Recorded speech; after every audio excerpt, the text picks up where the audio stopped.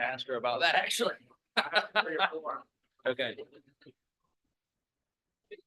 That is a good question.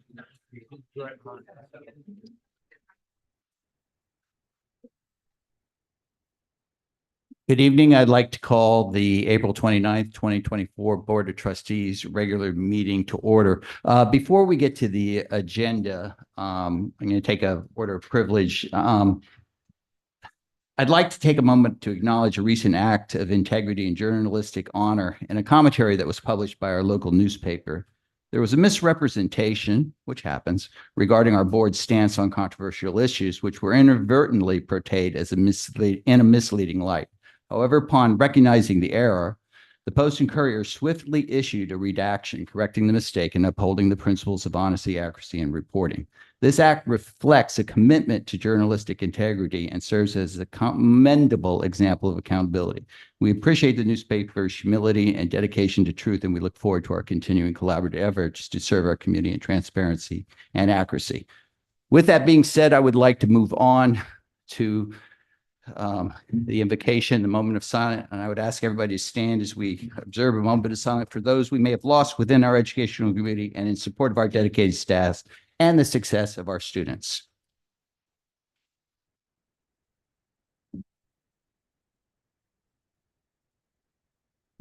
Thank you. And I'll ask Mr. Kelly to lead us in the Pledge of Allegiance.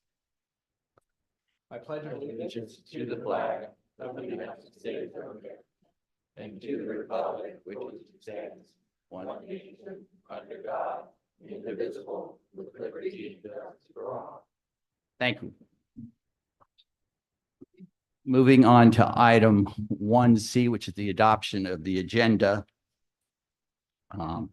as presented for our April 29, 24 meeting. Do I have a motion? So move. Second? All in favor, vote aye. Aye. The ayes have it. The agenda is adopted as presented. I would like to move on to items D, E, and F, and would ask, are there any objections or requests for amendments of the approval of the March 25th, 24 board meeting minutes, approval of the April 15th, 24 committee of the whole minutes, or approval of the April 15th, 2024 special called board meetings? Any objections or requests for amendments? Hearing none, the minutes are approved as written. We will move on to the special recognition of item 2A, special recognition.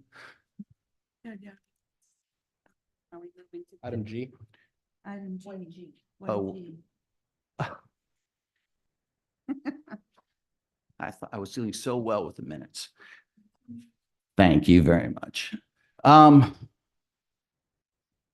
Item 1G, Charleston Incentive Academy High School Charter School presentation.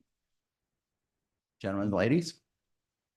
To the Honorable Chair, honorable members of the Board of Trustees, Superintendent Huggins, I would first of all like to thank those people who I've been in contact with in this district, Ms. Roberts, Ms. Jones, and Mr. Olson for making the process and working with them very, very smooth.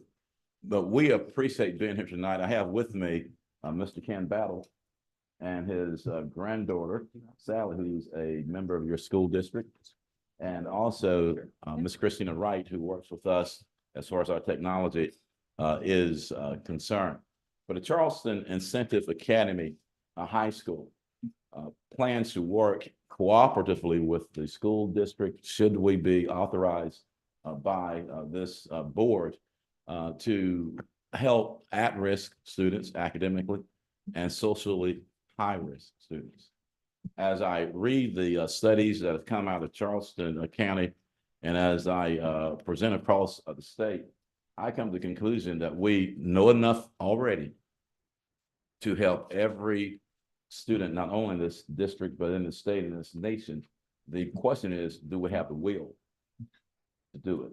And I believe in listening to this board and following the district that you have the will to do that. Our vision and mission is quite simple. Do what you have to do. I happen to be a first-generation college student, a Wofford grad. And when I went to Wofford, I did not know I was high risk or at risk. My grandmother would say was po, not poor, but po. And I didn't realize what that meant until I went to Wofford. The year I decided to become a teacher, I was the only African-American student in their education program. And I wasn't accustomed to percentages. It's also the same year that NAACP sued the National Teaching Service for their tests being culturally biased. That year, I did not know when I went to take the NTE, because I've always been a poor test taker. Good test takers, you can always know who they are because of the number of restrooms in their house. The number of restrooms in a house oftentimes is about social economic status. And we only had one bathroom in our house with 9 people living in the house. So when I went to take the test, my advisor, Dr. Prince, was nervous because I was there 100%. I didn't realize I was there 100%. Either 100% of their Black students would pass that test, 100% of their Black students would fail that test. My second year at Wofford, because we didn't have money, I can go to Africa, to Europe, or to Asia like my other friends. I took Black history. And I tell folk this every day. All the Black history I knew up to that point, I learned from Joseph Killian, a white professor. When we take the NTE, I wanted to elaborate and expound upon stuff. I go and take the NTE. And when the NTE was over, I thought something has to be wrong, because I felt I did very well on that test. And I went back and I talked to Dr. Prince, and Dr. Prince said this. I can't tell you what he said exactly, because at that time, Wofford was an all-male school. He said some pretty colorful stuff to me.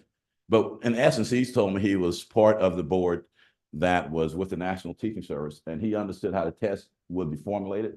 He also understood how the test would also be administered. And what he had done, he had prepared me to take that test. Any knowledge that's worth learning, if it's going to be tested, it ought to be tested, and also the culture of the classroom also reflect that.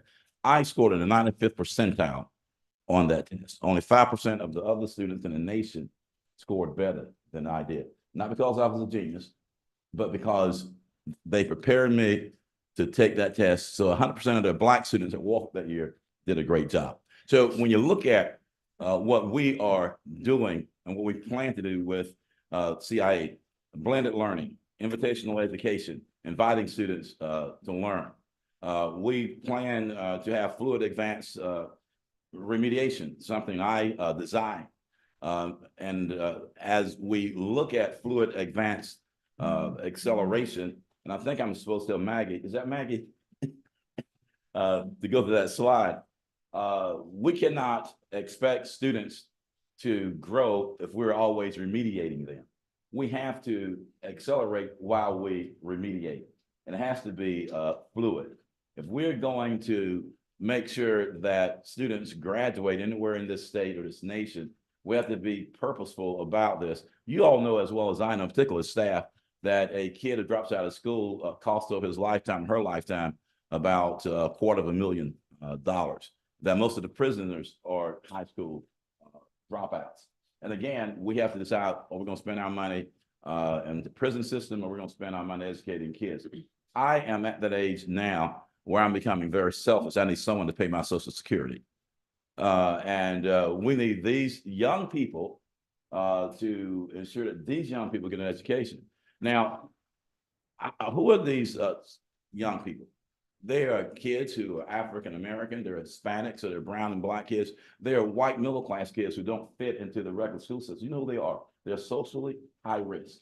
And we need to give them a place in order to be successful, in order to feel at home. So as you look at the slides as we go through these, and the next slide, please, talks about what we plan to do. In the next slide as well, that's for fluid advanced accelerated remediation. Now, I've been in the business a little while. This is what I do know. In the school that I've been at over 2 years, be it a majority minority school or a majority school, because I've worked in suburban schools, I've worked in urban schools, we've been able to make those schools successful. And we're able to make those schools successful because I listened to teachers. I never had a good idea. I stole the ideas of every teacher. Where's my communication specialist in this room? She tells me she's a high school principal. And I told her I was a middle school principal. I love middle school because middle school kids are unpredictable. They're kind of like folk who come to board meetings, unpredictable. So we want to seriously help impact students. And there's a slide there called powerlessness. This is an extrapolation in my ethnographic study for my doctorate that talks about, in particular, how African-American students view school, but it can be extrapolated to students in general, is that there is a dominant school culture. And that dominant school culture says this is the way we expect you to behave. And it becomes a barrier if you do not understand what is happening. But not to get too political, the conservatives say you need to change the kid. It's all about the kid. The liberals say that you need to change the system. The truth of the matter is that both need to adjust in order for students to be successful. There's another study out there that's really controversial by a man by the name of John Ogbu. Ogbu says this about Black students whose ancestors were slaves in America, that they see getting an education as oppositional to the culture. Therefore, they don't do as well. And other immigrants groups, they do well because they see it as an asset to get an education. And when I say that, not all Blacks whose people were ancestors were slaves see it like that, but a lot of kids do. So you'll hear kids say a lot of times, "Why are you acting white?" That's not a good thing to say, is it, in this place? But they'll say that because they don't understand what is happening. And you'll see a lot of poor kids, poor white kids, who thinks that getting an education is kind of make you soft. So we have to understand those things in order to do what we need to do. So at CIA, we plan to make sure that students understand who they are, how to behave, how to perform, because regardless of whether or not a child wants to do this, that, or the other, we have to insist that they learn so they can be successful in the larger culture. I have a lot of stories. I know I only have 15 minutes, but I have my great nephew we took into our home, and my great nephew is a great kid. He's a yes sir, no sir type kid, better than my own students.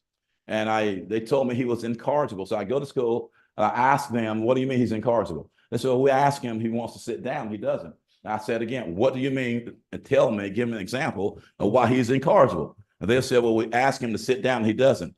I said, "I don't understand, why is he incorrigible? You gave him a choice. You need to tell him to sit down. Period."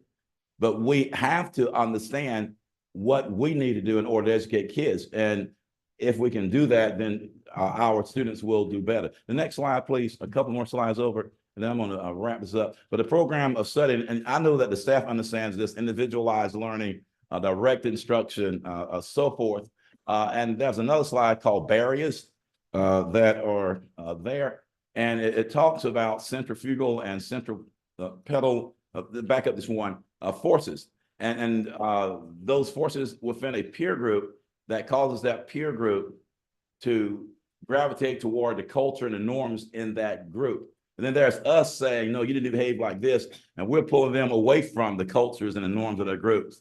And those things serve as barriers if we don't understand how those things interplay and how those things help students. And I believe, again, as I said earlier, that this board and that this staff and that the administration here in Charleston County wants to do what's best for students. And finally, expected outcomes. The slide called expected outcomes. We want to boost the graduation rate.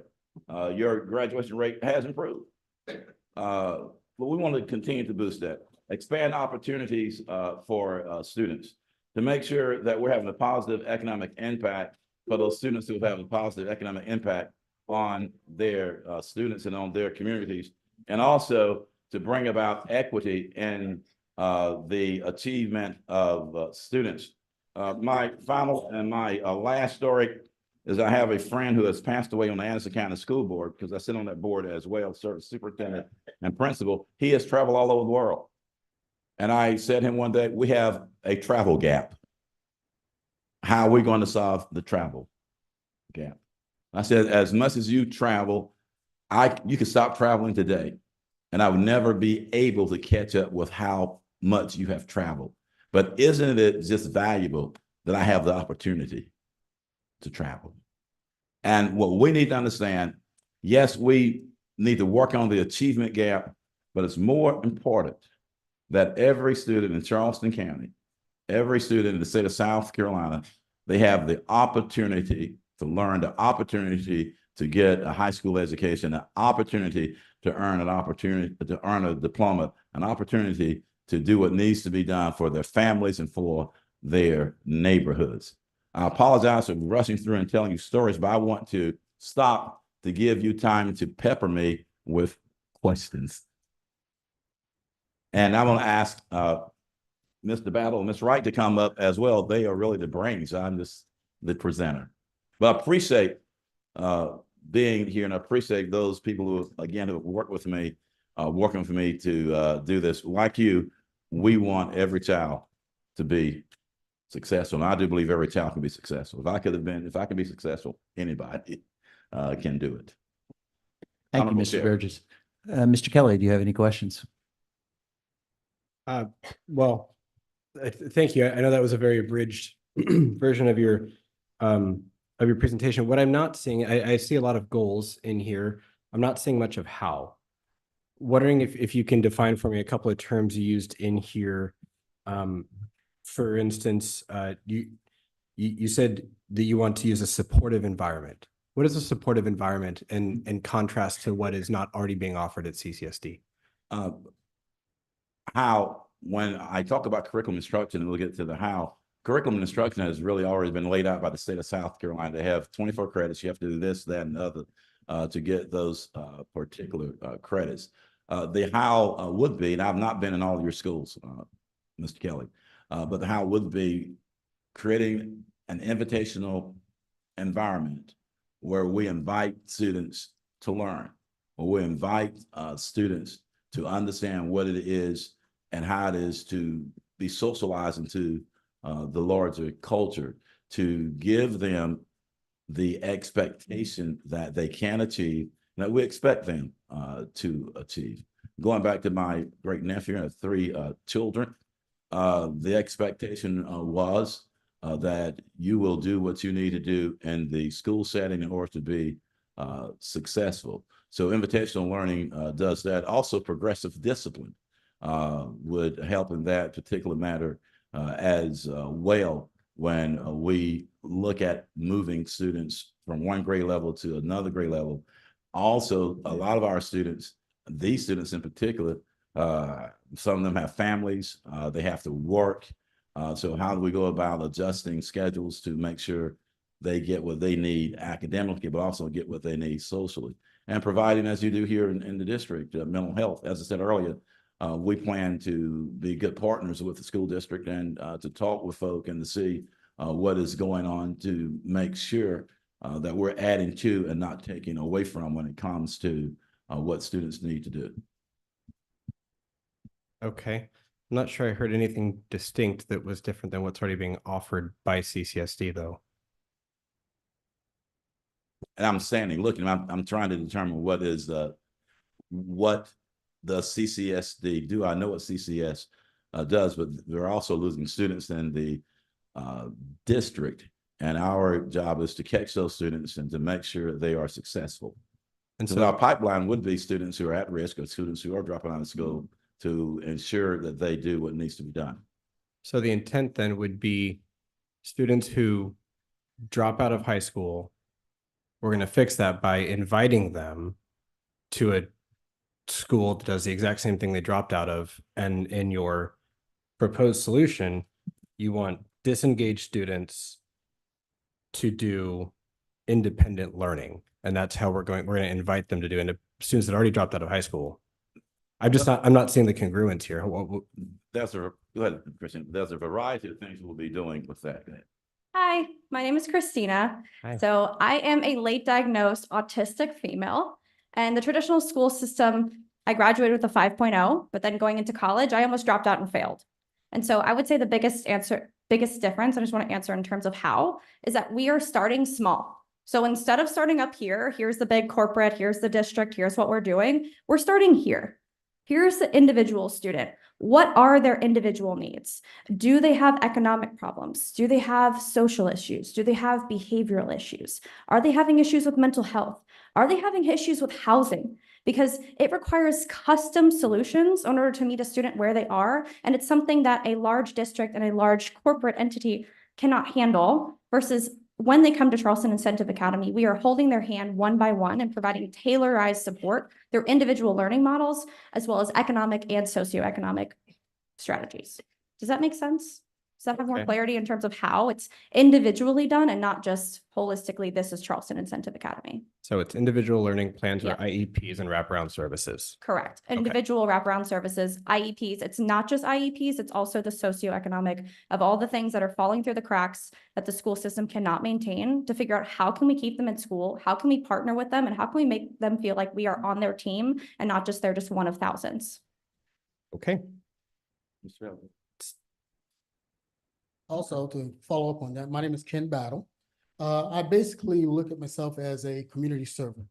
And what I've noticed with a number of opportunities going on within the school district, so we need to provide them with an opportunity to provide services not only to the youth, but also to their families.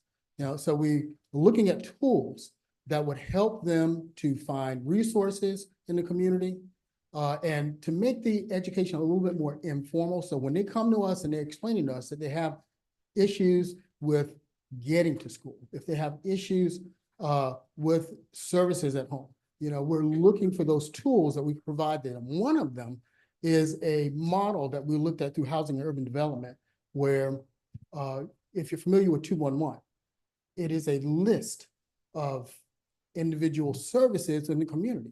But then when you get that, it's just a number. So what we're providing is an opportunity to use a tool that not only gives them the information, but the people to contact, and it's personalized to them and their family. You know, so the tools that we plan to use, the formal way that we're looking at the individual independent study, is what will help these students to come in, get their education, but then also become a productive part of the community. If that helps you. It's a good idea for sure. I just haven't heard a how yet, but we'll move on. You define socially high risk as Hispanic, Black, brown, or white. Can you tell me what it is outside of telling me what they look like? Look like as far as, Well, you define socially high risk by the color of someone's skin. Can you tell me what a socially high risk person is? a social high risk person is someone who does not fit into society, who's having difficulties fitting in. And I did not define them as Black, white, those are ethnic groups, but yes, I understand what you're saying. But I was socially at risk. I have a lot of friends who are socially at risk. When I began a middle school, we were trying to define at-risk kids, and finally it occurred to us that all middle school students are at risk. Which is another way of saying none of them are. If No, they're all the they are at same. risk. They are at risk. Oh, okay. Okay. Understood. It's like everything is top priority. Same idea, right? Like nothing is top priority if everything is top priority. But again, we'll move on. The last thing in your slide here, you're talking about restorative justice. I'll just read it because I don't know. An approach that focuses on repairing harm through understanding the needs of involved parties. Who was harmed by what, and what are we restoring? If I violate your space, I need to acknowledge that your space has been violated. And upon acknowledging that your space has been violated, I need to determine, or the school needs to determine, how do we correct that and how do we ensure that does not happen again? And that's part of progressive discipline as well. I'm out of time. Thank you. Chair recognizes Ms. McKinney. So thank you for the presentation and the effort in addressing these students. They need to be addressed, and I feel like a lot of our high schools are addressing these students. and with the same instruments that you've mentioned. And so to differentiate what you're doing and what some of our schools are doing, I assume since is it a charter school, there would be an application process? Correct. And Correct. how would that work? The application process would be open to students, since we're going to be what is considered to be an AAC, a school that looks at and works specifically with high-risk students, alternative education campus. So those students would apply to become members of the school. We would work with your high schools for those kids who may be dropping out. That's going to be our pipeline. Those kids are those kids who are not currently in school. We are not really interested in competing with the fine schools that you have in Charleston. We're interested in gathering those kids and making a difference in those kids' lives. So the application process would work where parents would apply. We'll have a lottery system, which there is a great number of kids who want to be in the school. We'll work with the South Carolina Charter School Alliance to actually carry us through that process to make sure it's as fair as possible before those kids are accepted to the school. All right. And another operational detail perhaps is, where do you see the location of this charter school existing? We are in contact with the Jenkins Orphanage to see if we can get space there. We have not firmed up a location. When I talked with Mr. Olson and Ms. Jones, the two concerns they had was, one, the location of the school, housing for the school, and also salaries for staff. All right. And so where do you see those funds coming from? Those funds will be funneled through the state, through the school district to the school. And has this gone before the state, or it comes to us and then goes to the state? As far as Pardon? Approval. The state sends the application to this honorable board. I think they did that in February the 16th, and the board is the final arbiter of whether or not we're authorized. So once you approve, or if you don't approve, then that puts that process in motion. And then how will you hire and determine what staff is needed? According to our application, we look at the basic curricula that the state lays out, and it will depend upon number of students, teacher to student ratio, that sort of thing. The same thing that the school district does when you're building a budget, so forth. Okay. And then you mentioned starting small and then growing, which I totally understand. So do you see yourself starting with a grade level and adding a grade level each year, or starting with middle school or high school? What are your goals for grades? The school starts with 9th through 12th grade. And our goal is, and with that application, there is a startup plan that will walk you through what we plan to do. And it's broken down by month and year as to how we plan to move forward. But it starts with all grade levels. Okay. And then when would you propose your starting date to be? If If it is if you approved. approve, correct, would be school year 25-26. Okay. Thank you. Chair recognizes Ms. Bailey. Good evening. I have a couple of questions. You said students at risk. Are these students the students that have already dropped out, students in jeopardy of failing? How would you invite those students? I mean, would you go through the high schools or the internet websites? How would you propose to invite them? Right. In fact, we've been in contact with all of the high school counselors, asking them, saying them we might be authorized at some point by the Charleston County School District, and that we're looking again at high risk of socially at-risk students, and would like to work with them in their referral process when students are ready to drop out of school, or if there's a database of kids who have dropped out of school that live in the greater Charleston area that this school district serves. Okay, so you're targeting specifically those kids that have dropped out or in failure of dropping out. Correct. Okay, and I've noticed that the individualized academic supports. Okay, how many students per classroom, per teacher would you have? I know you're starting with the high school students because those are the ones that are most at risk of dropping out or not wanting to finish school. So what's the ratio per teacher per student? The ratio of teachers per student, again, is in the applications. It all depends. It depends upon how many students we get funneled into the school, but we'll be within the ratios that are set by the state of South Carolina when it comes to number of students per classroom. But it, again, all depends upon the funneling system of kids who are at risk of dropping out of school, kids who have dropped out of school, kids who have been pushed out of school, because in AAC, an alternative education campus, we take kids who are in the juvenile parole system, kids who have been adjudicated through the courts, kids who have been in prison the whole 9 yards. We also have those students who are simply just socially at risk that we'll be working with. Okay, let me see. I just want to add to that and say that we are not trying to be a competition to CCSD in any way. We look at ourselves as an auxiliary service, and that there are areas in which you guys are doing really well. When the traditional education system, you guys are really winning in a lot of ways, but there are kids that feel like they can't win in this system.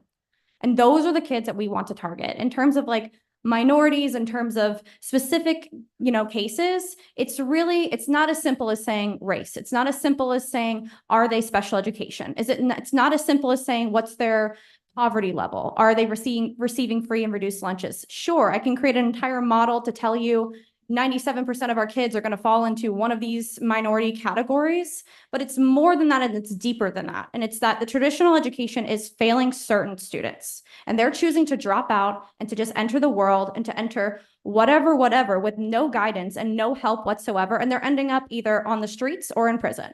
We want to capture those demographics and we want to help with those specific students. And it's not as simple to say and use normal traditional terms as what's the teacher to student ratio, because they're not going to be 10 kids sitting in a classroom with one student on a schedule from 8 a.m. to 4 p.m. in the afternoon. That's not how we're setting things up. It's going to be completely meeting them where they are. It's going to be, you know what, maybe it's a phone call with the teacher and they're working with them one-on-one, or maybe it's a peer support group, or maybe it's a mentorship program that's going on and it's adding in these auxiliary services. Maybe it's spending an hour with a guidance counselor to help them find a place to live, because we have the time to do that and we value that so that they can actually think about getting an education. Because so much of our students, of why they're not choosing to stay in school, is because they don't feel like they can stay in school. And something that I like to say a lot is it's hard to be creative when you're in survival mode.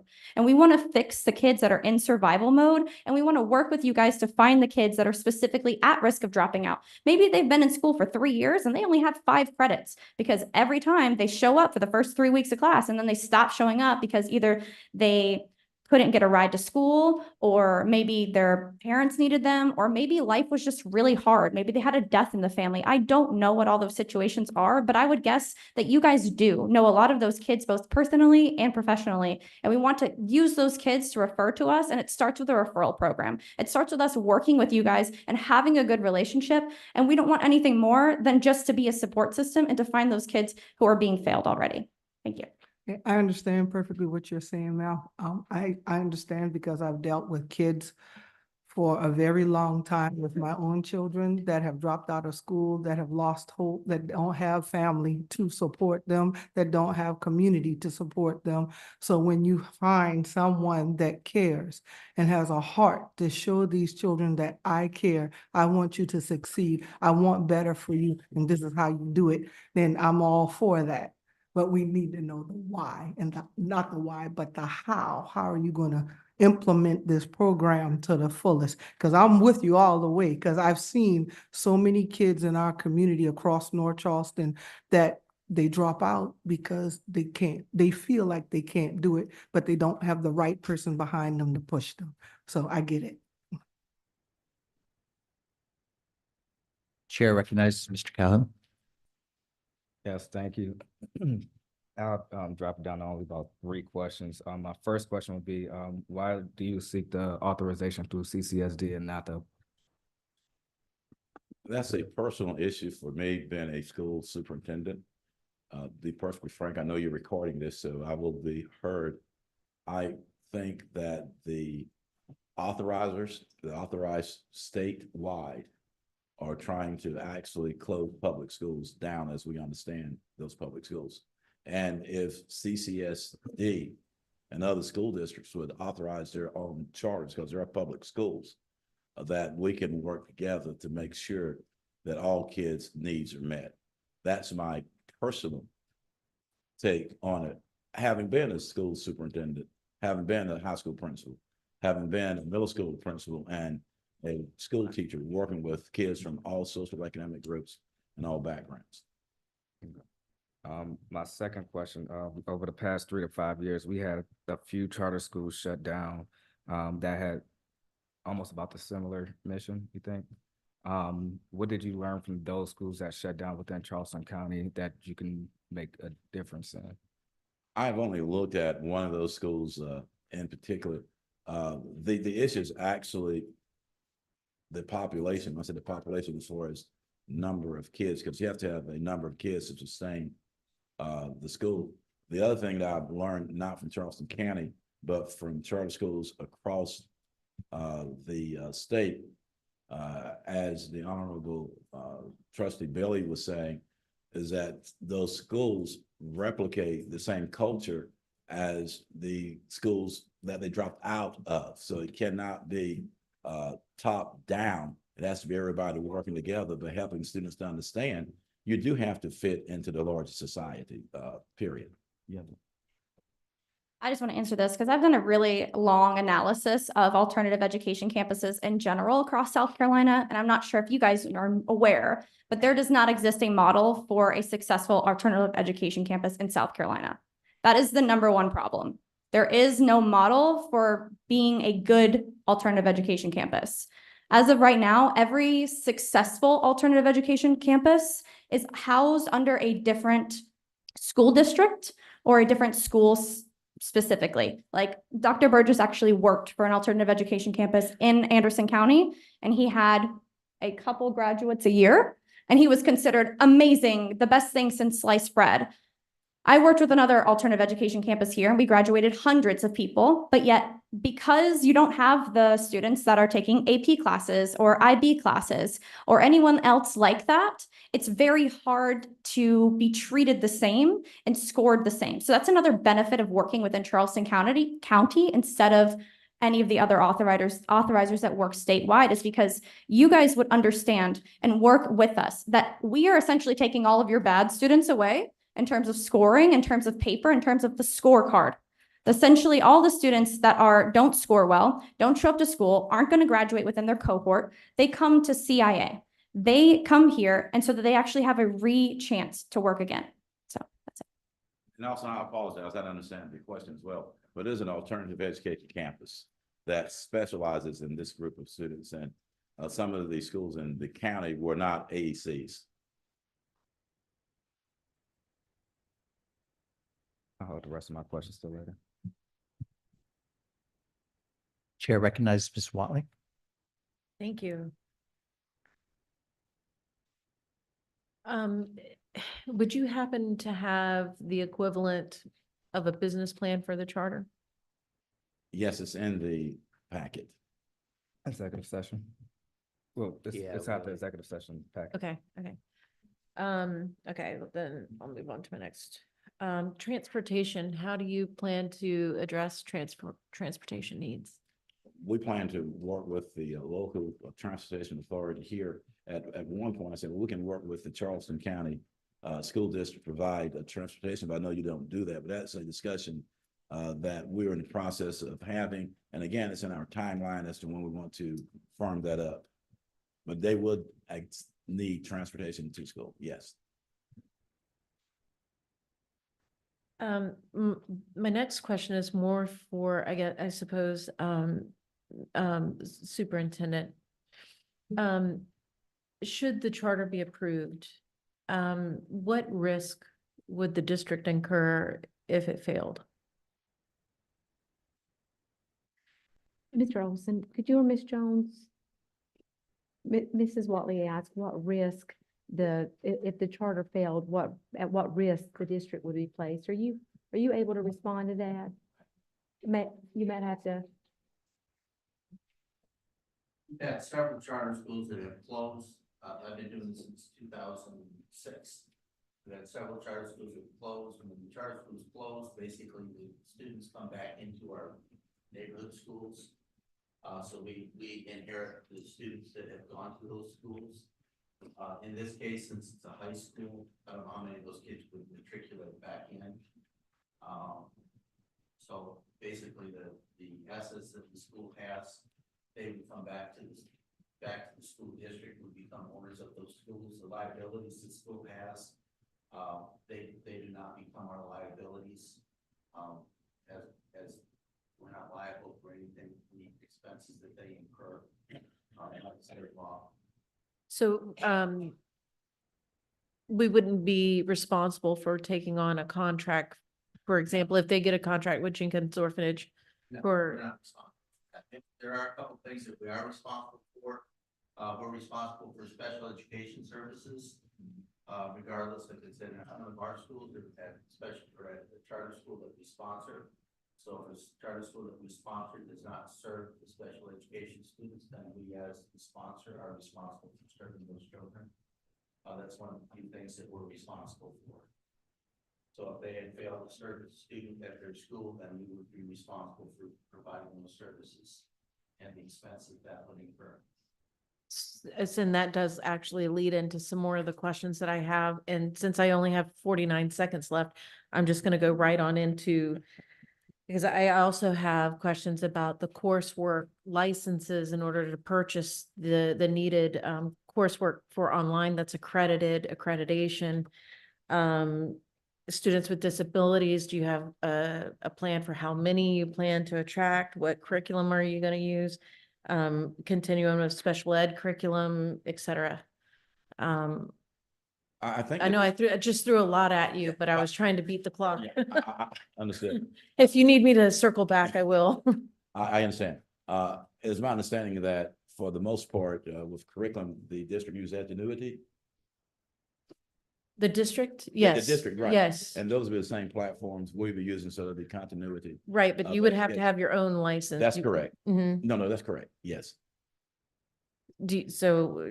Have you already purchased a license? We haven't purchased anything because we don't have any soft funds at this point. We're trying to get authorized so that we can then begin that particular process.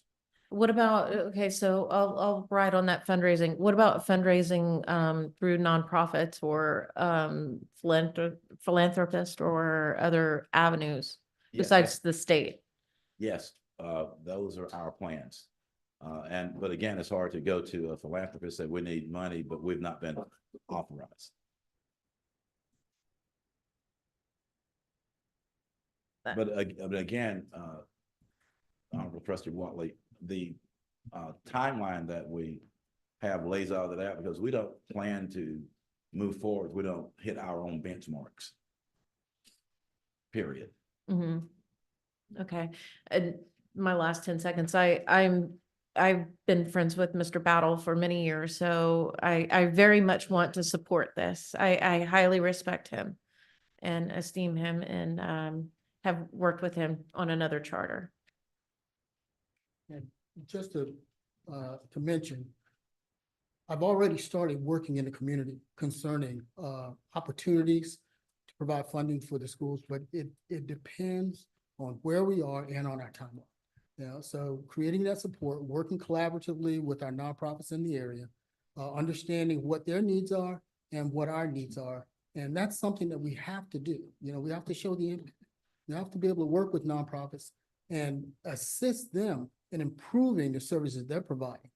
That's why even now we're working to create organizations that will create a collaborative effort between nonprofits in our area.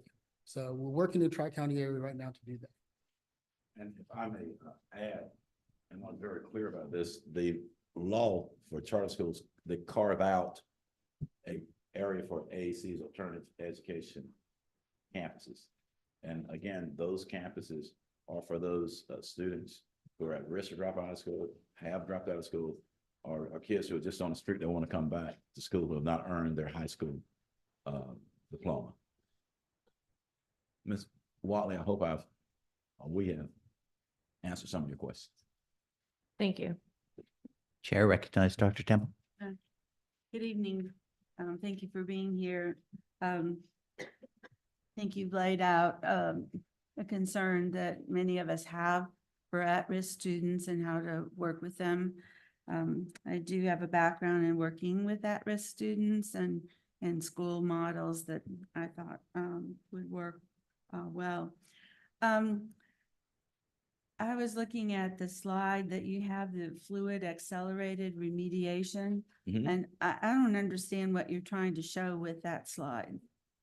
That learning is not linear or progressive, it's regressive, it happens. This is my own background. I really don't understand algebra until I went to college and a light bulb popped on. It's like, oh, that's what that was all about. And it's more for teachers to understand that, and educators than for students, because sometimes we teach a thing and we think a child has it and we find out he didn't get it or she did not get it. And we go back and reteach it, they still don't get it. And then a month or two later, they have it.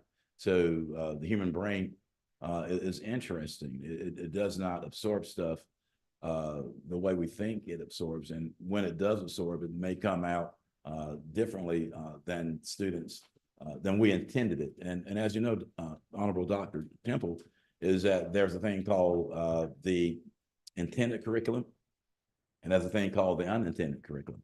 And a lot of times kids do not get what we intend for them to get. They get what we don't intend for them to get. And then we have to reteach and to make sure that it happens. And also with that, I'm not a testing expert, but I just feel that the classroom for these kids have to reflect the culture in which they are going to be assessed.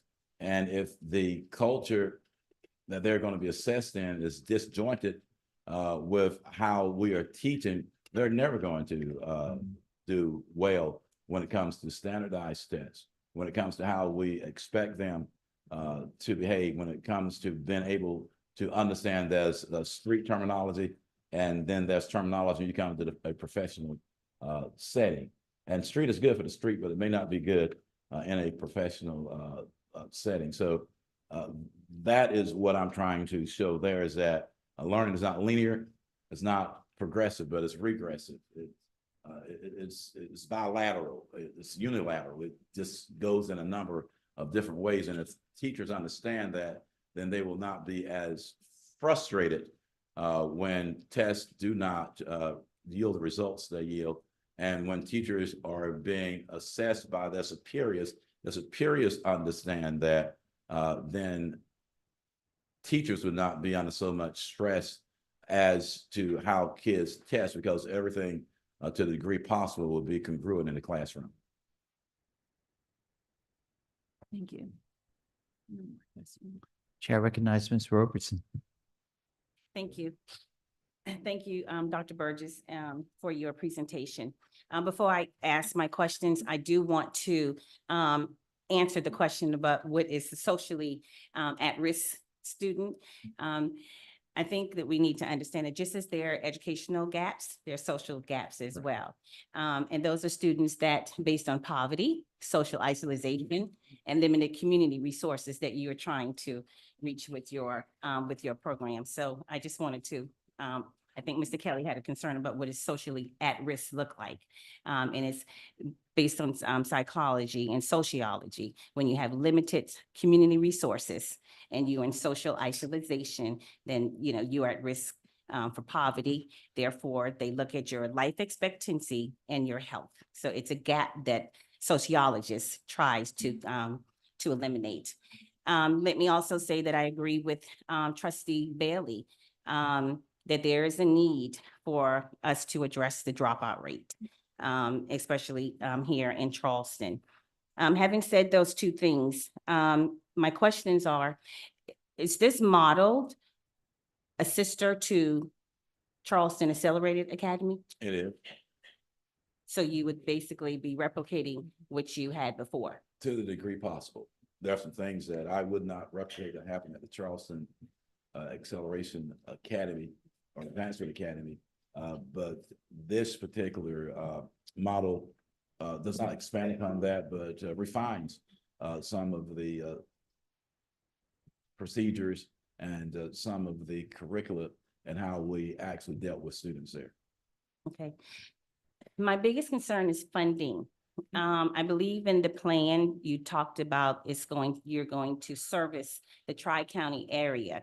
So if Charleston would be your authorizer and you have students from Dorchester County and Berkeley County, would you charge tuition or? If I understand the model from the state that no student from the Tri-County area can displace a student from Charleston County, but 20% of the kids can be from the other districts.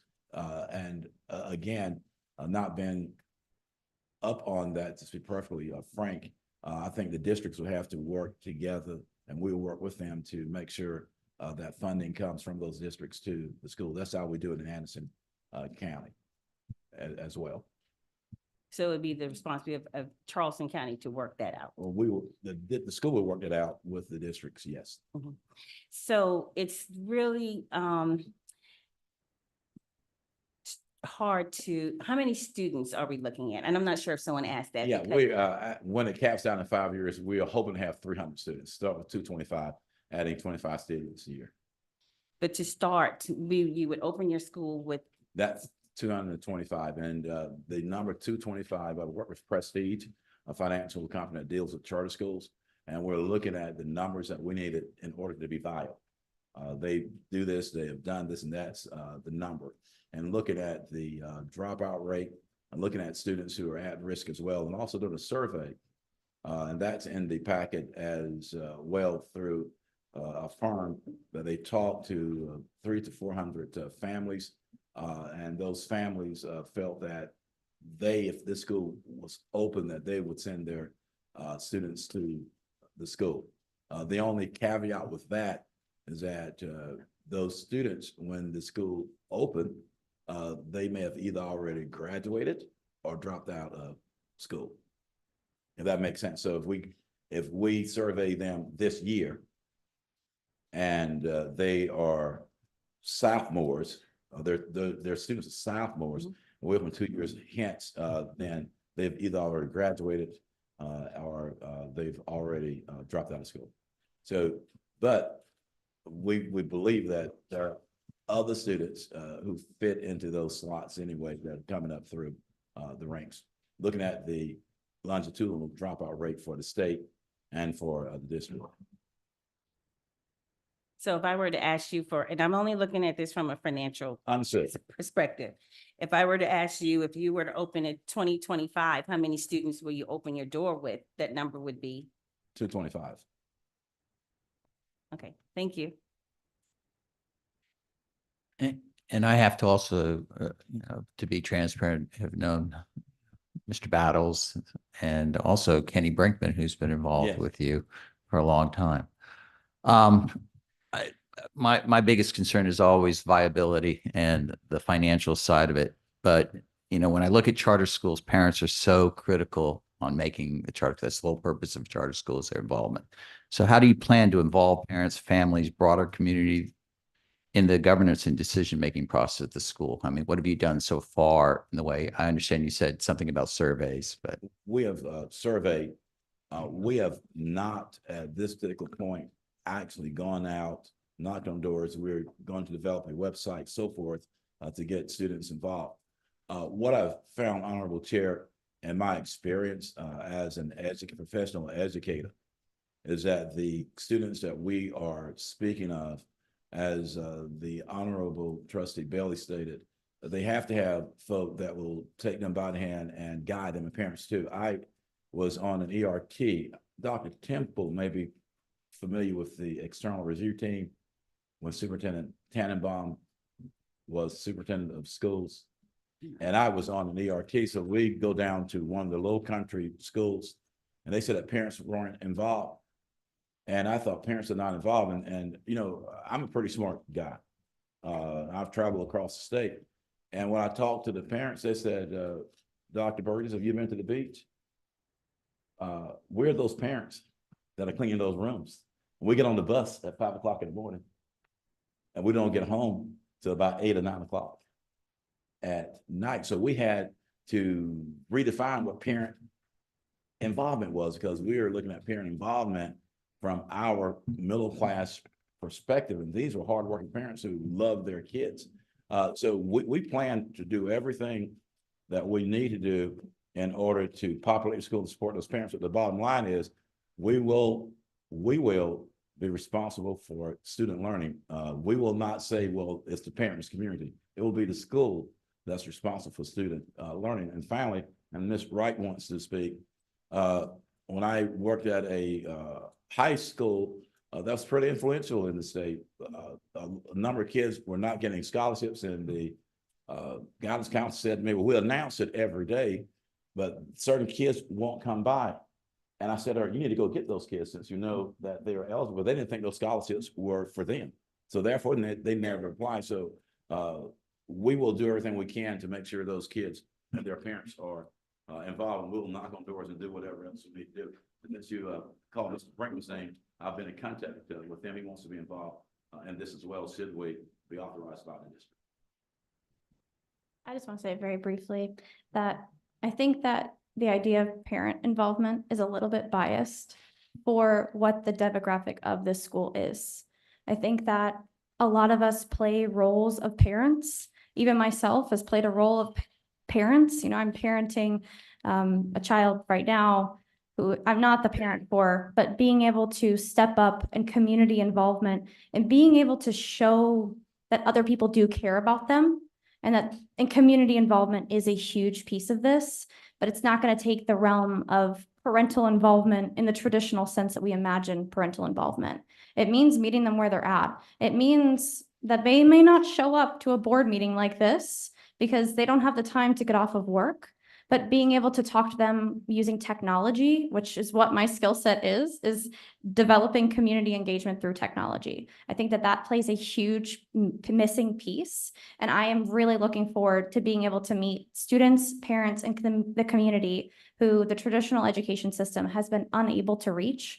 I think that there's a way to reach them hand in hand by interviewing them and speaking with them and figuring out why they don't feel like they want to be involved. Why do they not care what their children are learning? Why do we not care whether they're graduating or not? Why do we not care whether they're getting internships? And I think meeting them where they're at is a huge important piece. And I just want to close and say that I think that this is a very minimal risk to you guys, but we need your involvement and we need your buy-in in order to move forward so that we can continue to do good work. And we aren't planning on opening until the following school year. And there's a lot of things that have to happen. A lot of the hows, the whys, the financials, the very intricate details are in like this massive, like almost 100-page document that we submitted to the state as well as gave to you guys as well.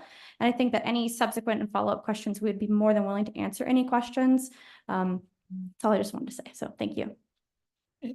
But you have to understand the quandary we're in. I mean, this has to be done tonight or tabled, and then we get till the 6th, and then we have to have a special meeting on this. And so now we have to go back and discuss this. So we've looked at the application, they've been invited, but what I'm not seeing there is the financial stability, sustainability. I mean, and that's critical to look at this to start us, to get us to approve a school. We have to. You're talking about Jenkins, maybe. I mean, that's been the biggest problem with all charters that have come in front of us, recently, finding a place where this is going to be going. Academic excellence. Okay, I can hear this, but it's all hypothetical. I know Charleston, the Acceleration Academy, was doing wonderful things, but we were doing small numbers. But the community engagement is a huge pillar of this whole thing, being the parents. And once again, all I'm hearing is hypotheticals without, wanting to see exactly what has been done. We know kids are dropping out. We get that. Those numbers are there. But, I feel the application is short because it's just so much that I would like to have seen. My last question is really, how much are you going to rely on wraparound and vendor services? What percentages are you going to be looking at?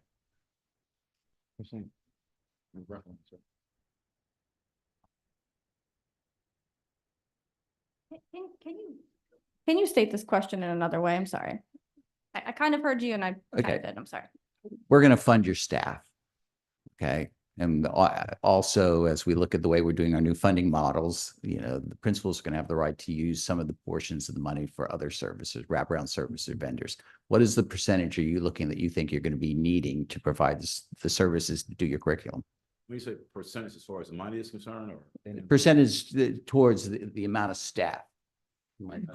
We, in this model calls for student advocates. And these are people that will be working directly with the students other than the academic teacher. So they will have somebody they can make contact with. We like to say 24/7 to make sure that they are getting the support they need in order to do well. So that piece for us is vital.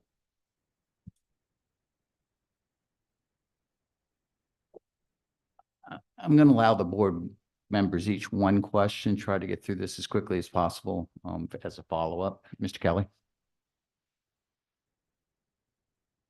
Sir, I heard you answer the question earlier that parental involvement was an important part of this. And then I heard your colleague say that it was biased to ask for parental involvement. Can you explain what the parental involvement actually that you're forecasting or looking for is? Parental involvement, we want parents involved as much as possible, but our model does not depend upon parental involvement as such. Our model depends upon advocates and what is happening in the school. My parents were involved, but they didn't attend PTA meetings. They were working like dogs in order to support 6 kids. So we'll have that. And there are other community support that Mr. Battle, people he has talked to, organizations throughout the Charleston area that will help with that. Mr. Battle. To answer that, we're talking about our advocates, you know, that work directly with the students. They determine the needs of the students in the school, but also the advocates are supposed to stay in touch with the family also. So if something is going on with the student in the class, the advocate reaches out to the community, reaches out to their parents to keep the parents informed also with the needs and requirements that that student needs to complete. So we look to engage with the parents, but we're not necessarily looking at what we're calling parent involvement, like coming into a PTA or coming to for a school meeting. You know, we do that, but the engagement portion of it through our advocates and the family and the student is what we're looking for. If you're looking at in terms of engagement. Ms. McKinney? Thank you. What is your plan to address students with special needs that apply because they are at risk? We'll work closely with the school district. That's one thing that we will have to partner with the school district with to make sure we have students in the least restrictive environment to make sure we're meeting those needs. Because again, the stats, if you look at testing, dropping out of school, so forth, it's kids with disabilities, kids in poverty, foster kids, that whole group who are there. So we're working closer with the district to make sure that we do that, because otherwise, if we don't meet their needs, as the kids say, we're toast anyway. We have to meet the needs of those special ed students. And so what do you mean by working with the district for that? You would not, I'll stop there. We hire in our plan, special ed teachers and a teacher that would act as coordinator for the special ed program. But like most charter schools do with their authorizer, they also seek guidance from the authorizer to fill gaps and to make sure that the needs of the students are being met once they work with them. Ms. Bailey? Okay, I have a statement, actually. Okay, I've worked with two or three kids in the past that were friends of my children. One's parent left them here and went to another state. Another child was staying with his grandparents. And because I got involved and stepped in, okay, both of them graduated high school and went on to bigger and better things. And what I want to know is if there's not a parent that's linked to that child, because the child might be homeless, child might be staying with another relative or on their own. Okay, the parent advocates that you're talking about will act in accordance like a parent to hold that child or that young person accountable. Yes. I'm glad that you asked this because I actually want to follow up to Mr. Kelly as well, which is that when you guys think about parent involvement, at least to my understanding, and I could be wrong, is that it's about the parents asking and advocating for their children. But what happens is these children are having to advocate for themselves, or no one is advocating for them. And even the parents, even if they're at home, are not advocating for them because the parents don't have the bandwidth to advocate for their children because they don't know enough. So we add in this auxiliary layer, which is mentors or advocates, as we're calling them, who are going to be the advocates for the child. It's when the parents are failing them, the parents are not there, there's a grandparent or the child is, waking up in the morning and taking themselves to school. Someone deserves to advocate for that child and someone needs to understand that child. And that advocate will follow them from the life cycle of their experience at the school. It won't just be, I went to a classroom and I saw Miss Bailey today and now I'm with her and I'm good. And now next year, I don't know where I'm going to be. It's that there is an advocate paired with the child from the entire life cycle from when they're at school. And we are developing IEPs similar to like IEPs, IGPs, individualized learning plans that are working with the mentor, that are working as like a caseworker, a social worker to advocate for the student, be able to get them better education, be able to figure out what classes they need to be in, whether they're auxiliary services, whether they need to adjust their special education services, whether that means they're working within CIA or whether that means they're working and sending it to CCSD. If you guys are doing something well or better that we can't simply do at the school. We want to do everything at the school level, but it starts with the advocate. And the advocate is the essentially parent or the advocate for the student. Okay. And the last thing is, would the advocate act as a social worker? Like, would you guys be engaged with the Department of Social Services to get the children additional needs, especially if they're homeless? Yeah, the answer is yes. Okay. Mr. Calhoun, I'm good till executive session. Ms. Watley? I have a couple of things. Speak to credibility. How do you, what's your plan about accreditability? Being accredited? We will follow basically, who you guys accredited through? Cognito, right? Yeah, and the last school I was with was accredited to them as well. So it'll be an accredited schools because we have to have things like 7% or 75% of the staff they have to be fully certified and so forth. So that issue has to be dealt with and will be dealt with. And my next, Ms. Huggins, Mr. Prentice, we agree that there's a great need for what they're proposing, but is there not a plan to address these needs here locally within CCSD already, especially with the new proposals in the budget, new proposed budget?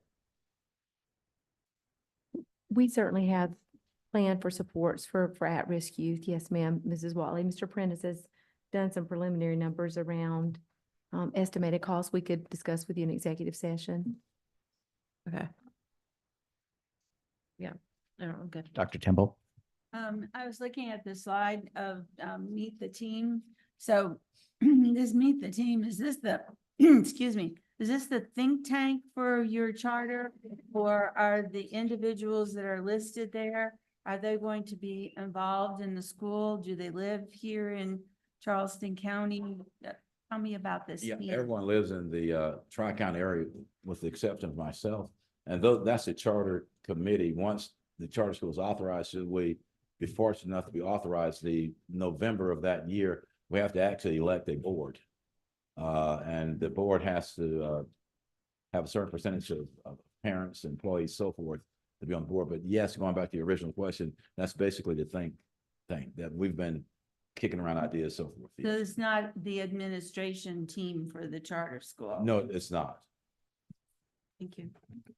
Ms. Roberson? Did I miss, is this an executive session? Did I miss the budget, your draft budget for the school? It's in the It's in the application. Yeah. It should be an No, I Excel didn't see it either. spreadsheet.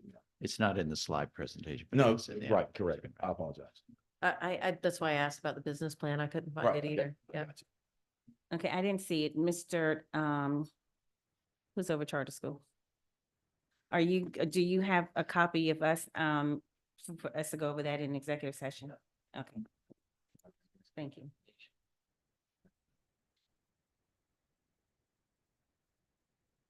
Are we? That's it. Oh, I have no further questions. Dr. Burgess, Ms. Battles, Ms. Wright, thank you very much for the presentation. I appreciate your time to have us here. And Honorable Chair, I share your concern when it comes to finances. We don't have what someone said is a sugar daddy or a big philanthropist at this point, but we can assure you that if we don't meet our benchmarks on our own line, we will not be moving forward, because as, again, a former superintendent, also as a vice chair of the Anderson County Board of Education, it has to be financially sustainable. But again, I appreciate you all hearing us tonight. And final word, I believe, was Edmund Burke. There's a destiny that makes us brothers and sisters. None goes this way alone. All that was said into the lives of others will certainly come back into our own. What we do for the kids, it will come back to meet us. Thank you very much. Thank you. Thank you. Moving on to 2A, a special recognition. Ms. Superintendent. Thank you, Mr. Grabowski. Mrs. Denny has tonight's special recognition. Thanks so much, Chair Grabowski, trustees. Before we proceed with our agenda, I'd like to take a moment to recognize the celebration of Asian American Pacific Islander Heritage Month. May is recognized nationally as Asian American Pacific Islander Heritage Month, a time for us to celebrate the contributions, achievements, and rich cultural heritage of Asian Americans and Pacific Islanders in our community and across the nation. This month provides us with an opportunity to honor the diverse cultures, languages, traditions, and histories of Asian Americans and Pacific Islanders, which have greatly enriched the fabric of our district. According to the National Archives, the roots of Asian Pacific American Heritage Month can be traced back to 1976, when Jeannie Ju, president of the Organization of Chinese American Women, contacted the government officials in response to a lack of Asian Pacific representation in the U.S. bicentennial celebrations that same year. The observance began in 1979 as Asian Heritage Week, established by a congressional proclamation. In May 1990, the holiday was expanded further when President George Bush signed a proclamation making it a month-long celebration for that year. On October 23rd, 1992, Bush signed legislation designating May of every year Asian Pacific American Heritage Month. The theme of this year's AAPI National Heritage Month is advancing leaders through innovation. In CCSD, we're growing the leaders of tomorrow. Our student body is comprised of 937 students who identify as Asian American and Pacific Islander. They attend 62 schools throughout the district and represent cultures, including those at Academic Magnet shown in this video. Hi, my name is B and my family's country of origin is China. Hi, my name is Dusty. My family's country's origin is Japan. Hi, my name is Aaron and my family's country origin is Bangladesh. Hi, I'm Susan and my family's country of origin is China. Hi, my name is Sophie and my family's country of origin is Lebanon. Hi, my name is Aaron and my family's country of origin is the Philippines. Hi, my name is Samin and my family's country of origin is Bangladesh. Hi, my name is Andy and my family's country of origin is from China. Hi, my name is Michael. My parents' country of origin is China. Hi, my name is Sanjana. My family's country of origin is India. My name is Yidong and my family's country of origin is China. Hi, my name is Emma and I'm Japanese and Pakistani. Hi, my name is Elaine. My family's country of origin is China. My name is Sergita. My family's country of origin is India. My name is Vanessa and my family's country of origin is Vietnam. I'd like to personally thank Ms. Natasha Akery. Ms. Natasha Akery, teacher at Academic Magnet High School, without whom this recognition would not be possible today. Thank you, Ms.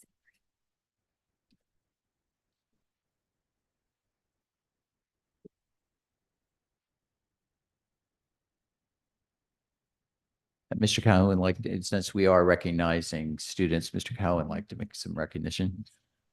Really quickly, I just wanted to give a special recognition to 4 students from the School of the Arts who are completing, they just actually completed their semester-long exhibition at the Avery Research Center for African American History and Culture. We had one student, Miss Micaiah Fagan, who curated an exhibition called In Our Hands with 3 other 10th graders from the Charleston County School of the Arts. So I wanted to give them a quick shout out, Jaden Richardson, Azaria Richardson, Cameron Hazel, and again, the curator, Micaiah Fagan, who did an excellent job and had over 5,000 people come see that exhibition this semester. If you would like to come see it, it is still open until next Friday.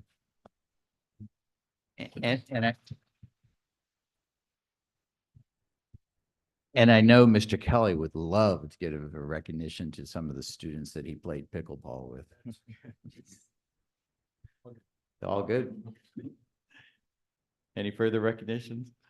Fair enough. We will move on to the public comment of 3A. Before we start,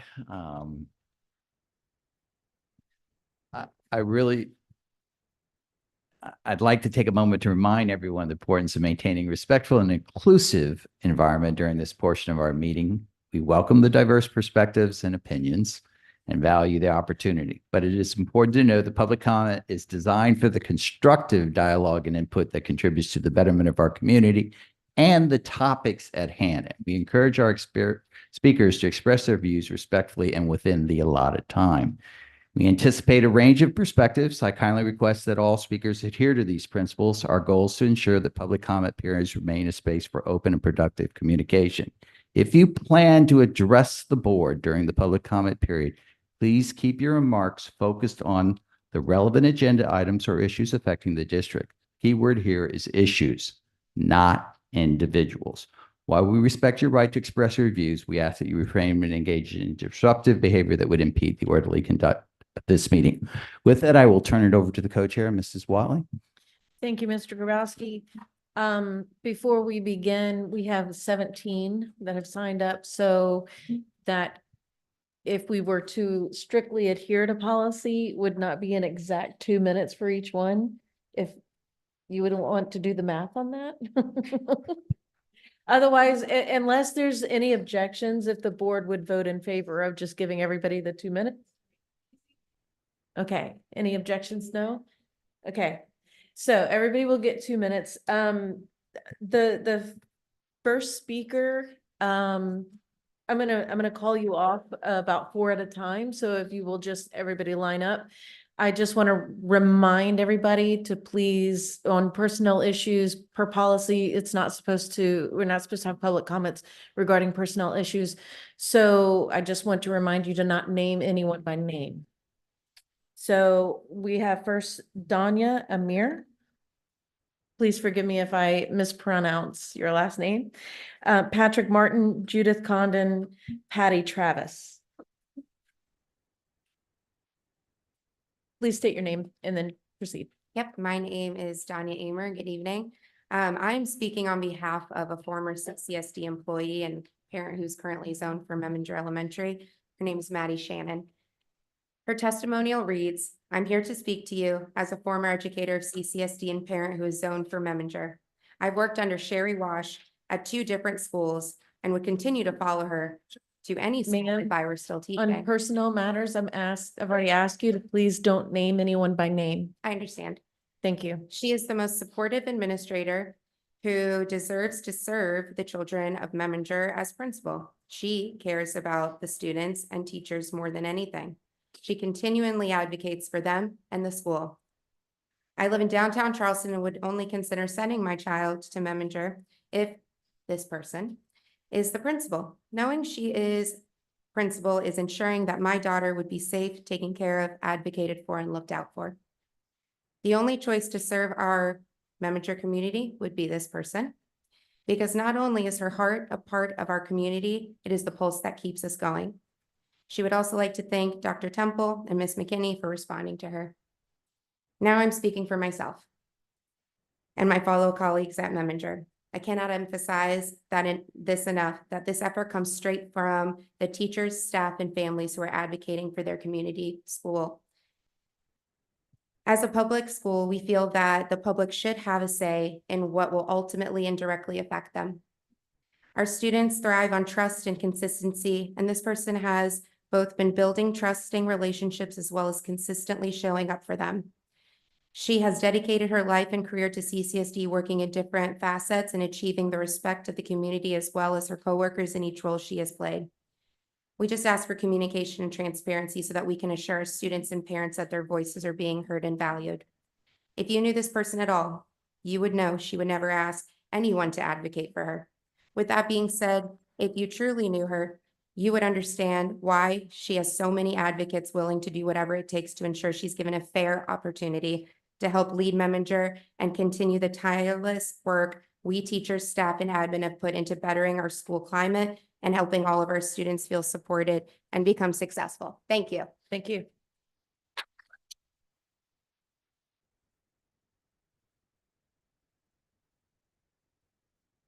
Everybody, my name is Patrick Martin. Thank you for letting me speak tonight. I don't think I've ever had 2 minutes before. What a luxury.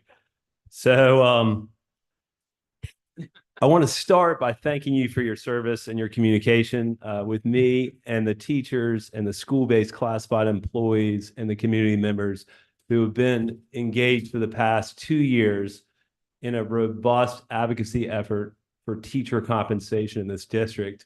We are truly on the precipice of being the leaders in our state of compensating teachers and helping to offset issues that arose from the subprime mortgage crisis of 2008. We all still vividly remember our leaders saying, we just need to tighten our belts for a little while, but the belts were never untightened.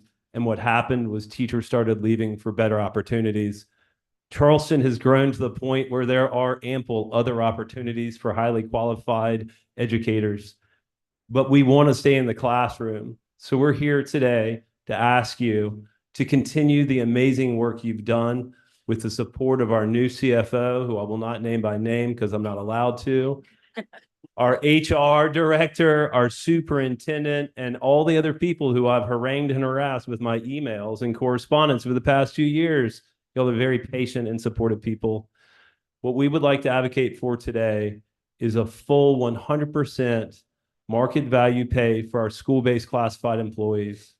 We'd like to advocate for the pragmatic option of bringing teachers all the way to $58,000 starting salary with an equal $10,000 increase at every level, all the way up to year 40, which also graciously increased our teacher years of compensation to last year. I can't thank you enough, but I promise you I'll stop emailing you if we do it all this year. And think of that, all the time you'll have for the bazillion other issues you have to conquer as well. Thank you.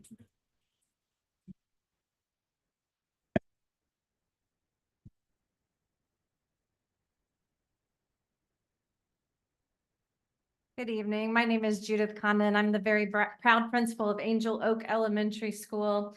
In preparation for Teacher and Staff Appreciation Week next week, I would like to thank all of our teachers, certified employees, teaching assistants, and classified staff, and everyone in our district who works each day to support our students. I'm here tonight to support educator compensation and to ask that you consider doing all you can do to help our employees receive all that they deserve when it comes to compensation moving forward. I want to commend the superintendent, the cabinet, and the board for working collaboratively in this effort. I also want to ask that you support the new WSF model for funding our schools so we can serve each and every learner to our best ability each day. Thank you for your time.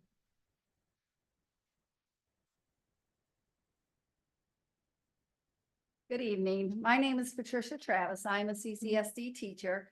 First, I want to thank you all for supporting last year's salary increase and being open to continuing the conversation on how we can retain and recruit the teachers in Charleston County. We, like you, want the best for all CCSD students. We also want to be paid for our experience, expertise, and time. The $5,000 increase was an amazing start to that. This year, I am advocating for the full 10,000. Let's do it. Last year I had spoken to y'all about my old district up north and what the pay cut I was doing. If we approve that 10,000, there's not much difference. I did call my last district to see if they would possibly take me back if years come. But with this chance of a full 10,000 this year, or maybe 75 and then next year, is keeping me here, which is exciting because Charleston County is a great place to work. All the educators I work with, all the principals I've been at 3 different schools, and it's been amazing. And the students and the families, the district office, I want to be here. I want to be in Charleston. And as you know, the cost of living is rising along with the sea level. So let's increase the teacher pay as well. But I also want to fully support the classified staff. When I am testing, today I was testing my kindergartners on Fast Bridge. I was in my office testing one-on-one all day. Who was running my classroom? My TA, getting no compensation. So I fully support 100% increase for them.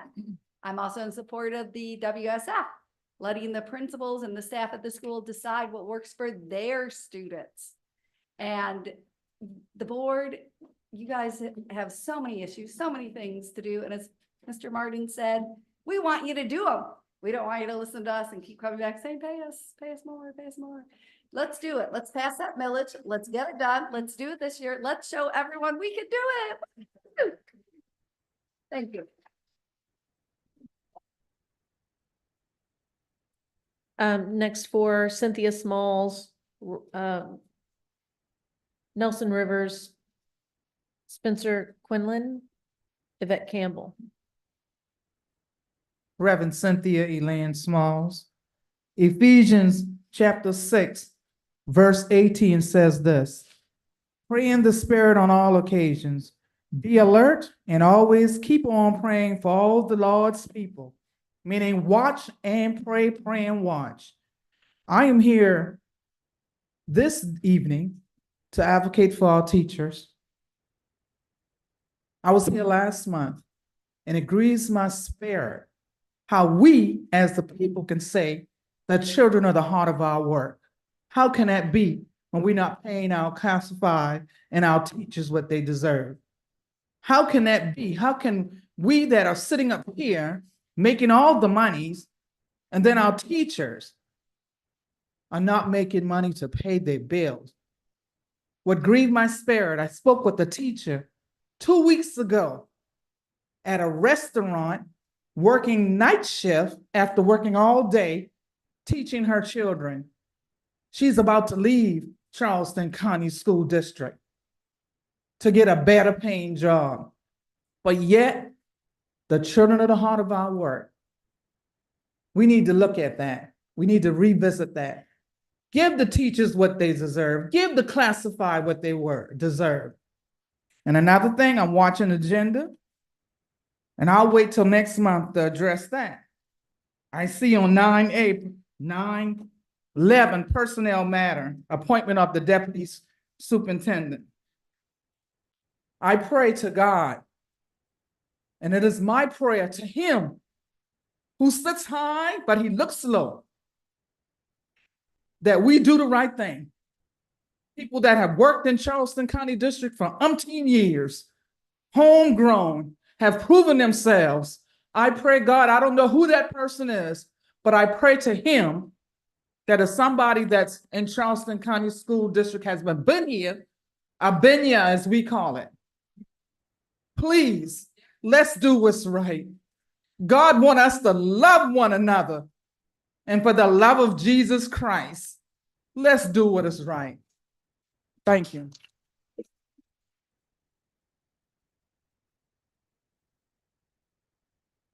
I am the Reverend Nelson B. Rivers III.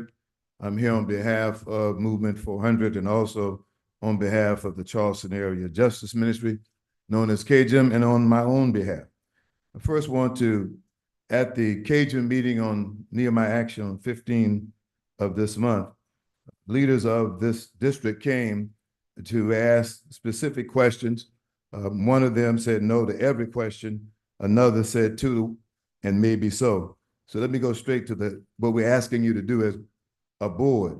Support the conduct of an audit of the current school board's compliance and policies and ethical government performed by an outside entity. Number two, we ask that you change or add language to your policy to ensure that the board's audits are continuous. Number three, train the school board members around ethics, conduct, conflict of interest, and just plain old conflict resolution. And then we ask that you conduct a 360-degree evaluation of the superintendent, of the performance within the last 90 days and going forward. We say this because the board has created even more doubt than most of your predecessors about, are you effective? Are you fair? Are you equal, or do you even care? And lastly, I see on the agenda, you keep doing this. Y'all ain't slick. You keep doing the same thing over and over again. You wait until all the folk are gone to make a move at the bottom about the appointment of the deputy superintendent. We have learned the hard way that the deputy superintendent, unless you're Black, the deputy superintendent often becomes the superintendent. And the one way not to become the superintendent is to be Black as a deputy. Then you won't become the superintendent. So we are interested in how this got to the end of the agenda, but I come to give you notice. I don't care how long this takes. I'm gonna be here when that's done, because I want to find out who this is going to be so I can start my protest tonight and not wait until next month. Because if you do what you've been doing, you're gonna get the same kind of reaction. It's time for the Charleston County School District Board of Trustees to serve all the people. And the chair said the other night, I'm sure it was a slip, he said I have to consult my other 4 members. He did not mean the rest of y'all, just the other 4.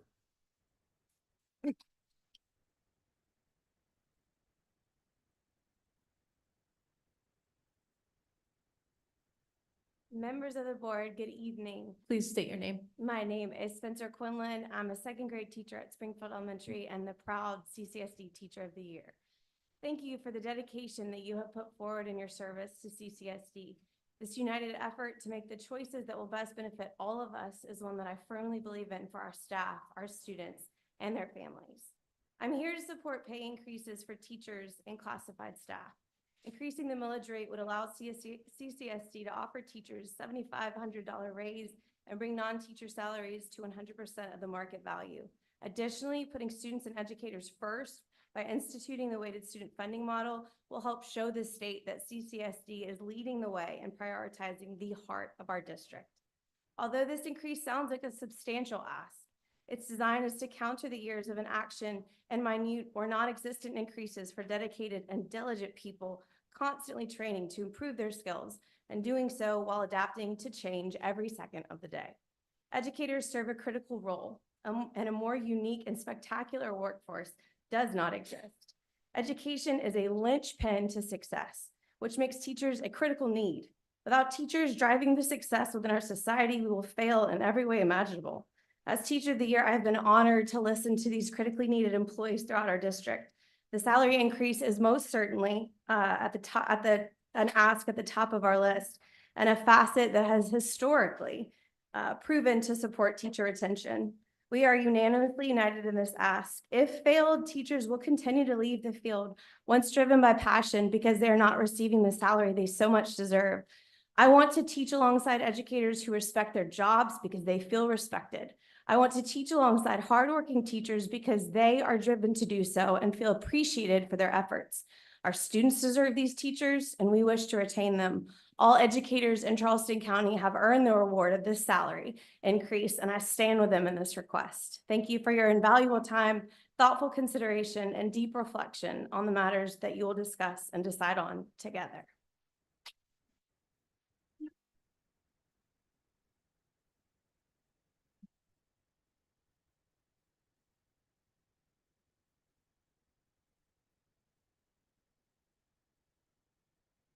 Please state your name and go ahead.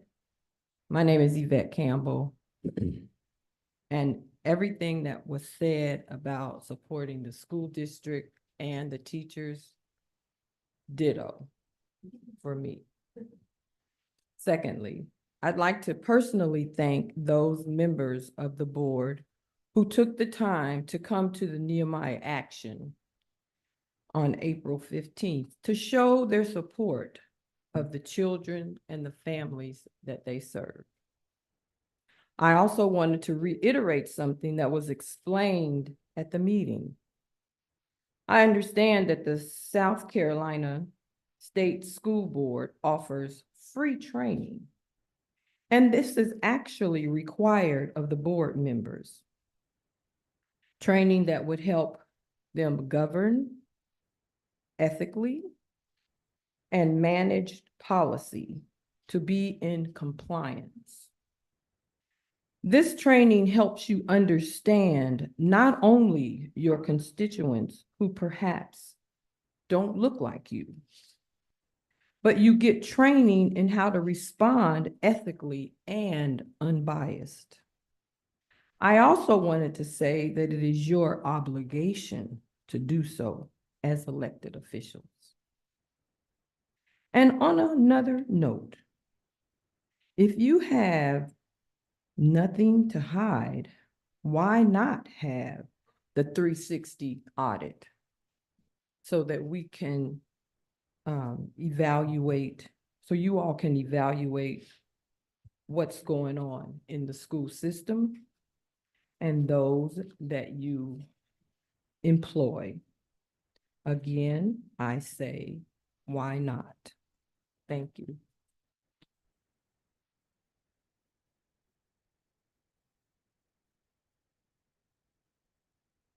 Katie Billsback, Heather Teams, Deborah Grant, Craig Logan.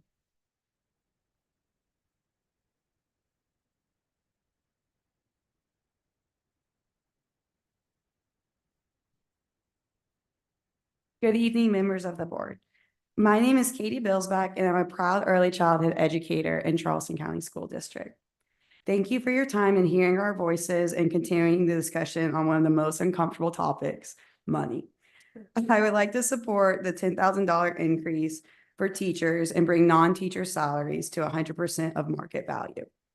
We often hear teachers discuss the outside schoolwork, bringing it home, juggling the second jobs and families. All of these are valid concerns, and I believe the 10,000 salary increase will help in this juggling act. Oftentimes, though, we forget about the others in our buildings. I know that bringing non-teacher salaries to 100% of market value will benefit our district. At the school I currently work at, over half of our staff is considered classified. All teacher assistants have at least one extra job, or they're working on their education for certification. Excuse me. And oftentimes they're juggling families as well, or they're doing all three. Some of our, by raising salaries to 100% of market value and giving teachers a salary increase, it can alleviate outside stressors and allow both teachers in the room to be more present each day to support our students. Thank you for your time.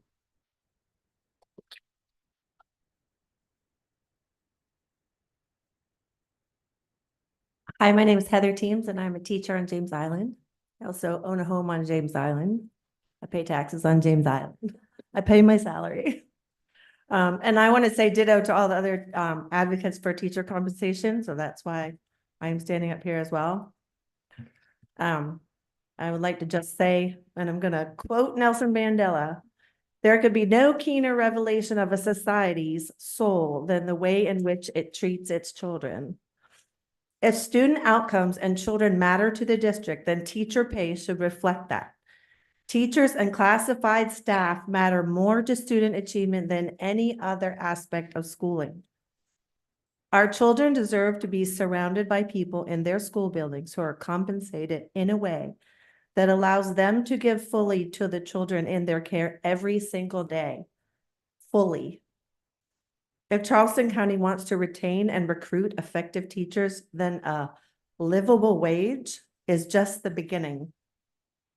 The district's mission of supporting every child to achieve college, career, and citizenship readiness is not possible at all without the teachers and classified staff in each school across the district. It is time to align the values with the mission. Thank you.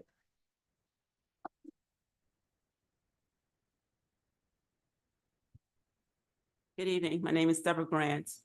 I stand in support of the multi-purpose room or gymnatorium for Edith L. Friesen. Put this project first. I'm not sure how the request got lost in the midst of the transition within the transition of the election of the new board. The project was in work since 2019. There were and still is various reasons for the request, and it still remains. Currently, staff, parents, SIC, District 9 constituent school boards, Friesen alumni, and the community are working hard to bring this project to light for the students of Friesen. I ask CCSD, be accountable to your objectives, your mission statement, and vision, and truly put this project first. Thank you.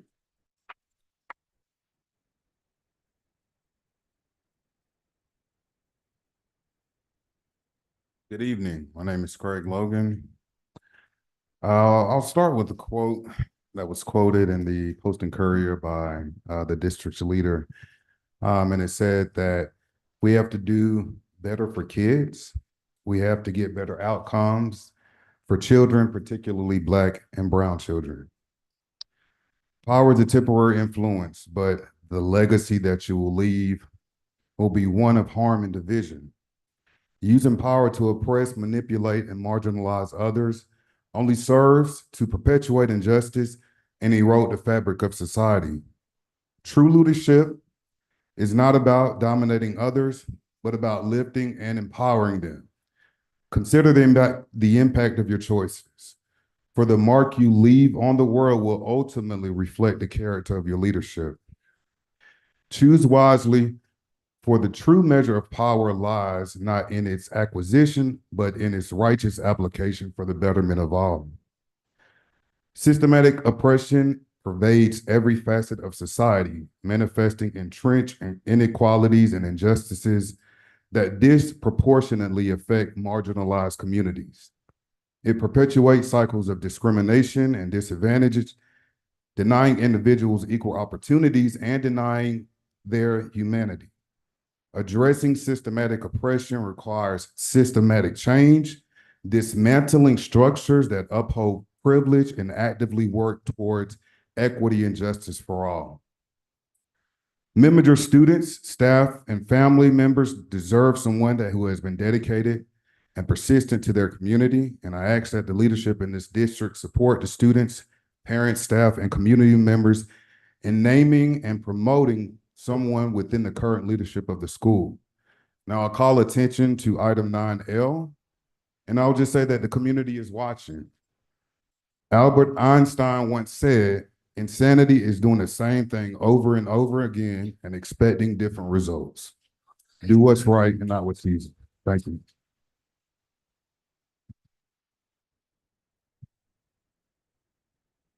Larissa Bortz. Renique. I'm sorry if I mispronounced that. Renique says. Sias. Natalie Bennett.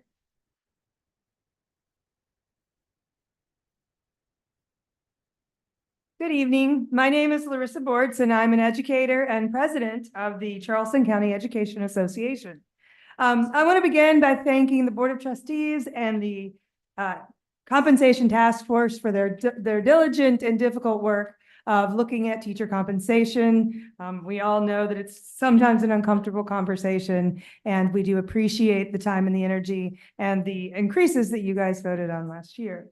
I'm asking that you prioritize funding to increase pay for school-based classified employees, such as teacher assistants, to 100% of the market value, and to increase teacher salaries in the budget by $10,000 for every step up to 40. We all know that Charleston County that the cost of living is increasing, particularly in housing. And we also know that there is a teacher shortage. These two issues are making it very difficult for teachers to be successful in our community. And so the issue is urgent and timely and pressing. So we ask for your attention and your consideration. Thank you.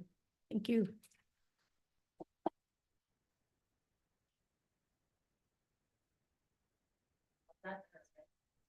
I've got next Ms. Sias. Yes, ma'am. Say it right. Good evening. My name is Raynique Sias, and I am often asked why I left my hometown and brought my kids here.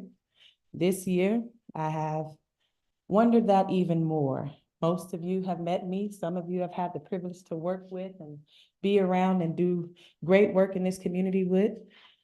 But I'm often asking myself, why would I subject my children to such a culture of pain and hurt? The actions of this board make me afraid that the folks responsible for my students' education are not equipped to put their academic achievement first, because they have said in their own actions and speech that things that prove to me that my children are not included in the communities that you serve. I stand before you today as a concerned parent of children in this district. Over the past year, we have witnessed actions from this board that have not only been disrespectful and intolerable, but have also demeaned certain groups within our community and perpetuated a culture that tolerates such behavior. Time and time again, we have heard mixed messages from this board. Some of you claim to care about the concerns of the community, to show good leadership, and to be inclusive of all members of the district's community. However, others have said and proved outright that they only desire to carry out their own thoughts, own opinions, and own views with no understanding of the needs of those who don't look like, act like, or think like them. As a mother, I ask you, how am I supposed to feel safe bringing my child into an environment led by a group so divided in its governance? How are my children supposed to operate at their best when they see, hear, and are affected by your actions and are subjected to the toxic culture you are enabling and creating? You say you care about achieving high student outcomes, yet you refuse to set the tone for high achievement by setting a standard for yourselves. This community cares deeply about the outcomes of our students, and we know that the board's governance directly affects those outcomes. The board has acted egregiously towards this community and has taken no accountability. It was said before that the community should stop talking about the actions of the past year and move forward. As a Black woman living and breathing in America today, I'm standing before you to say that this approach didn't work with American history, and it's not working today. I'm standing before you to Thank say you, that ma'am. this, Your time's one up. second. And since It your doesn't work that actions, way. Thank you, ma'am. since you are a party who have perpetuated the harm, you don't get to dictate how these people heal from the harm that you perpetuated. These people called you, told you how they felt, and asked Thank that you. you reconcile Your time is up. with them. You're Your actually board over chair time. said you can handle this, but you clearly have not. Thank you. It's time for the board to take I'm gonna ask you to responsibility, please sit down listen now. to the community, and work towards healing the damage that I'm has gonna been ask done. you to please sit Today, down I'm now. asking the board to consider the request of the Charleston Area Mr. Justice Reidenbach. Ministry and partner with the Thank you. community. Thank you. Girl, you can't sit me down. Natalie Bennett, Delphine Godfrey, and Dominic Godfrey.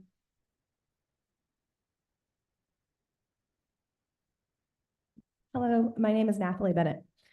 Good evening. I am the 2022 CCSD Teacher of the Year. I started working in CCSD in 2006. I currently work in Northwoods Middle School, and I'm a proud parent of 2 of CCSD's students. First, I want to thank you guys for the pay raises we received last year. They helped us to attract and retain teachers, specifically at my school. I'm here tonight to show support for increases to teachers and non-teachers, in addition to the weighted student funding model. I'm also in favor of increases to the millage rate to allow for CCSD teachers to offer teachers a $10,000 raise and bring our non-teachers to 100% of market value. I would like to ask the board and everyone here to take just a moment to think of the most impactful teacher you had as a student.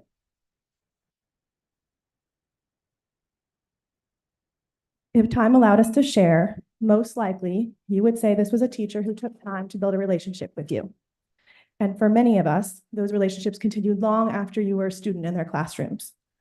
Just as those relationships take time and left great impacts on us due to the time those teachers poured into us, the more consistency we have with the staff in our buildings, the better outcomes we will see for our students. When staffs have less turnover and retain our strong employees, we learn each other's strengths and know how to best and most efficiently use them when we're working together. When we have new staff on board, it typically takes months for everyone to find their rhythm and balance as everyone learns how to best work together. If the board approves the largest raises possible for all of our staff, We will increase retention and it will allow us to continue to build those crucial, strong relationships between our teachers that allow for better systems, instructions, and results for our students. Pay increases for teachers and non-teachers and the additional support from the weighted student funding model would provide our students the most benefits and help show the state and the nation that CCSD is leading the way and putting their students and educators first. Thank you.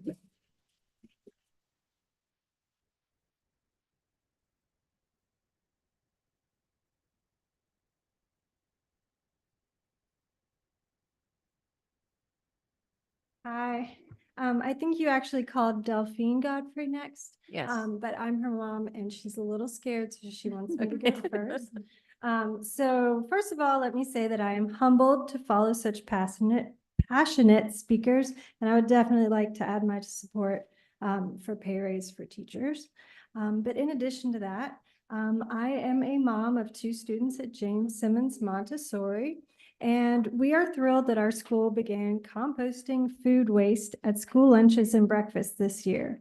We have students as young as 3 independently disposing of their waste after meals. So a network of volunteers stepped up and literally stood at the trash receptacles for months until things were running smoothly.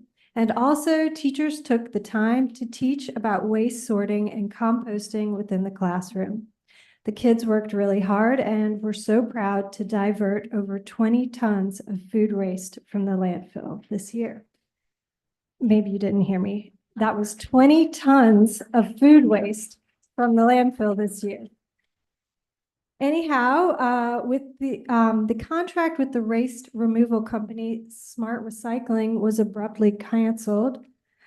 This swiftly shut down our school's composting program. There was no warning or explanation. This sent a really bad message to the children. Their hard work should be commended, not canceled, and we would like to urge you to support school composting efforts for next year, please. After all, it is their generation that will inherit the waste of generations past. Thank you. Ms. Godfrey, was Delphine and Dominique both of your children? I'm Dominique, and Okay. this is Delphine. Okay, thank you. So, yep, does she want to, yeah?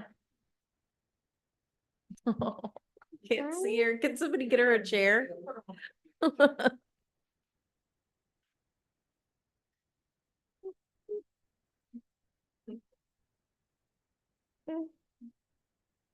I'm in 1st grade. Me and my friends like to help the earth. We worked hard at composting this year. One day there was no more composting at it made us sad and confused. I want to compost next year at James Simmons every day, please. You did a great job. You know, public speaking is one of the most frightful things for people. With that, I'll do a summary for the online public comments. Online public comments, we had a total of 55. 51 of the public comment or online public comments was fiscal year 25, budget, teacher and classified staff compensation and the weighted student formula. 1 comment was for curriculum. 1 comment was for Edith Frierson Gym. 1 comment was for teacher contracts. And then there was 1 comment for diversity and athletic teams. With that, I will hand it back over to Mr. Grabowski.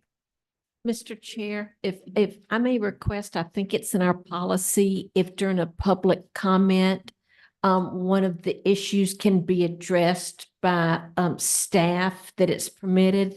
May we ask Ms. Huggins to share with those in attendance and those online about the composting situation as you have with others? Thank you. You know, I'll also add on to that. If you don't mind, also Mr. Barowie speaking about the Edith Frierson Gymnasium. You know, Mrs. Watley, Mrs. McKinney, thank you, Mr. Chair. I'll actually turn it over to Mr. Barowie to give a quick overview of the composting issue and Frierson. So the first topic is composting. We had to take a hard look at our budget to determine where funding was being spent that we could divert back toward the corpus for the budget increases that were so eloquently requested tonight by many, many personnel. Composting costs the district $94,000 per year in that contract. So that we saw that as a target of opportunity, as only several schools were actually utilizing the service. We will take a look at individual schools that were successful and see if there's any possibility that we can target those schools to be part of a smaller group and do that within the budget constraints that we're facing. The topic of the Frierson multipurpose room, I like to call it a multipurpose room and not a gymatorium. The gymatorium indicates that we have one room to eat food and to do PE. We no longer do that anymore. We've either got a multipurpose room or either a separate multipurpose room or one that has a dividing wall between the two. So just to clarify what we're talking about here, we have 14 elementary schools in this school district that did not have a true multipurpose room. 14. I've been here 9 years.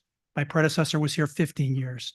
There was not a targeted approach in his time and in my time to prioritize multipurpose rooms in this district because we had significantly higher needs in schools that were falling down, schools that didn't have an adequate number of classrooms.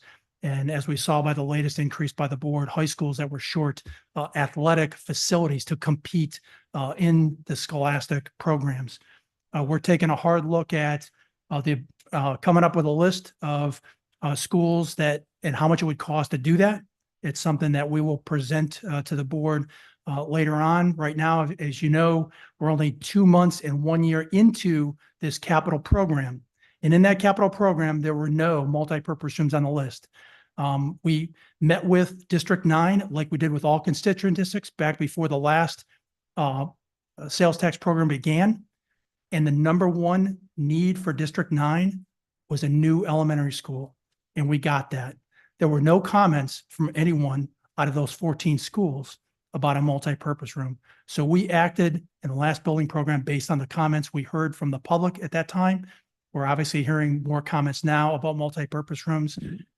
So we'll be able to see what the finances look like as we get into this building program to see if multipurpose rooms can be done. Worst case scenario is, as we're hearing from the public, we want to include that in the next building program, which planning will begin on that next year, as soon as next year already. So we're hoping to move this one forward, but right now we're on the hook, and rightfully so, to provide a detailed cost estimate and scope of work for Frierson.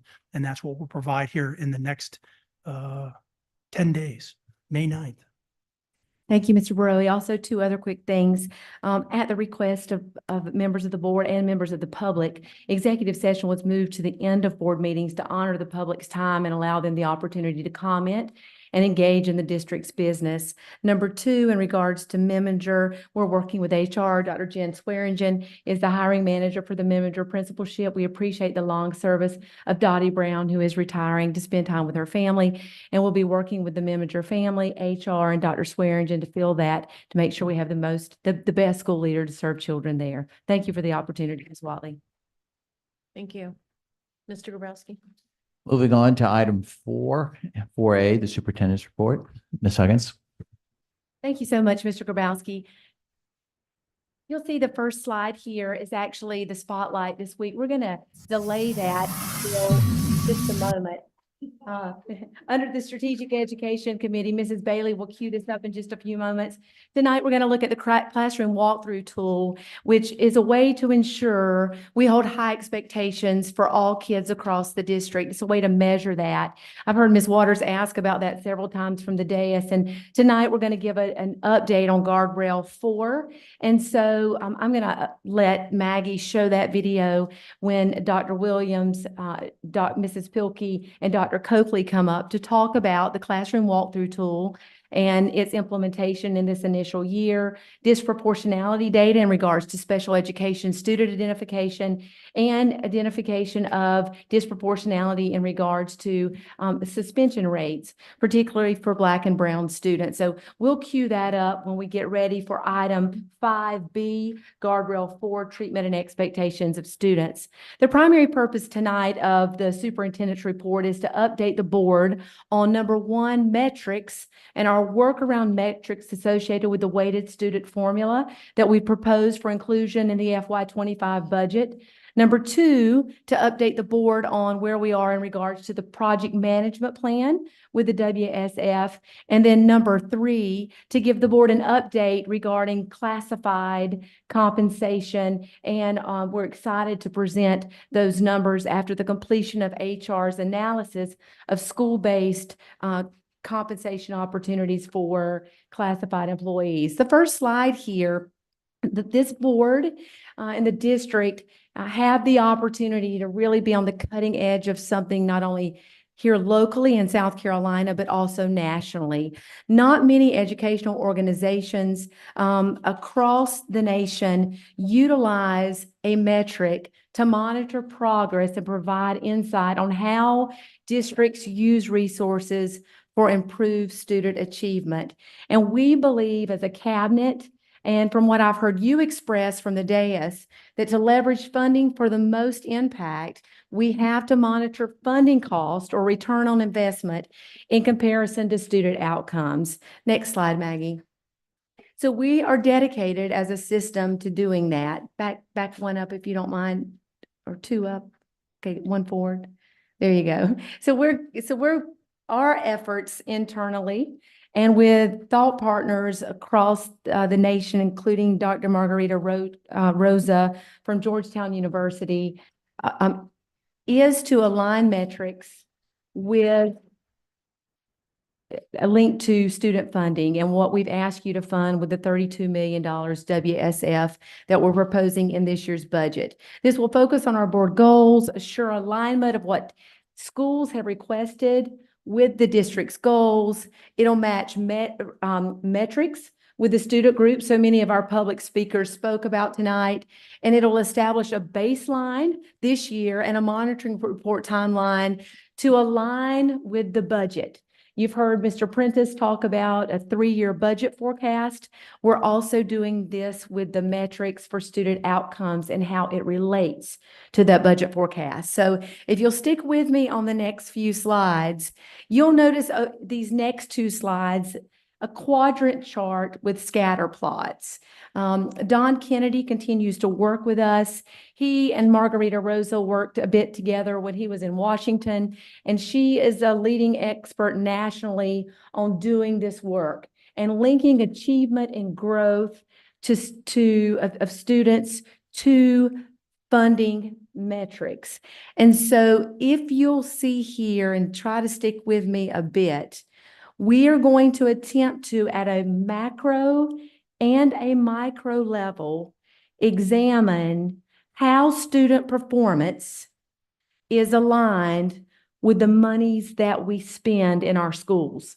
We're going to look school by school at a macro level and as a district, but we're also going to go position and investment by investment, which is going to be a tedious process, but we believe it worthwhile in determining what best impacts student achievement, particularly of pupils in poverty, students with disabilities, and students who utilize English as a second language. You'll see a quadrant chart here, sometimes like we represent to you. When we talk about students who have high growth and high achievement, students who have high growth and low achievement, students who have low growth and high achievement, and et cetera. Again, this doesn't represent the current state of CCSD, but is our effort to demonstrate to you how statistically we want to represent the work moving forward.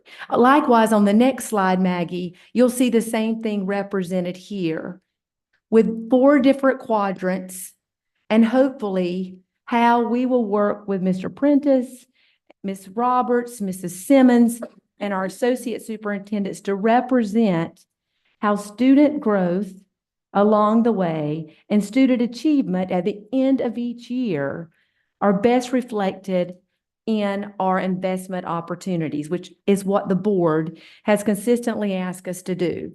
Next slide, Maggie.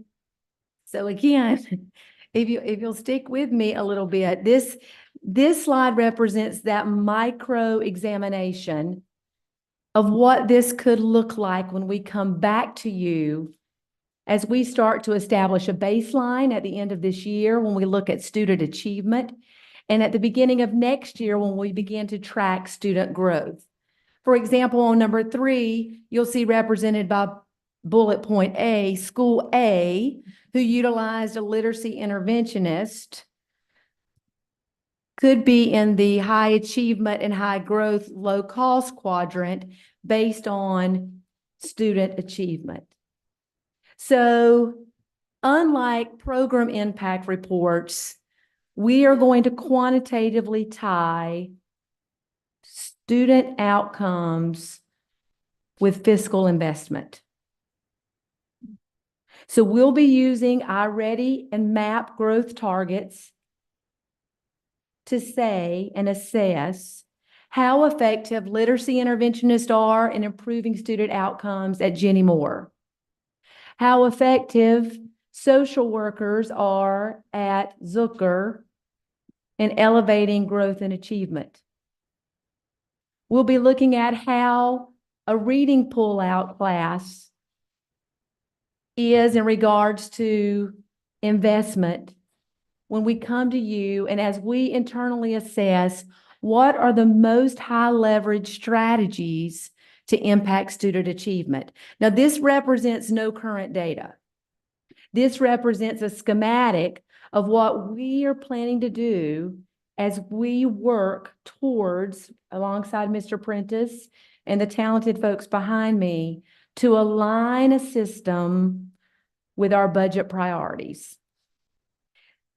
So again, we'll be using student growth and student achievement to correlate our investments along the way and represent it based on some of Dr. Rosa's work. We're excited about the opportunity to work with her. Next slide, Maggie. So on the prior slides, and as we move forward, we'll be looking at spending versus proficiency, which is SC ready. It's measured by end of course exams. We'll be looking at spending versus student growth, MAP, iReady. Then we'll look at how these groups that we've identified to target through the weighted student formula have performed to analyze with Mr. Prentice a return on investment. Students with disabilities, multilingual learners, and pupils in poverty compared to a base group of all tested students. Maggie. So right now, our current work is to develop a baseline, because in all good analyses, you need a baseline. Where are we now in regards to growth and achievement? And where will we be in June once we have SC Ready scores back? And then we'll compare that, Maggie, next slide, against fall to winter progress and fall to spring progress next year in regards to growth, and spring 24 to spring 25 achievement. And then we'll correlate all of that with our budgeted expenditures, linking it directly to what schools have been approved to utilize through the WSF model. So here's where we are. Our associate superintendents have worked with principals. That yellow actually concluded around today. I think Dr. Swearingen might have put the final touches on some of hers today. We've worked hand in hand with principals, some of whom were represented in this room. I saw Mr. Thomas, Mrs. Condon, another principal or two, Mr. Reese in the back. And then we're in the process of working with our finance team on vendor contracts, procurement purchasing, Maggie, next slide, and the things you see here. Releasing the framework for our finance codes, doing things in regards to purchasing, and now we're working on these training plans and creating this progress monitoring system with external experts and internal experts to really refine what we're planning to do. Again, if the goal of this is to impact student achievement, systemically, we're going to look at student growth and achievement. We're not going to develop one-off measures to assess the reading interventionist here, the reading interventionist there, and the reading interventionist in another district. We're going to uniformly assess the effectiveness of what we're doing in schools with this money, because it is a huge investment to sustain if it's not directly positively impacting children. The next few slides will overview the classified position review and where we are on that. We've had a commitment from the Teacher Compensation Task Force, and like Mr. Martin said, I'd like to thank those who spearheaded and have served faithfully on that initiative for the last 2 years. I'd also like to thank Bev Holt-Pilkey, who's behind me, for her work leading the Special Ed Retention Task Force that we launched in the fall of this year, who supported much of the work that Mr. Brigman and his team led. Maggie? I'll let Mr. Brigman, in the next few slides, overview the timeline and processes he's followed to really do an in-depth look at classified positions and where we are in regards to market value, and then share with you some examples of where he thinks we'll land based on your decision to fund either 99 or 100% of the model for classified employees. So Mr. Brigman, thank you. I'll turn it over to you. All right, thank you. So this slide highlights the timeline and process, and just an overview, which HR started this process back in the fall. It was actually in October of 23. We began to pull together a committee made up of administrators, folks, staff, teachers who were on the task force, as well as other school-based staff and human resources representatives that work with our classified school-based staffing and recruitment on a regular basis.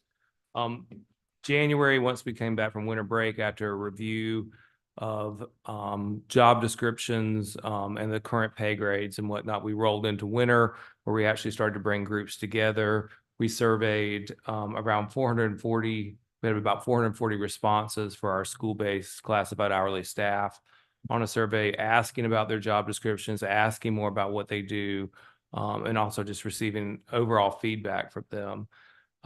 When Mr. Prentice came on board right before then, I think he arrived and we already had money allocated in the budget as a placeholder for 2025 based on what we were predicting might happen with this review. So that is currently in the budget, this balance that he's presented. And then most recently in the spring, I have been directly involved. I've been reviewing it as all of it's been presented throughout or started back in the fall, but I've spent about 2 full days with the committee reviewing. I was very impressed with what this group came up with. They took the current job descriptions, compared them to what principals were telling us that a secretary bookkeeper did, or TA does, what the employees in those roles say that they do on a daily basis. And really, we spent time going through each job description, the feedback that we received from the surveys, we actually had listening groups as well with employees. I think I might have skipped that, to really compare what does a secretary bookkeeper do, what does a TA do, those types of pieces. So it's been a really thorough review. I was, again, really thrilled that my HR team ran with it, and we had 2 of the teacher comp committee members who were involved full-time as well, besides their regular job. If you go to the next slide, Maggie, this is a list of all of the school-based employees that the job descriptions we reviewed. I won't go over all of it, but it should include all the positions that are considered classified hourly, but they're all positions that support our students in schools every day. And then at the bottom here, once we make a decision, where this stands, we've communicated with our principals and some other stakeholders what the thoughts are around this moving forward, but we'll roll out a communication plan. So especially so our employees understand what their compensation may look like for 2025. The next slide. So this really, you all have seen this before, where we take basically scenarios of employees who are in position types, their step, which of course their step is their year, and we step them forward and we base it on what the board is considering based on the 2025 budget. So you'll see to the far right, you'll see the 99% of market as a heading and 100% of market. So this is a general clerk, very first category on the left. It's a 190-day person. That position is currently in our system an A13, which is what we call a pay grade. We call it a DBM based on the decision band method, which is the system we use to classify positions. The position based on a review of the job description, the newly revised job description, the position moves to an A13. And in this scenario, this individual is a step 15, which would step to step 16. So you can see the current 2024 salary for 190 days is $26,493. The proposed salary under 99% of market is $31,000, and the 100% market is $31,357. I will tell you, I did not include hourly rates, but just real quick, I will tell you, since our staff in these categories are hourly, the current hourly rate for this employee is $17.43. At 99% of market, the salary would be $20.42, and 100% market, $20.63.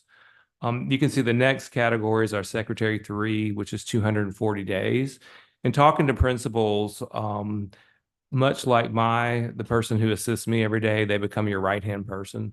This is a position we'll probably dig a little deeper into next year as well. I have lots of requests about, why does this person have to be hourly? This person, I need them to maybe do things we have a system now, of course, that manages substitute teachers, but back in the day, a lot of times this person helped with that. So there are definitely things we want to review going into 2026 budget prep on this particular position. But this is 240 days. It's currently a B21. The recommendation is it would move to a B22. This person is step 20, step into 21, and you can see 45,000 is the current annual. You see an increase to 53.5 at 99% and 54 at 100%. I think I'll just skip down to, well, actually, I'll just keep going because you've got 2 teacher assistants just to explain. The first category, the A13, only requires a paraprofessional exam or 60 college hours. So that's why the next position down that's a teacher assistant, the B21 that moves to a B22 requires a bachelor's degree, or that person has a bachelor's degree. And you can look across the schedule and see how this impacts that particular employee. And then the student concern specialist, which is a very important position as well in our schools, again, from a B21 to a B22, stepping from 22 to 23. And you can see that person's currently at 36,936 for a 190-day position. And you'll see at 99% moves to 43,819, and 100% moves to 44,262. So these are all of my slides. So I'll turn it back over to Mrs. Huggins. So again, I think we have a unique opportunity here to reward employees at a higher rate, including classified employees who contribute so much to our environment here at Calhoun Street and significantly to their neighborhood schools. So we hope that you will take that consideration as we think about the FY25 budget, and we engage with the Audit and Finance Committee for the first reading May 9th, so that the public who is watching is aware, and those who are here, that is a change from May 7th, from a Tuesday to a Thursday. Will be the first reading with the Audit and Finance Committee. Our final workshop will be on the 13th. We'll host the first reading of the budget for FY25 with the board on the 20th, and the public hearing and second reading on June 24th.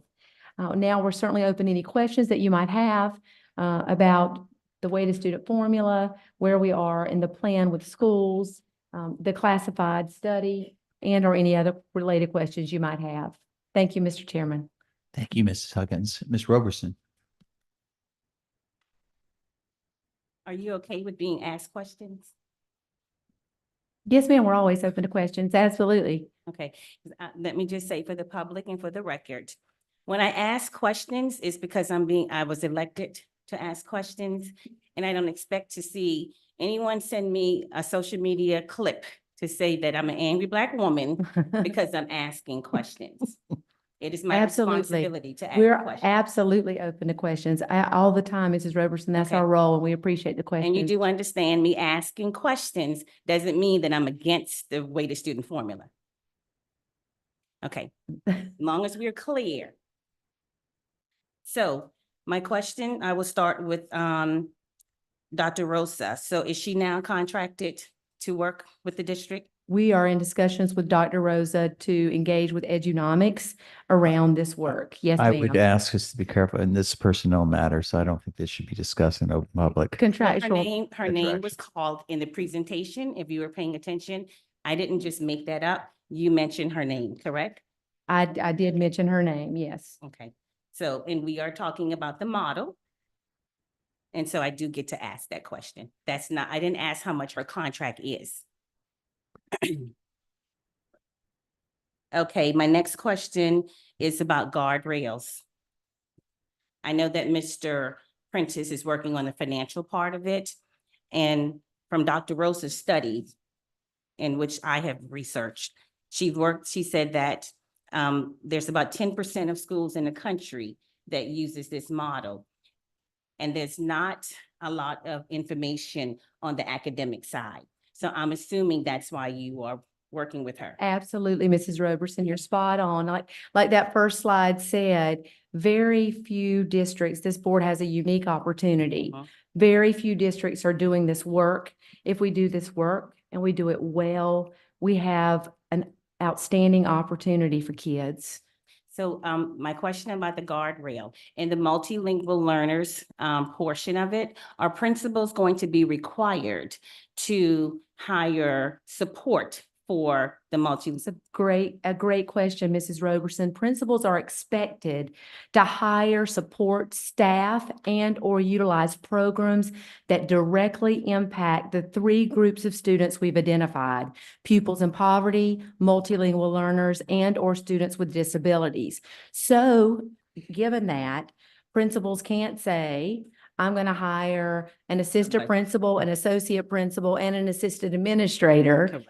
So those guardrails, we're going to hold firm to those because, as you know, from having studied Dr. Rosa's work, she outlines the importance of strongly held guardrails in this entire process. Okay, so are we going to have that listed in our section for guardrails? And you're already building what they can and cannot do. Yes, ma'am. That was in a document that I can reshare with the board. There's a 3 or 4 page document that I shared a few weeks back, and I think I might have linked it in an email that I sent over the weekend,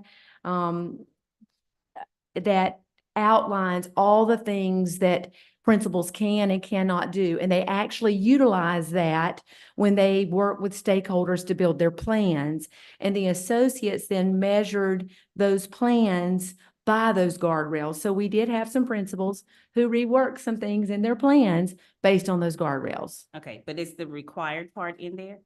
To, Oh, put the yes, link that's in there? that's the basis of the whole, that's the framework of the whole plan, Mrs. Roberson, is that supports go directly for the kids that they're intended to serve. Okay, all right. I didn't see it like that, but I'll read it again to make. Well, and we may be able to offer some clarity around the language, so I'm gonna write it down and Yeah. look at it. Absolutely. Okay. And let's see.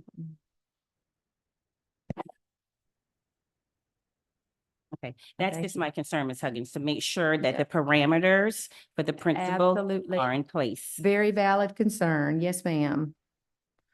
Okay, I think that's it for now. Mrs. Simmons just pulled it up, and so perhaps she can share it with the board, just so you have it there at the top of your inbox. She's going to share it with you again. Thank you, Mrs. Roberson. And again, staff never takes questions from trustees. You're elected officials, that's your role. So thank you. Thank you. Chair recognizes Dr. Temple.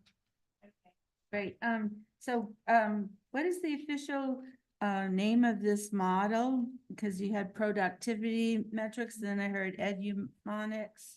So This is new, kind of new to me. This is all new, Dr. Temple, and this is, again, when we built the project management plan, it's important to have metrics on the front end of everything, as you know, being a scientist, so you can measure its effectiveness. So Edunomics is a group that works around these sorts of complex algorithms, and are really the leading thought partners in this work. So we are in the process of partnering with them to help us think about how we do this and we do it well. Because the last thing we want is to invest $32 million and not have a valid, reliable, consistent way to measure its effectiveness. So we haven't officially coined the name of the metrics, but it will be around growth and achievement of students based on summative and formative assessments throughout the year. So, But those graphs are really complex, and it's hard for me to even understand, much less the board, having just sent you the deck over the weekend, being able to really digest it. So we'll be doing some more in-depth work around what that actually means and looks like for Charleston as we move forward and as we develop those baselines. right, so on the bottom of the graph, it shows the per pupil expenditures. So when you're working with these programs, means we know that sometimes we're spending $12,000 per student, sometimes we're spending That's more, right, Dr. depending Temple. on the size of school. So in this model, you'll be able to take the intervention and compare it to how much money we spend on a student at a school. That's the goal. Yes, ma'am. But as you can imagine, it's very complex, and we don't, Mr. Prentice is really smart, but we don't necessarily internally, and so is Mrs. Roberts, around all those analytics that she pulls and does, but we don't have the expertise in-house. I certainly don't, to develop something that I can tell you is valid and reliable. When I ask you to spend $32 million, right? I want to make sure that what we're doing is working for kids. And so it'll do just that. It will tie as objectively and quantitatively as possible positions and programs to funding. And the circles that are bigger and those that are smaller, what does that mean? Dawn, you want to come off of mute?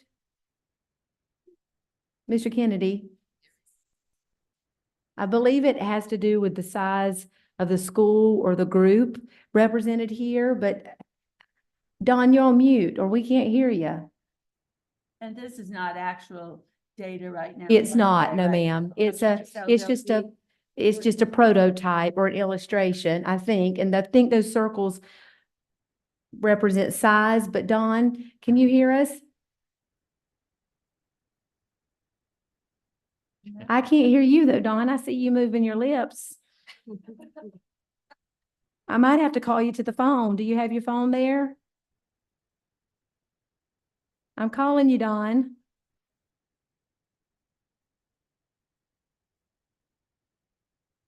You're not answering, Dawn.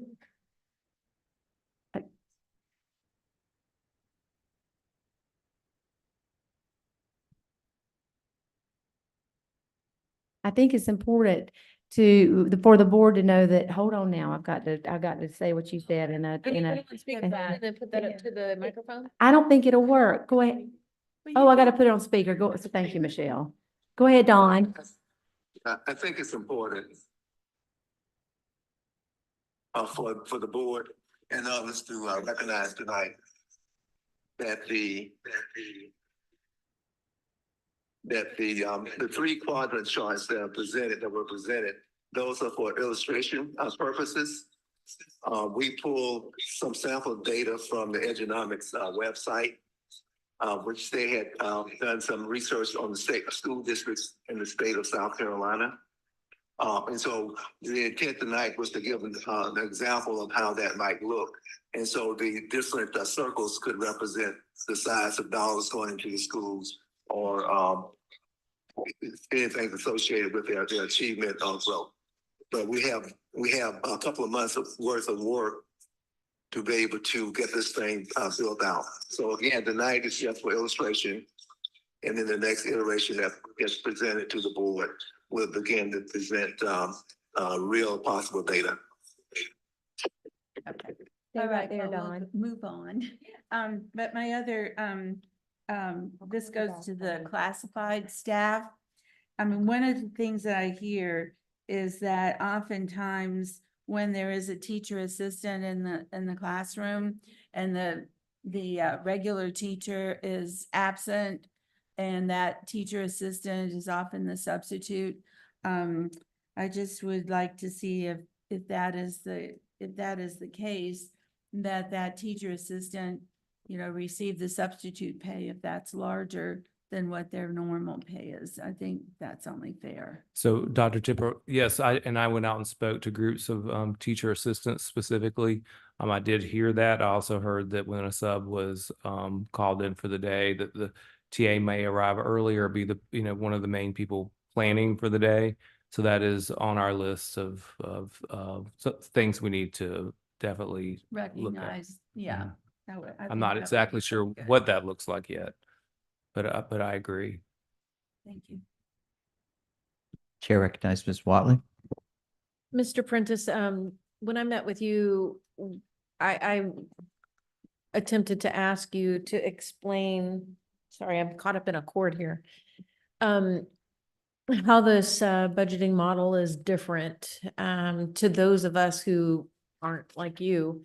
And I don't know that I asked the question effectively or in a way that anyway, you weren't really able to answer in a way that I could understand. And I feel that and I've taken some classes on it, but I feel that there's concern surrounding changing the way we're doing things. So, there are basic budgeting models like performance-based, you've got program-based.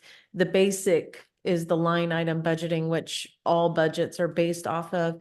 You've got incremental budgeting, activity-based budgeting, value proposition budgeting, zero-based budget, things like that. So using language that everyday people can understand, can you explain how centralized versus decentralized, the way that we've been doing things versus how we're shifting over to do things to maybe alleviate some of the concerns? Yes, ma'am. And I think just historically speaking, to start at the origin of all of this, the school district's method of budgeting has been very much a line item process. And so kind of just very basic terms, you look at a code in our financial system and it has a dollar amount associated with it. And maybe that code is, $30,000 that's for contracts, or $30,000 that's associated for salaries. And there's tens of thousands of those codes in the system that pertain to individual schools and functional groups within the organization that are established based on essentially a process of looking at the prior year and then budgeting what is needed for additional programming in the future year, whether that's raises or increases to contracts and things of that nature. This WSF model, if I hear where you're going with the question to a certain degree, starts to change that a bit because it's allocating dollars to programs based upon different categories of multilingual learners and pupils in poverty and students with disabilities, and then giving the schools the autonomy to determine how those programs are best expended or how those funds are best expended. And ultimately, while those dollars will end up in a line item in our financial system, they start out at the origin of kind of a very programmatic element of, whatever amount is available to them based on the ratios that the WSF is based on. So we're kind of shifting in that direction with the WSF. One thing we've also talked about, if you look at zero-based budgeting, is not necessarily budgeting each year what we budgeted the year before, simply because that was what we budgeted, but looking at what we truly need based on the cost of programming and the cost of goods and services so that we can be more lean. And to a certain degree, we're doing that this year just in a limited sense by doing some of this risk pooling that we've talked about, by trying to look at areas where we've historically underspent the budget and taking those dollars and kind of allocating them on a prorated basis. So say we had $2 million in underruns, historically across several accounts, then maybe we only need $1 million of that set aside for kind of worst case scenarios. And then we can make a decision at the staff level to allocate those dollars where they're actually needed, instead of padding every single account with additional dollars to be available in all cases. So there's a few different things that are happening this year that are kind of hybrid to the normal process. And then in future years, the goal would be to look at zero-based budgeting, program budgeting, and kind of, based upon the different things that we're doing that are unique to the process going forward. I think you used a very key word there, hybrid, and yeah, that's what I was kind of ascertaining from what you were saying. Yes, ma'am. I recently met with my principals again, and they love the idea and the shift towards this, and to address some of the current concerns that I've, which has only been a couple, that I've heard about, giving principals that sort of autonomy. The good point that these principals made is that they are already in charge of a multi-million-dollar budget and a multi-million-dollar facility. And they are on the ground right there and know exactly what their schools need. So I commend you for being creative, and Ms. Huggins for being creative and leading the way. I'm excited to support this effort. Thank you. Chair recognizes Mr. Calhoun. I'm gonna save some of these questions for audit and finance, but first, I want to get to Mr. Brigman now for slide 16. I knew it was bad, but that's kind of low. So if we're looking at somebody coming in, general clerk, they fresh out of school, A1, step 1, are they really making less than $20,000 a year full time at the district? Because right now, looking at this A12 to A13, that we were going to move to 99% market, but that's at step 15, so they would have been there at 15 years, making $26,000. So I do not have the current schedule in front of me, but 2 years ago, all of our employees, we guaranteed hourly employees would make, I think it was 15 or so an hour. So now it's 17 and some change. I can't read that, Daniel. You have the hourly though. Sorry. So it's set right now it's 17.43 an hour. So the A12, A11 is our lowest paying pay grade. A12 is the next step up. That 17.43 unfortunately carries all the way to step 15. Scroll back up to the, let's see, it changes at step 18 in on the current schedule. So this will help address that. Right. What's the highest step they have right now? The highest step, we actually have step 31, but in the budget for 2025 is step 33. Does that help? Yep. We absolutely have to raise that. I don't care how we do it, but we absolutely have to raise that. There's nobody that can live off of that inside of Charleston County, let alone only certain parts of South Carolina right now. So thank y'all for your work on that. Now, this may need to go to Dr. Ed, or Ms. Simmons, or you, Ms. Huggins, because I want to look at how we do the student, tying the student outcomes to the student investment. Yes, sir. So most of these questions are going to go towards that, but first, and I know we're still developing this, how do we look to try to justify how long it takes for us to say whether it's the person that's in a position or the actual position that needs to be changed? So saying we see something that's not going correctly within the school, right? And we're like, how do we say whether it's the person that's in the position that's being filled by the WSF or being used with the WSF, or it's the actual position? And how long do we take to say, all right, we need to make this change? Usually we say 3 to 5 years or something like that. So we rely on the expertise of principals who know best practice around instructional practices, engagement of class, student engagement, et cetera, in assessing what's going on in their buildings and the effectiveness of teachers. It's a very good question, Mr. Calhoun. In just a few moments, you'll see in that CWT video, which is about 4.5 minutes, how we've started to try to assess, for example, expectations for learning, that all people believe all kids can learn in all environments all of the time. And so this was a way we tried to standardize our look-fors. And so we try to hire very well in regards to building level leaders. So we look to building level leaders to ascertain whether what's going on in classrooms is going well. And when it's not, just like we expect teachers to make real-time changes, we expect principals, and the associates behind me, I think, would agree, we expect principals to do the same thing, to make real-time changes. If it's a teacher who needs supporting in a literacy intervention room, for example, there's coaching and mentoring available. So, we'll track progress just like we do with students all along. That's why we're going to establish the baselines now and then look to track progress along the way to see the impacts in student achievement. And it may be necessary. Michael Antonelli may say, hey, I used my WSF last year for this. Next year, the return on investment wasn't that great. Next year, I think I need to tweak it and do that. It's not going to be a perfect science, but it's, as long as principals are analyzing it along the way, it'll do well for serving kids. So, Mr. Bergman, would these people technically be on 190-day contracts year by year?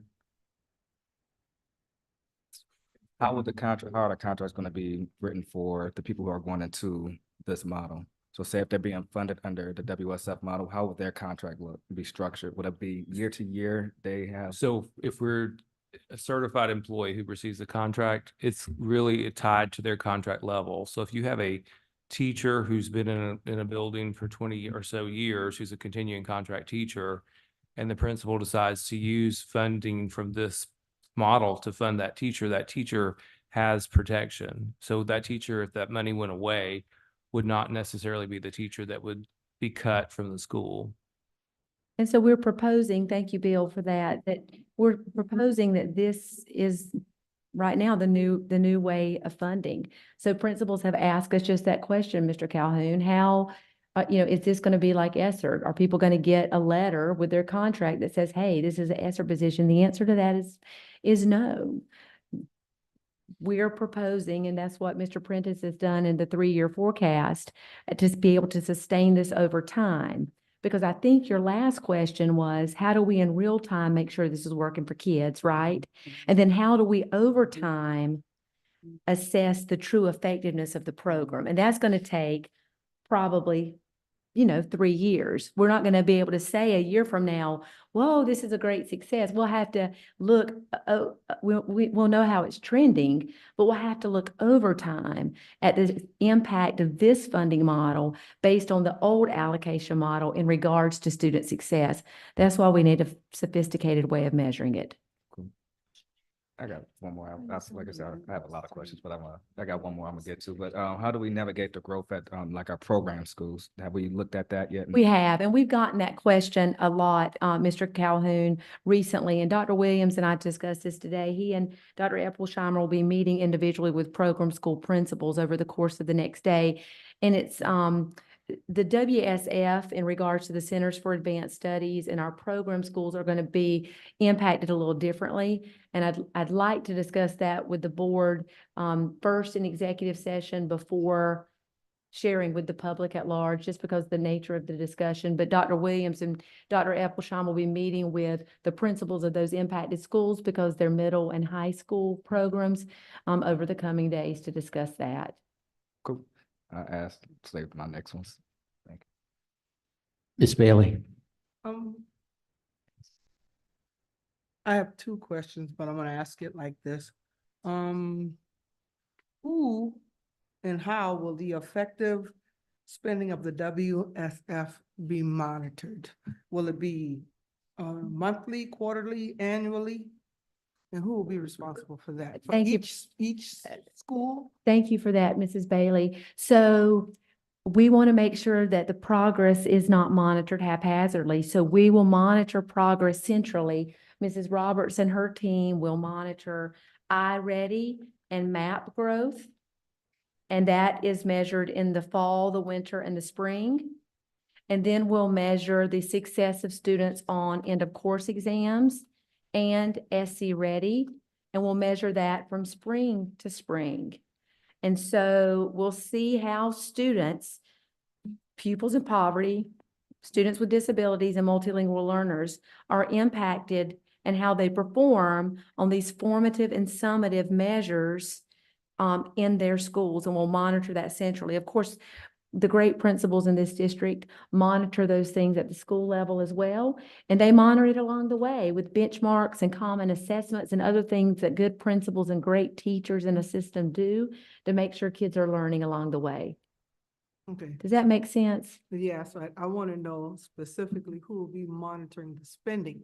And monitoring the spending, let me tell you something, that man right there, he monitors it more than I'd like him to. So he's in charge of working, but not in a silo. So this is more of a collaboration than I think we've seen in recent history between academics and budget to ensure that where your money is where your heart is, right? And so Mr. Prentice will monitor that along the way, and he's got some protocols and is developing some standard operating procedures.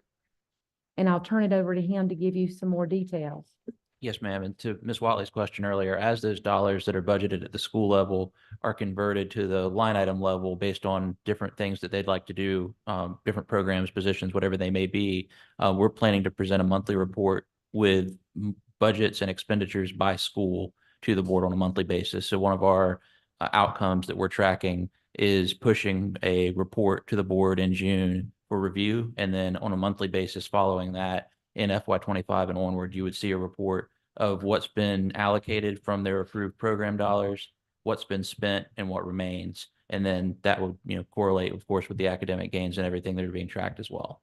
Okay, that's it. Yes, ma'am. Thank you. Thank you, Mr. Prentice, for rescuing me there. And Ms. Bailey, if I could, just very quickly, we're also going to monitor this closely, and we started discussing it this week in the school data reviews. That really has been, at least from my perspective, I think most of the chiefs would agree, if not all of them, the school data review or the SDR process really has become transformative in how we're able to, in real time, serve schools, particularly community schools, and serve feeder patterns of schools across the district. And so we're going to be monitoring this WSF process in those school data reviews. So the last 2 weeks, as principals have come in to meet with us, instead of coming by feeder pattern this go round, I think I shared with you in one of the updates to the board this week that they came based on like demographics, how many pupils percentage-wise were in poverty, multilingual, and with disabilities. So they could collaborate across not only on strategies, but also on how they were using their WSF. And so part of our SDR process will be to track student data with Mrs. Roberts based on the WSF so that we're keeping up with these groups along the way. And Mr. Prentice has been attending those and saying no to a lot of extra requests. Thank you, Ms. Bailey. Mr. Kelly. Hey, thank you very much for this. Ms. Huggins, Mr. Prentice, as a fiscal conservative myself, I'm grateful to hear that you are a fan of zero-based budgeting and moving that direction. It's a wise choice for the district. Very much support it. I visited, I don't know, a dozen schools or something over the last couple of weeks, and every single principal I've spoken to has spoken very positively about the weighted student formula. They all are very much in favor of the latitude and trust that we're putting in them. It's bolstering a community, it's bolstering a culture rather of trust. Obviously we have guardrails, as my colleagues have talked about, checks, audits, all of the things are absolutely wise to do. But I'm grateful that we're cultivating this environment of trust with our principals. I think pushing decision-making down to the lowest possible level is a wise choice. With that, I do have a couple of questions on the presentation itself. On slide 7, Mrs. Huggins, you spoke about, you used the example of a literacy intervention and trying to correlate or correlating that to a school. how would you propose correlating some district level spending? Because you were tying the spending to the outcome. How would you correlate something that's a district level support that's not necessarily directly attributable to a school and gauge its success?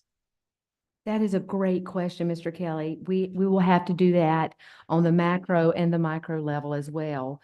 For example, we'll need to measure the effect of leading educators work that Ms. Simmons leads at a district level, but also its impact on the schools and students that utilize the support leverage. And so it's going to be complicated. And Mr. Kelly, I don't know exactly how, but that's what we're hoping our partners will be able to help us in a sophisticated way determine how we do that, how we measure high dosage tutoring, for example, and the impacts on the macro and the micro level. So we're going to have to assess what we continue at the district-wide level through this process in addition to what we do at the school.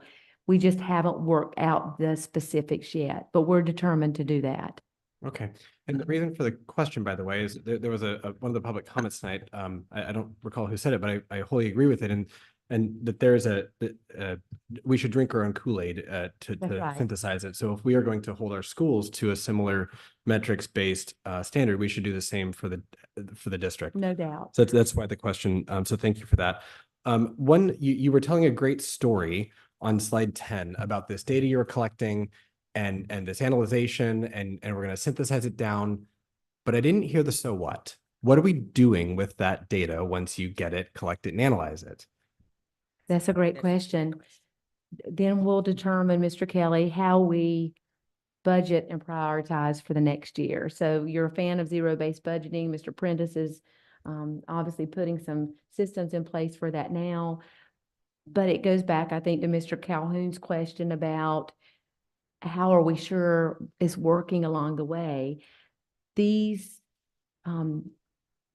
analyses will help us determine what's making the biggest difference for kids fiscally, what's most sound. So if something's costing us $3.5 million and we're getting increased growth and increased achievement, but not high growth and high achievement, how does that $3 million investment compared to $1 million investment, that's exactly right, that might either have as significant results or a little less? Are there other things we might be able to utilize that might be most effective? And so it's going to be complex, but the whole so what of this, and I appreciate the question, is so we can best serve kids in a way that's fiscally responsible and it's getting the most bang for our buck. Okay. So our resources go farther. Yeah, wholly understood. And again, and I think like Ms. Roberson stated in her opening remarks, I'm a fan of weighted student formula, but poking at it a little bit is a way to make it good. Yeah. You have So I just want to make sure that at the end of this, so what, that we're not throwing good money after bad. So if we find that the weighted student formula isn't working for one reason or another, that we're willing to examine this and go, this isn't a path that we want to continue down. Exactly. And again, you all are elected officials, and the hard questions help us think differently about the work. So I would rather have people around me who question and challenge so that we figure out up front the holes and fix it than folks who just agree. So let me make sure that from a leadership perspective that I'm very transparent with the board on that. And so I appreciate the questions. But yes, we discussed that with principals this week, who said, oh, we're really excited. Will we be able to continue this as long as it works? And if it doesn't, we have to figure out what does, because what we've always done hadn't worked either, right? So we have to figure out what works and what works for some of all kids, but for some of our most vulnerable. So again, I appreciate the questions, and I don't consider them challenges at all or anger, but instead thoughtful questioning around what we're doing for kids, and they're our most precious resource. So thank you. Mr. Chair, would you afford me one more follow-up question? I granted Mr. Calhoun one more question. Really Thank would you. like to move on. You, No. you mentioned that we won't necessarily know after only 1 year whether this is successful or not. And this data that we're gonna collate and grab is at the end of year 1. So my question to you is, at what point in the future can we point at and go, this is the moment when we will determine if this is successful or not? And here's my concern is I don't want to be 5, 6, 7 years down the road and we don't Correct. have enough data. We can't get, well, let's keep putting money after. You see where I'm Sure, going with that. absolutely, absolutely. You just don't. Are bring you something along ad anticipating nauseam. Right. a marker on the calendar saying this is when we determine success or So failure? typically, educational research suggests that you are able to assess the effectiveness of something in a 3 to 5 year period. And that's normally best practice around this work. Now, we're going to work with Dr. Rosa to figure out exactly what that looks like here. But we'll be making adjustments and we won't wait 3 years to make adjustments. If things aren't working for kids, we'll make adjustments along the way. We're not going to throw the baby out with the bathwater. Mrs. Simmons will be the first to say, you have to wait long enough sometimes to see whether things work. You have to give things a year or two, but we don't want kids to suffer at the expense of programs that are ineffective, teachers that are ineffective, support, particularly if we're going backwards. Ms. Simmons, No, I just was going to Yeah. say, particularly if data tends to go backwards, we definitely want to hit pause and assess what's going on. If we're making forward progress, that's one thing, but there are times when we regress. That's a big flag to monitor and make an adjustment. And I would share something, Dr. Williams, that Dr. Williams and I, discussed today. With greater flexibility comes more accountability. So we have to make sure that things don't, and again, it goes back to something Ms. Waters asked, we have to make sure things don't get real loosey-goosey with everybody kind of spinning off, in their own direction. We have to make sure there are systems in place, and that's what this is about, is doing just that, to ensure that accountability along the way. So thank you again for the questions. And I think so many of these questions need to be addressed definitely in audit and finance. Absolutely. And also in strategic ed, if this is just an introductory, the process is moving forward, but I really would like to move forward. Ms. Roberson, would you like to ask one more question? Yeah, I just want a follow-up. I think that we've done a good job on the financial side of it. So Mr. Prentice has put the framework in place. I think what we are looking at now is the academic side of it. And I think because when we started, there was no framework on either sides. So now we have the framework for the finances that we can easily follow. I think now what we are looking at, like Mr. Kelly is saying, if we don't see that this work, we don't have to, because it takes 3 years at least. We change the categories. There are different things that you can do without getting rid of the whole thing. You maybe just. That's right. 3 categories. You can adjust in real time. Exactly. Yes, ma'am. But I think what, for me, would be nice, this presentation is a lot. Right It is a here. lot. Yeah, and I think it needs to come down to something like what Mr. Prentice did and give us a project management framework for the academic side. So that actually, the academic and the financial is married on slides 11 and 12. So outside of this encompasses the academic and the financial piece of the picture and what the team is working on to build out the whole project. The very next step will be the collection of the data with Mrs. Roberts and Mr. Kennedy to develop the baseline around this. Everything else has really been completed. The associates have approved the assurance process with all the principals. Everything on the finance side has been taken care of. HR has set up the structures to begin interviewing for positions that are being funded through the WSF. Outside of that, the last thing left, Mrs. Roberson, from the academic side is really the most important, which is the metric framework, which we're starting now, which is going to take some time to build out. Okay. So so for the academic side, and you say the metric framework, unpack that. So what we represented here on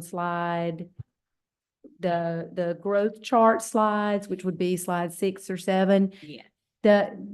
The academics, we're going to measure this with formative and summative student achievement data and student growth data. We're not going to build out a lot more academic measures on this. We're going to do what we said, which is expect improved student outcomes, and that's measured with iReady. It's measured with MAP in the middle schools, and it's measured summatively with SC Ready at the end of the year. So outside of that, we work very closely with Mr. Prentice, Mr. Kennedy, Buffy, and some project managers to build out this where it links the academics with the actual financial side of the house. So I'm not going to take up any more time. I think I'm not asking my question. That's all right. We can correctly. talk one off. I think I'm looking for more from the chief academic officer, not the financial side. I'm looking for, we talked about the data and analyzing it. For me, we are missing that piece about what does it look like academically? So, but I think I hear you say for every position, every program that we fund with weighted student formula, there should be some type of data point attached to it. Yes. And so today was just a three-prong. I want to say there were 3 bullets giving you examples of interventionists, coaches, and such. For every school, for every plan that's submitted, there will be that quadrant report that shows you where the investment happened and what our return was on it.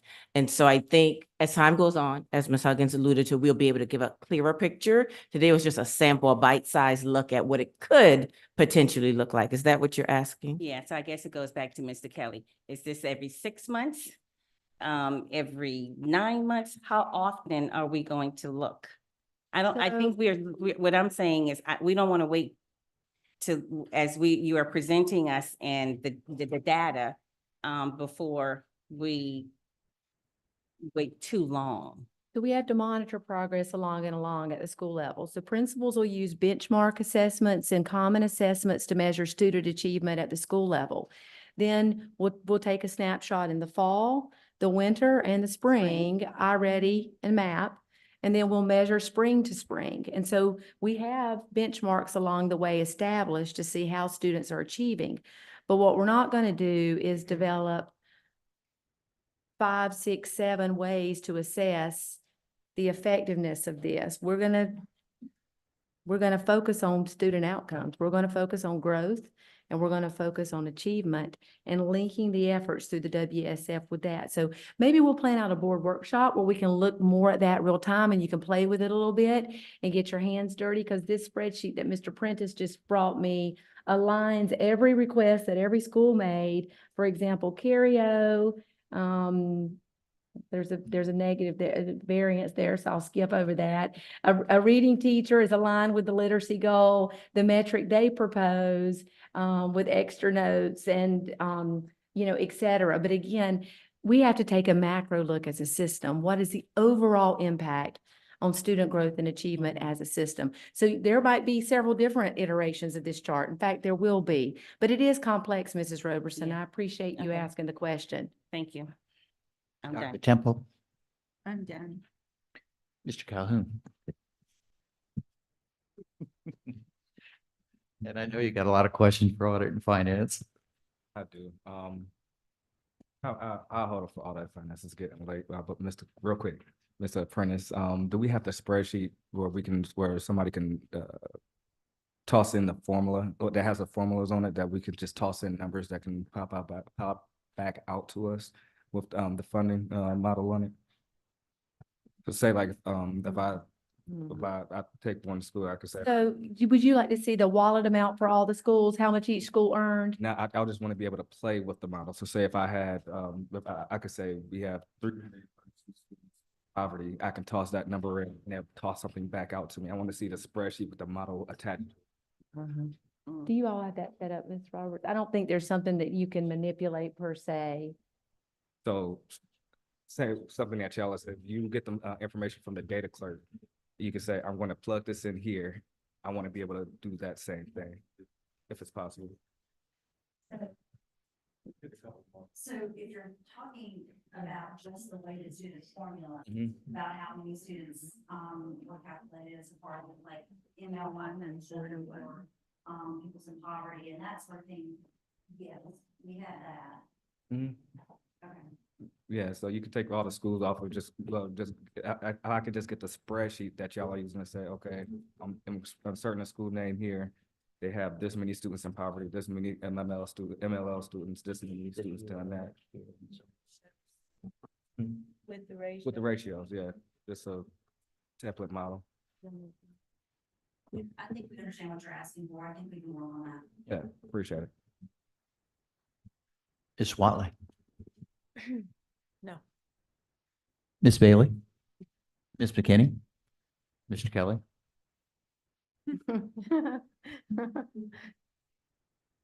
Thank you. I didn't hear a direct answer to my question, so I'm gonna ask Okay. it again.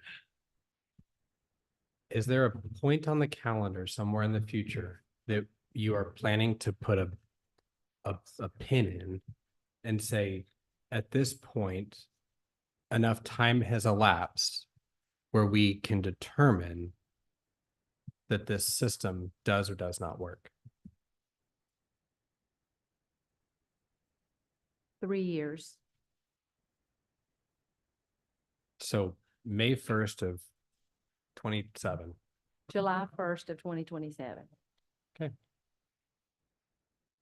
But we'll give you a lot of progress monitoring along the way. Moving on, we need to move on to item 5A. We're in the Strategic Education Committee, student outcomes. On 5A, this is an action item which involves a motion to appoint Rosa Fulmore to the Charleston County First Steps Partnership Board. Do I have a motion? So moved. Second. I'll now open it up for debate. Would you like to present, Ms. Simmons or Ms. Fox? We'll turn it over to Ms. Foxworth for Ms. just, Foxworth. if she needs to say, you want to say something, Ms. Foxworth? She just fell off. Okay. That's okay. I'll just try to be very brief, but you have some notes in front of you. On June 19th, the First Steps Reauthorization Act went into effect. And so it amended the South Carolina Code, which outlines the structure of First Steps Local Partnership Board. This new law states that public school districts that have boards located in a particular First Steps partnership area, like Charleston, have to appoint a school district employee to serve as a member of the partnership board. For those of you who don't know, Charleston County First Steps mission is to improve the overall well-being of young children in our county, and it offers a lot of early childhood programs. This evening, we're recommending that Ms. Rosa Fulmore serve on the First Step Partnership Board. Ms. Rosa Fulmore serves currently as the Title I Parent and Family Engagement Coordinator, where she manages Title I parenting programs, budgets to 44 schools. As part of her role, she plans and designs and implements technical assistance. She's been an employee for Charleston County since 1999 and has served as a Spanish teacher, ESOL, multilingual learner teacher before transitioning to her current role in 2017. In addition to her work in CCSD, she has served on the advisory board for the Carolina Family Engagement Center at the University of South Carolina. She's also served on the Title I Parent Advisory Task Force, the Rigor and Diversity Council. In 2018, Ms. Fulmer received the Susie L. Jackson Spotlight Award for Servant Leadership. There's nobody better to represent CCSD on this board, so we're going to recommend Ms. Rosa Fulmore to be on the partnership board. I also have Ms. Tamitha Kohler here. Also, she's executive director of Charleston County First Steps. If you have any questions, thank you. Mr. Kelly, do you have any questions or any? I'm opening up the board, the motion for debate. I have a question for Ms. Foxworth. Is this, can you give me like a 30-second or less? What does this board do? Sure. I'm on the board too. I was appointed by the legislative delegation, and what we do is we just support the work of Charleston County First Steps. There's a First Steps in every single, most counties. Every county has a Charleston County has a First Steps, and they just work with early childhood services, predominantly childcare providers. They look at quality programming. They work on helping them improve their star ratings to improve higher quality. So it's just an early childhood board. An advisory board or It's is an it? advisory partnership board. Got it. Thank you. We meet quarterly. Ms. McKinney? Ms. Bailey? Mr. Calhoun? Ms. Watley? Oops, I just accidentally exited out of my board docs. Were we supplied an application for this person we're asking to be approve? Sure, there's no application. It's a recommendation from the school district for an employee. So there was, I sent a letter to Ms. Huggins and Mr. Grabowski with the guidelines. And so this is the recommendation from the school district. No, I saw the letter with the act and the legal, but we're asking to approve a person that I Sure. haven't seen anything on. Is there, Cam, if there's anything that isn't required applications or anything? There are no required applications. This came down through the state legislation. And so it's House Bill 81. Right, I understand that, but we're being asked to approve a board member.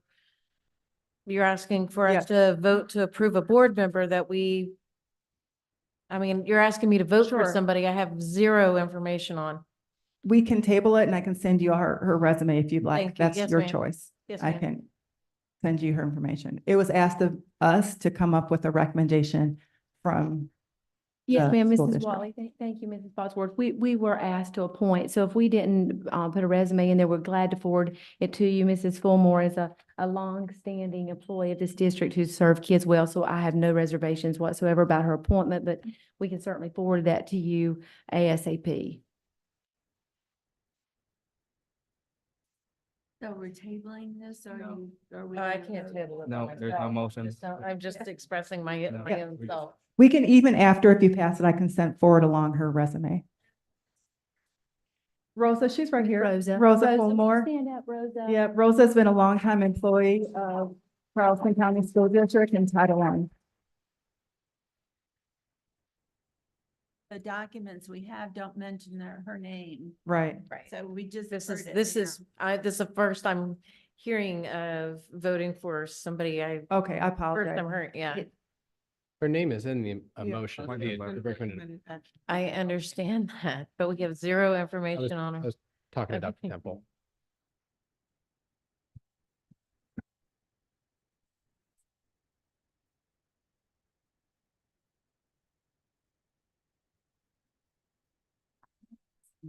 Dr. Temple? I mean, It's in the motion.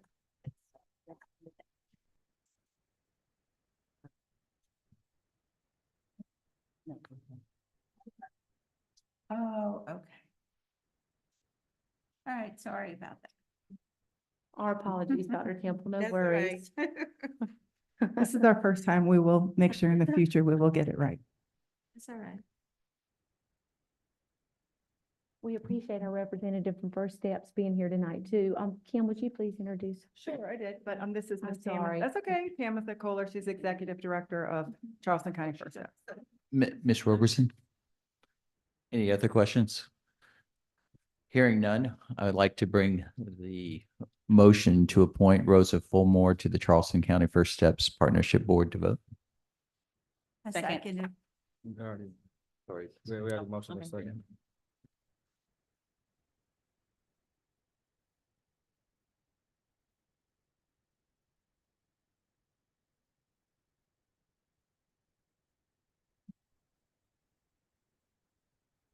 And the motion passes unanimously. Moving on to item 5A, which is the board guardrails, treatment, and expectations of students.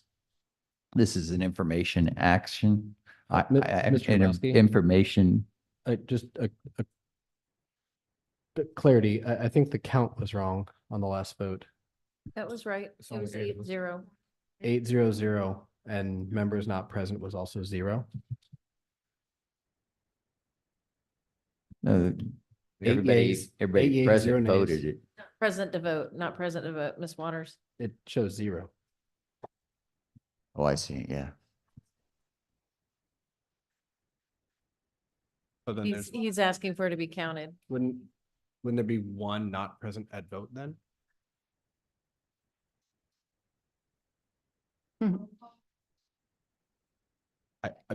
As long as the minutes, okay. I actually don't know if that's considered, no, it is unanimous, I guess, but Yeah, it it's unanimous. it seems like the reporting is not quite right from a minute standpoint. But I think the reporting is she hasn't been present for the meeting. Yeah. Understood. So then not present would be 1. Not present at vote would be she was here and he walked out of the room. That would be not present at vote. As of right now, the quorum is, would be 5-4. On to, like, as I said, on to item 5B, which is an information item. Thank you, Mr. Grabowski. We're up tonight to present on Board Guardrail 4. Dr. Williams is going to talk about the classroom walkthrough tool. Dr. Coakley is going to talk a bit about the disproportionality rates and discipline actions. And Mrs. Beverly Pilkey is going to talk about students identified with emotional disabilities and that disproportionality rate. These are guardrails because the district has been cited in the past for some of its numbers in regards to identification of students of particular student groups for both. And so we're going to start with a quick video around the classroom walkthrough tool. I want to thank Ms. Simmons and many principals for being part of that.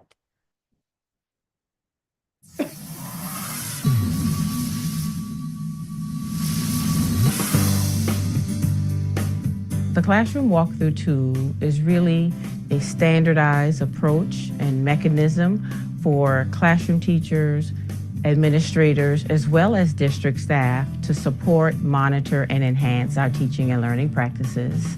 This is just a tool that principals utilize to provide feedback and coach their teachers along the way. It's important to have a standardized approach at a system level, particularly one as large as CCSD, so that we're making wise decisions about how we get better. If we're monitoring teaching practices and instruction on a regular basis, that then informs our professional development opportunities. The way we use the classroom walkthrough tool is not evaluative or punitive in nature, but it's strictly meant to enhance, coach, and support.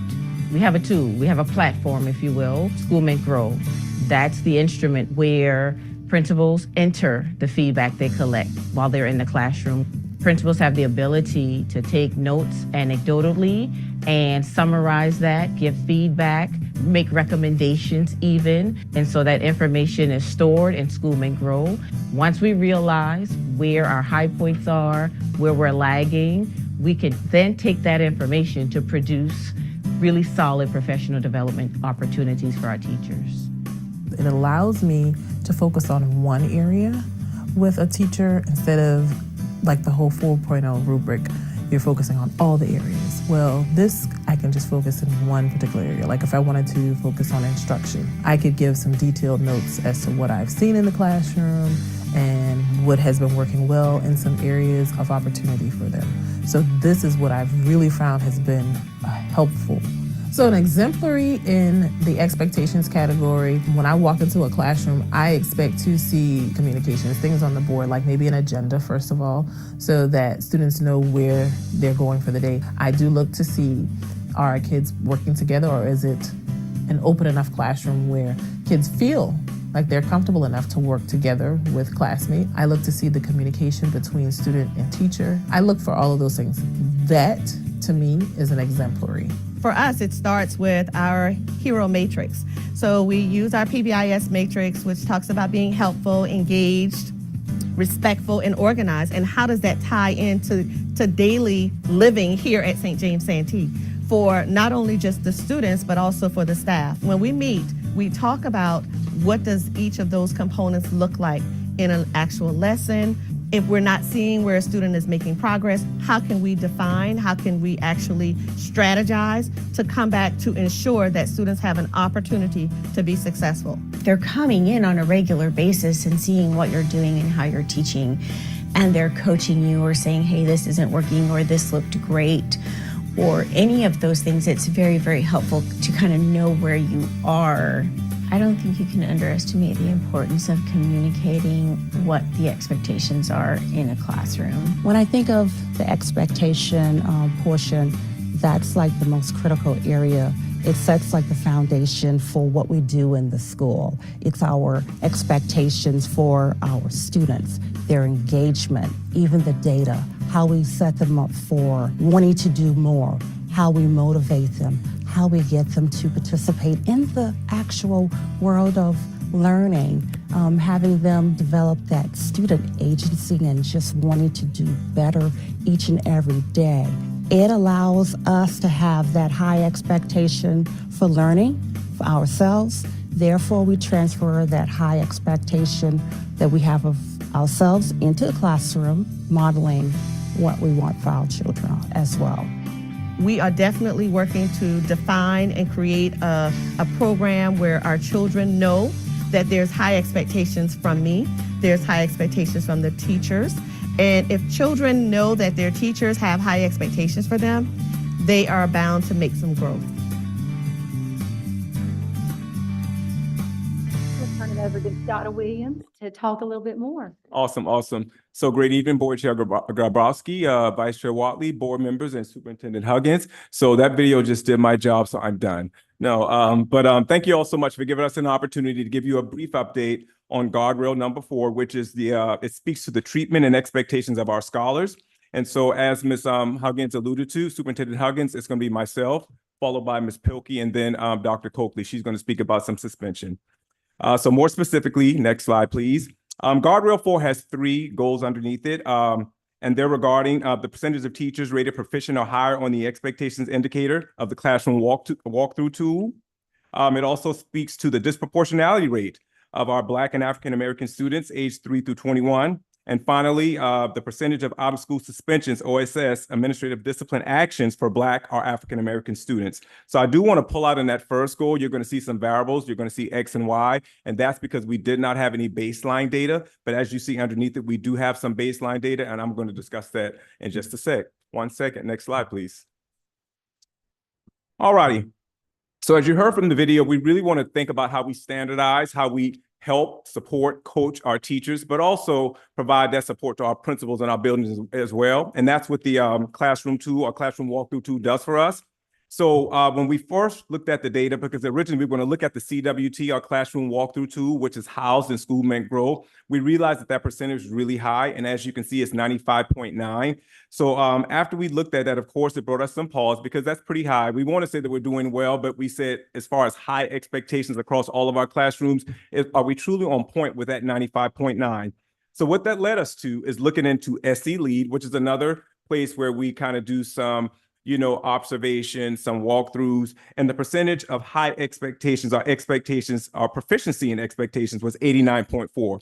So basically, based on the difference between those 2 numbers, we realized that there's a need to really look into collaboration. And what that basically means is, how are we all viewing what expectations look like in the classroom? So that leads us to know that that's the next step for us as we move forward. We're looking at expectations across the board. And that's really tied into some inter-rater reliability. So what that looks like in a nutshell is we may watch a video, I'll view it, Ms. Huggins, Superintendent Huggins would view it, and Ms. Simmons would view it, and we all would rate that video looking at what a teacher is actually doing in the classroom to see just how close we are to each other as far as the ratings are concerned. All right. So we actually wanted to pull in some scholar data as well, because our scholars take that climate survey and they really kind of speak about, the expectations in the classroom. Do they feel like their classes are challenging? And again, that gave us 81.3, which is more closely aligned to what we saw in SE Lead. So again, it leads us to that piece that we're really going to have to look at, that collaboration and inter-rater reliability as far as the CWT, or CWTs are concerned. All right, so with that being said, I'm going to turn it over to Ms. Pilkey to talk about disproportionality. Good evening, everyone. So I'm going to give you a little bit of an update of our district progress towards looking at our disproportionality rate for our Black African American students who have been identified as a student with an emotional disability. Essentially, this is a numerical comparison of the likelihood of identification in this case of students with a specific learning disability, such as an emotional disability, in that group of students in comparison to the overall enrollment and identification of students. So when a school district is identified as having disproportionality, in this case, in terms of students with an emotional disability, then there are several things that we are required to do under IDEA. One of those is to ensure that we have reviewed and revised any practices or procedures that we have related to the identification of students. We develop an action plan that's made up of input from multiple stakeholders to address the issue. And in our case, this is a three-pronged approach to addressing disproportionality. You'll see there that one of those categories was looking at evaluation and eligibility. That is a team that is comprised of representatives not only from the Department of Exceptional Children, but also our colleagues in the Department of School Support, are really looking at that emotional and behavioral evaluation support data. It's working with teams to ensure that we have consistent and valid screening criteria and processes. An additional component of that came about from looking at our data was also making sure that we are reviewing the evaluation process for both our transfer students, those students who are coming in to us from other school districts or from other states who have already been identified as a student with an emotional disability, as well as looking at that reevaluation review process for our students who are staying with us. The other prong to our approach was really looking at professional development. Again, we looked at that through multiple pathways. One of those was about thinking about relationships and developing relationships with students. The pyramid model, which has been a collaborative effort with the Department of Early Learning and the Department of Exceptional Children, looking at how we are meeting the needs of our youngest students, zones of regulation and self-regulation strategies, to name a couple of those. And then also looking at culturally responsive educators. So thinking about universal design for learning. Are we meeting the needs of all students through various tools and strategies? Thinking about MTSS process through an equity lens. Also REI as a component of our professional development. And then lastly, looking at mental wellness. So thinking about trauma-informed practices so that we are meeting students where they are, and then also looking at things such as verbal de-escalation. And then the last prong approach with that was parent and community engagement. So working with our Title I Parent Advisory Council, doing some presentations and professional development, partnering with the Department of School Support, and looking at community and family engagement meetings and services and presentations to those. And an example of that is working with the D23 Collaborative. So taking that approach, we're proud to say that we have met the target for our spring of 2024 data and seeing that decrease. And I'm going to turn it over to Dr. Coakley to talk about our discipline data. Thank you. Good evening, everyone. So when we look at our suspension at Guardrail 4 was truly about African-American suspensions within our school building. You just heard about the learning walkthrough tool, about climate culture, instruction within the classroom, and then the disproportionality rate with our special ed scholars. So that landed us on looking at the OSS rate for African Americans, and we were given that lofty goal of going from 23.4% OSS all the way down to, by the time we get to the next school year, at 16.4. I want to preface this in saying it does not mean a dismissal of behaviors within the classroom. If the behaviors are happening, the expectation is that the progressive discipline plan that is implemented will address those behaviors, not dismiss behaviors from happening. So when we look at the number of referrals that were prior to the 2022 school year, there were several things we had to look at. Why was our suspension rate so high? The first thing I looked at was the progressive discipline plan that was in place. The former PDP allowed for suspensions to go up to 10 days at a time for those level 3 incidents. So a student could have been suspended up to 10 days. And that was with the purpose of waiting for that disciplinary hearing to take place. So goal number 1 was to implement a strategy where the students could still receive a consequence while waiting for the disciplinary hearing, but making sure that we address that behavior in the same manner. So when we look at where we were at in 2022, we were at 23.4% suspension of our OSS for Black African-American students. And the target goal for 2024 spring was to get at 19.9%. You will see that for spring 2024, we have actually passed that expectation and moved to 18.6% with an overall decrease of 4.8% in OSS for our African-American students. I thought it was important that I provide you exactly how many out-of-school suspensions per students we're really talking about versus our overall CCSD. So for African-American students, you can see that they make up 18.6% of OSS for CCSD. And that would equate to 2,739 referrals. And of that, we're talking 2,566 African-American students. So roughly about 173 of our African-American students are consistent offenders. So they've been suspended more than one time. When we look at overall CCSD students, you will see that about 4,062 incidents were for all students, and that would be 3,833 students within CCSD, and 229 would be students who actually were suspended more than once. This is important to note because it tells you that there's not a lot of suspensions happening within each of the school buildings, but we do have a micro number within every school. We have those consistent offenders. How do we address that to make sure that suspension stays down?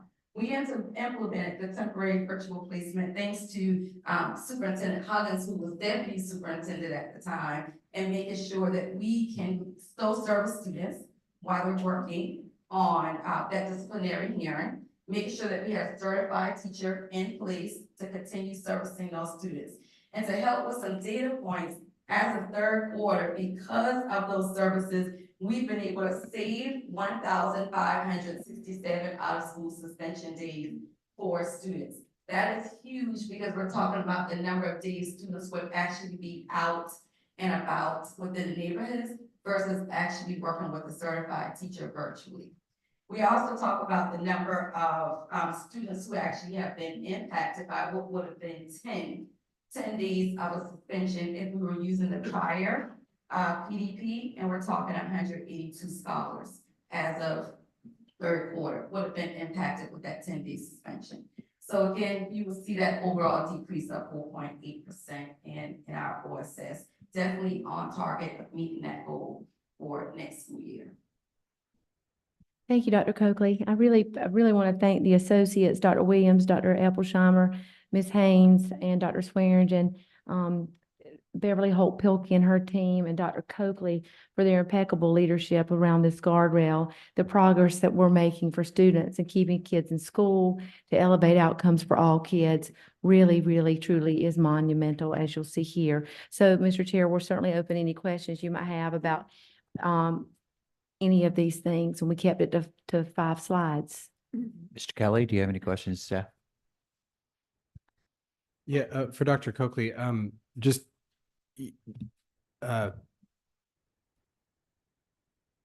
targets can tend to influence actions. In fact, they do. That's why we set them. So you made the statement, and I wonder if you would just quantify the how. You made the statement that this does not change the impact of behavior or the consequences attached to that.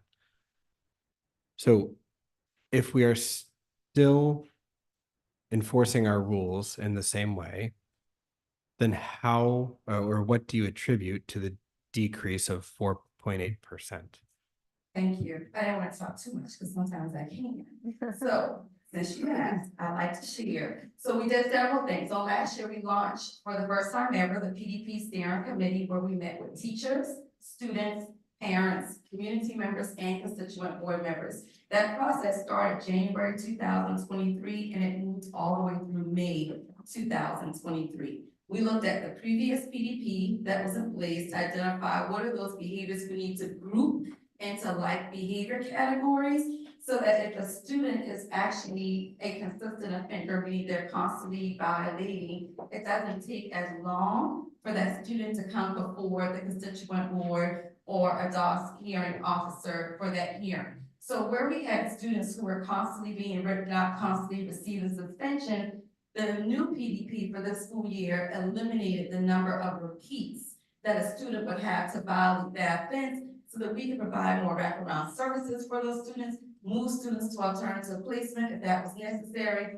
place students on probation, assign probation monitor, continue with wraparound services with Ms. Allison's team or any other community support. So we're limiting the amount of opportunities that students would have. Secondly, I was a team of one on last year when it came down to student discipline, but thanks to Ms. Huggins as well as Dr. Evershire, I went to both to ask if we could have a certified teacher come on board to add for that temporary virtual placement, which our neighboring districts have been utilizing since COVID came on, and it's actually one of their placement options for students. It's more of a program. For us, it's a placement opportunity, because state statute states that when a student is going up for expulsion, they can actually be suspended out of school until the hearing has been heard.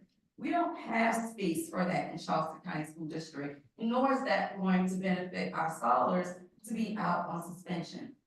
We have a principal on special assignment. We have a certified teacher and a virtual teacher, thanks to HR giving us a virtual teacher who can also assist with managing those students who are waiting to hear. So really, where I was a team of one, all of the individuals have come together to definitely make sure that we uplift the work that's needed to put in those interventions in place. And so as of this year, we have actually expanded to more support around student discipline and looking at how do we become more proactive. So we're in what we consider our phase 2 of looking at our alternative education programs and how do we better yet serve students around drug prevention, intervention, and services.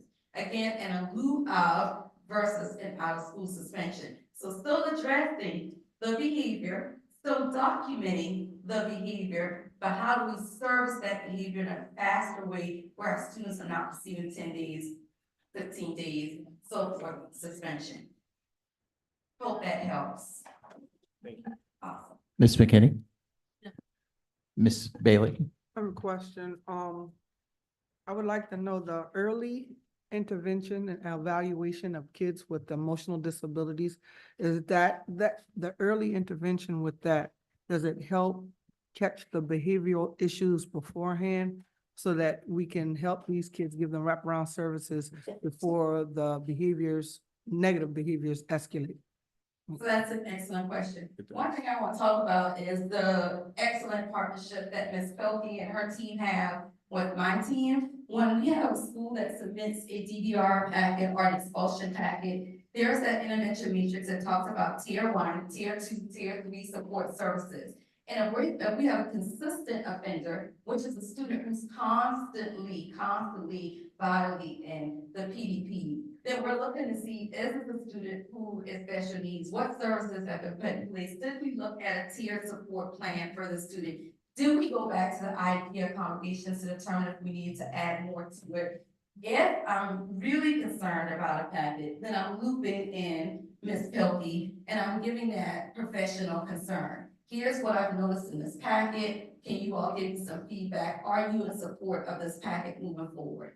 Because the question that we have now are questions that we would expect our board members to have when that packet comes before them. So we really do a really good job of digging into it and making sure that we've uncovered. There are times where we have to loop Ms. Allison in, just talk about maybe some of the concerns that came out of the school psychologist, review of the student, or helping me to understand why a student may not have qualified for services when we see that pattern of behavior happening before we actually move a packet forward. Thank you. Did I capture everything you want to add? Yes, and I think when we think about our youngest students, particularly thinking about our students who are in our early childhood programs, so they are served in Head Start, child development classes, and then our preschool intervention classes, part of the support and really working in this area to meet the needs of the students where they are is through the implementation of the pyramid model. Again, that's been a collaborative effort with the Department of Early Learning and working through how we can set up an appropriate environment and support and resources for students to address any behavior challenges that may be arising, really trying to determine what is that root cause and then how do we meet that child where they are. Thank you.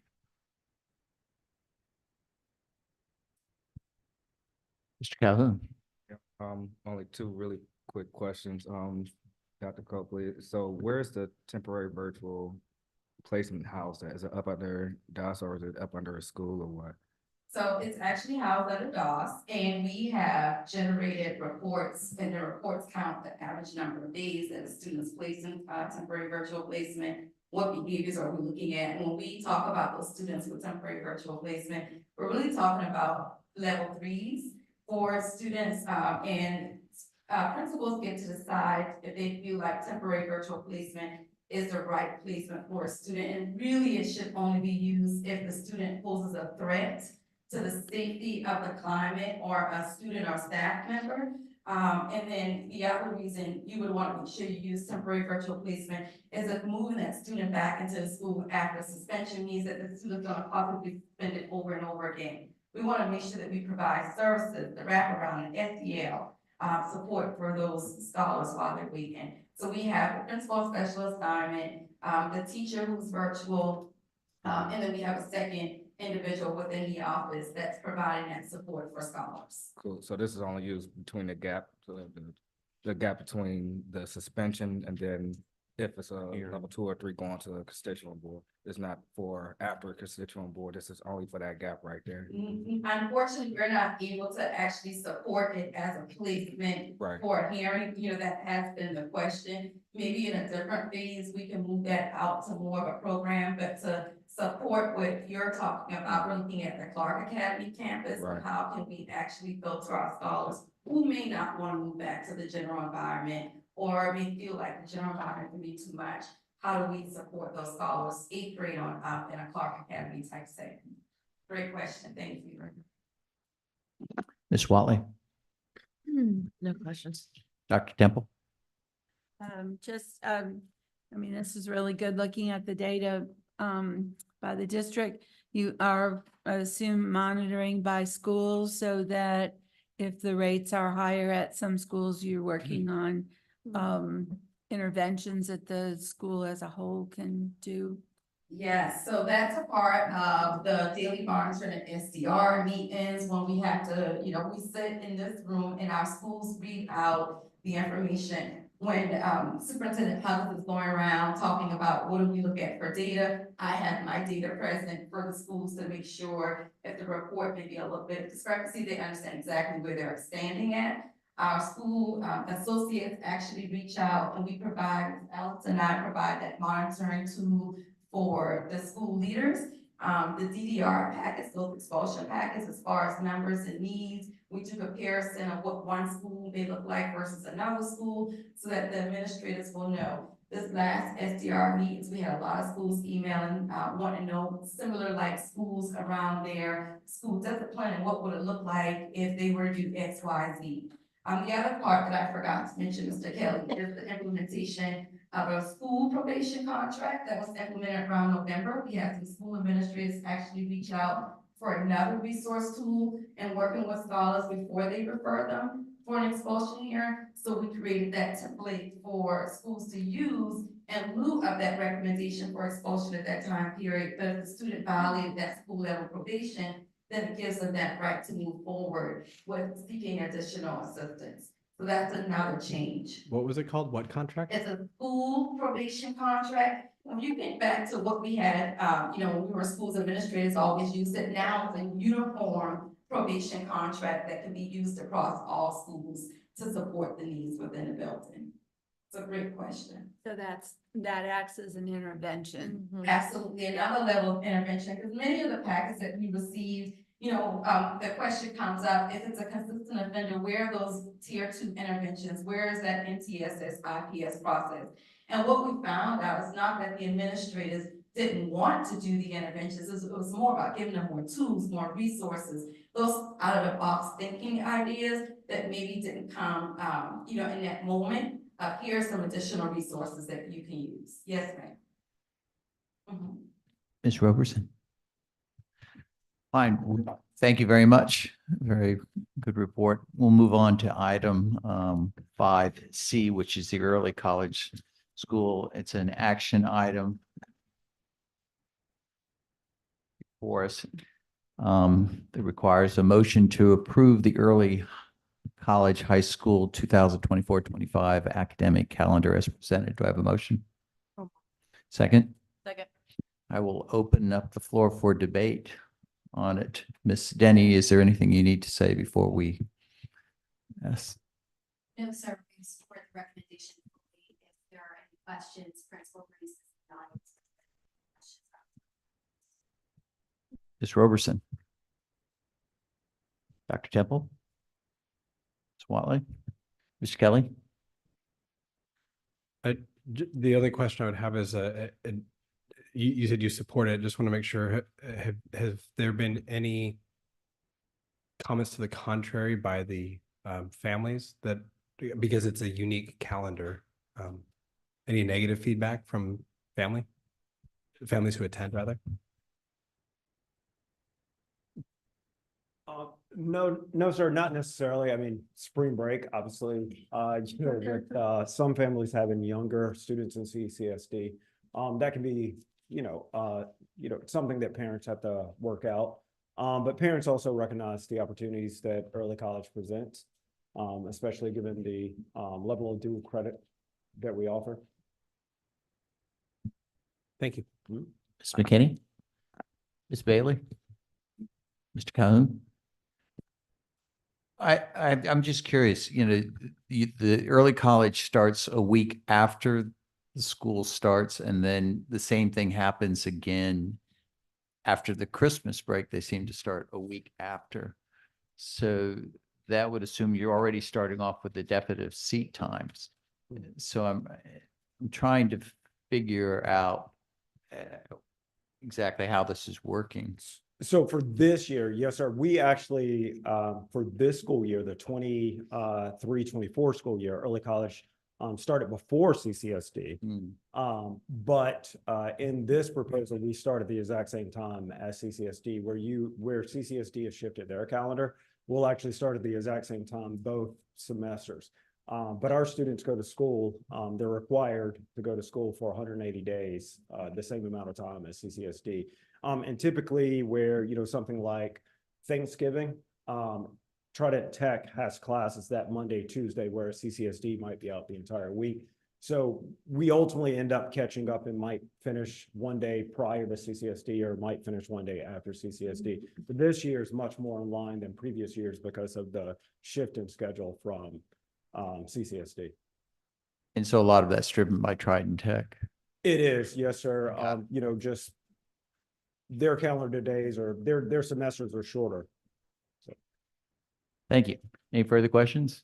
Hearing none, I would like to bring the motion to approve early college high school 2024-25 academic calendar as present for the vote. Please cast your vote.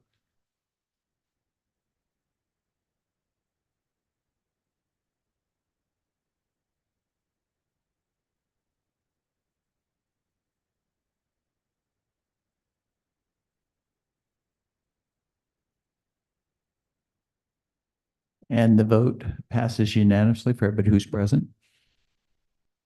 Moving on to item 5D, which is a action item. It's a motion to approve the school renewal plans. I'd like a motion. So move. Second. Second. Opening the motion up for debate. Ms. Huggins, is there anything you need to provide?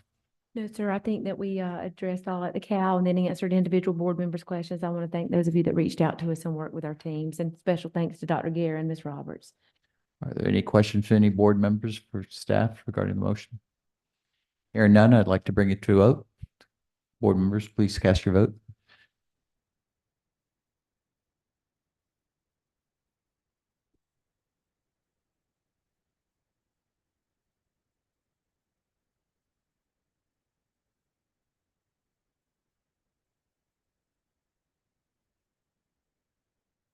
And the motion passes unanimously, all present. Moving on to item 6, which is Audit and Finance Committee. What I'm going to do is I'm going to present the first two items, which is A and B, since they are actions items. Then I'm going to turn it over to Mr. Calhoun for the information items. So the first action item is item 6A, which is a motion to approve the reallocation of funds as shown on the attached resolution. Do I have a motion? So move. Second? Second. I will open the motion for debate. Any questions to staff from? Hearing none, I would ask all board members to cast their vote.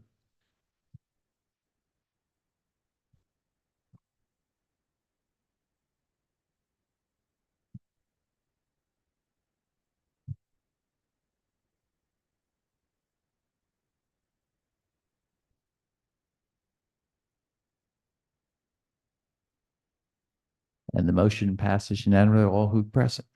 On to item 6B, which is a action item. It's a motion to approve the 1,052,996 2023-2024 CCSD Head Start budget amendment. Do I have a motion? So moved. I say it wrong. I said it wrong. Just so we're correct, it's 1,052,996. Do I have a second? Second. I will open the motion up for debate. Any questions by the board member? No questions. I just think Ms. Foxworth will love extra billion on her budget as well. I would appreciate it too.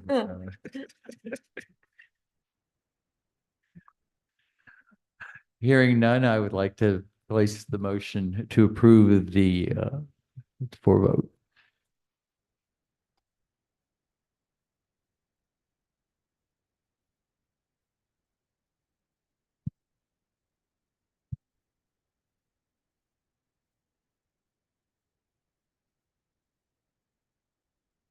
And the motion passes unanimously, all present. I'd like to now turn over the remaining items on the information to Mr. Calhoun as Chairman of Audit and Finance. Cool, thank you.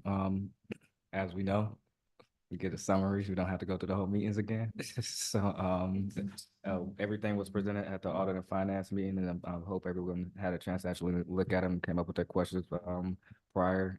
If not, we're going to have the district give a summary, and we can go forward with questions from there. So Ms. Huggins, the 90-day count. Can you give us a summary of the 90 and 45-day count? Thank you. I'll turn it over to Ms. Roberts. So during Audit and Finance, Ms. Kathy Milne and I shared a snapshot of the average daily membership for our current year, which was FY 24. The 90-day, along with comparisons to our current 45-day and FY 21 through 23 90-day reporting. Additionally, while the state and CCSD recognizes that CU Williams is actually one school, we did follow up with from a question during Audit and Finance and provide a account for the two campuses so that you could see that breakdown. Basically, overall, even though you see some shifts in enrollment among schools across the district, which is typically captured in the live and attendant report Mr. Baroli provides, our current FY 24 90-day ADM is the highest in comparison years.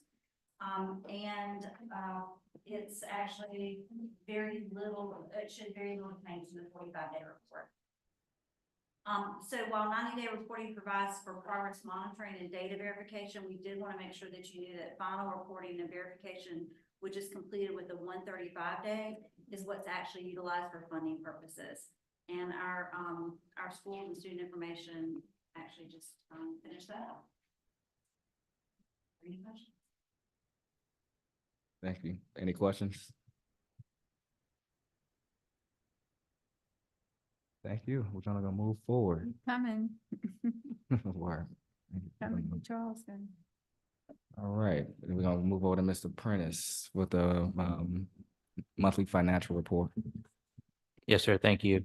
Happy to answer any questions about the monthly financials that we presented at the Cal meeting. Of course, we're going into audit and finance on May 9th, and we've prepared the March financial report that provides some revised figures there.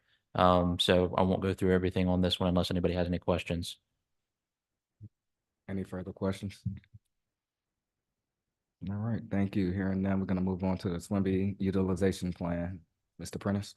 Yes, sir. The only thing I'll point your attention to here is we did add an attachment for the 3-year look back. So fiscal year 21, 22, and 23 data is included.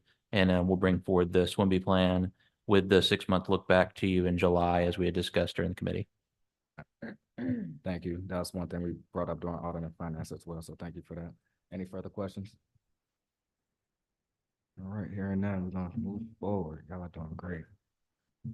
Ms. Costello, I see you online. Can you get that, the quick summary for the monthly capital projects report? Yes, I'm happy to. Thank you.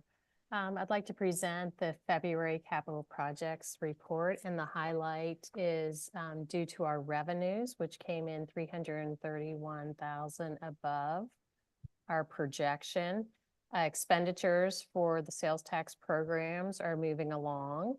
And we're wrapping up fixed cost of ownership 24, and fixed cost of ownership 25 is underway and progressing. And I'm happy to answer any questions. All right. Do we have any questions for Ms. Costello? Thank you. Hearing none. Thank you, Ms. Costello. Have a good night. Hearing none, we're going to move forward to the ESSER update. Back to Mr. Prentice. Yes, sir. So the ESSER update, again, we'll have the updated information with the March report at Audit and Finance in May. I will share that we did receive approval from the State Department last week for the plan amendment that we discussed during the Audit and Finance Committee meeting and Committee of the Whole. So you'll see those numbers reflected in their new categorical allocations in the April report. So they're not reflected on this one. That's coming. No, for sir, the but next week. not on the one that you see in May, but the one you see in June for the April report will have the numbers reallocated based on the plan amendment. Correct. Mm-hmm. So my only question, that wasn't the reallocation for the that wasn't the amendment for the teacher bonuses? Yes, sir. That included the largest part of that was the amendment for the March 22nd teacher bonuses that were paid out. You got it. So the report that you see in May will show the teacher bonuses paid out, and then the report that you see in June from April will show the amendment of the plan. Okay, cool. All right. Any questions? Cool. Thank you very much. We got the best section, I tell you. So I'll pass it back over. Thank you.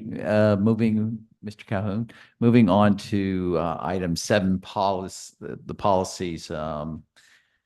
Does the chair of the policy committee have anything to report before we move on to the motion for us? Slightly, yes. When we introduced this policy update at the Cal meeting, there were, this has changed. There were 2 strikes in the policy, and there was further investigation into that in another law that came forward that eliminated one of those strikes, and it was specifically around the ability of the district to get tuition from out of county students who qualify for attendance in regards to the real property. And so anyway, it would allow the district to still accrue tuition. And so since this is technically the first reading of the policy, do the board members want me to read the policy proposal? What or just a summary is just to be able to include for our active duty it's my first day with my new tongue, sorry. To assist our active duty military with proof of orders that if they're not living within the district, that their children could be enrolled in CCSD. And that's basically the gist of it. It would primarily affect Hunley Park, Lambs, and Goodwin. Thank you. With that, I'd like to ask for a motion to approve the attached draft of the policy JFAB for first reading. Do you have a motion? Second, Second. I will open up the motion for debate. Any other questions regarding the motion? I have one question. Mr. Calhoun? Under that, the active duty military personnel, it says the district will admit a limited number of out-of-county K through 12. Would that be determined by us or from the district? The number of people that we allow? So there's no designated number by limit. We just wanted to make sure we identified we're going to keep it relatively small as much as possible. We'll monitor it and see where it's going. But it was just meant to Let's have something. tighten it up a little bit. So, Perimeters. yeah, I mean, technically that term could have been taken out, but I think it does serve a purpose to just demonstrate that we're trying to keep it tight. Cool. That's what I got. Sure. Ms. Watley? I have no questions. Ms. Temple? Dr. Temple? Ms. Bailey? Ms. McKinney? Ms. Roberson? Mr. Kelly? I'd like to bring the motion to approve the attached draft policy JFAB for first reading up to vote. Please cast your vote.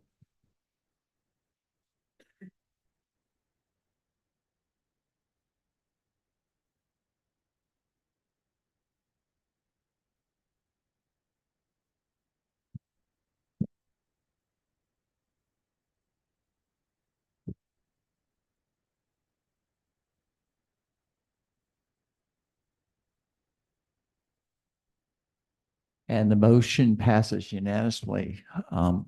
It's my understanding, Ms. Parliamentarian, that if a motion passes unanimously on a first reading, come up for a vote on it doesn't have to come up for a second reading. So our next order of business will be item 8. And that's to convene into executive session to receive legal advice on matters involving proposed contractual agreements involving charter school, student placement claims, and other matters covered by attorney-client privilege. We have a number of items for review, and due to the uniqueness of each item, it's hard to give an estimate of how long the session will be. Before we proceed, I want to remind everybody that matters discussed in the executive session are confidential and may not be disclosed. Our legal counsel for the district will join us during this session to provide advice. May I have a motion to move into executive session for this purpose? So move. Do I have a second? All in favor? Aye. We are now in executive session.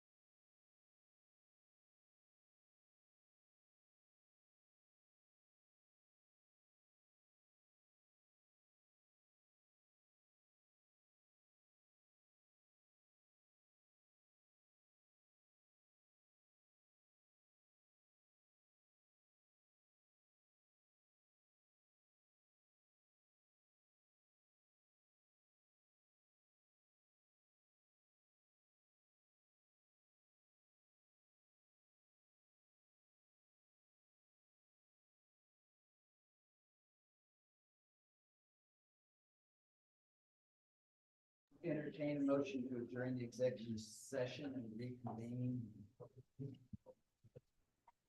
So moved. All in favor, say aye. Aye. Hearing no objections, we are in open session.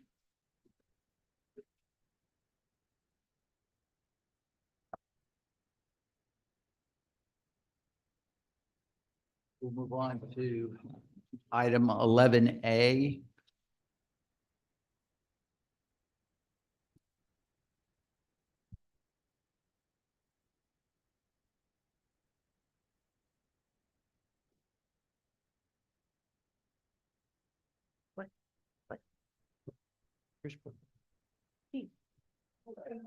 No, it's not.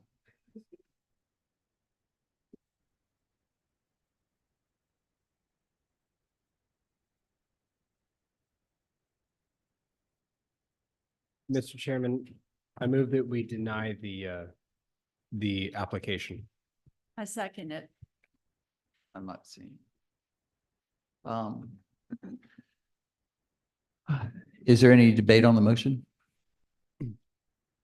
Hearing none, I would like to bring the motion to vote.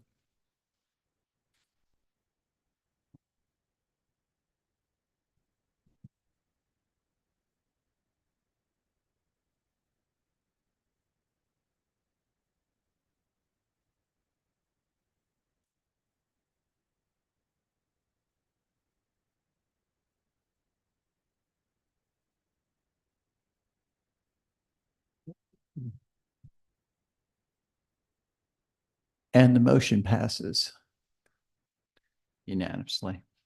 On to item 11B, is motion to approve the requested amendment to the James Island Charter Agreement with CCSD. Do I hear a motion?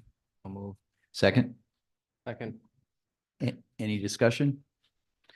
Hearing none, I'd like to bring the motion to vote.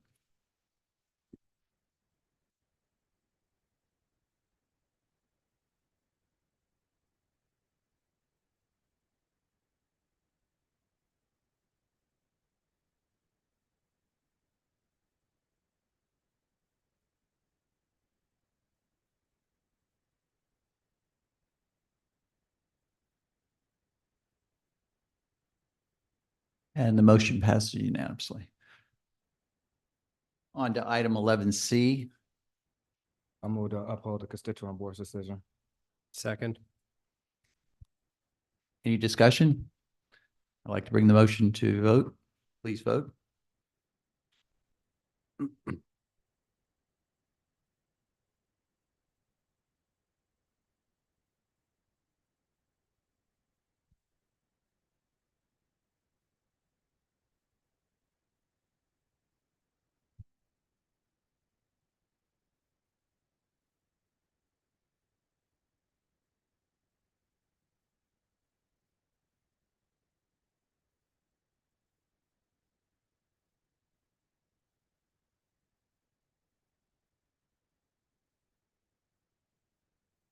And the motion passes unanimously. On to item 11D, student placement appeal. I move to uphold the district board decision, constituent board decision. Second it. Any discussion? Hearing none, I'd like to bring the motion up to vote. Please pass your vote.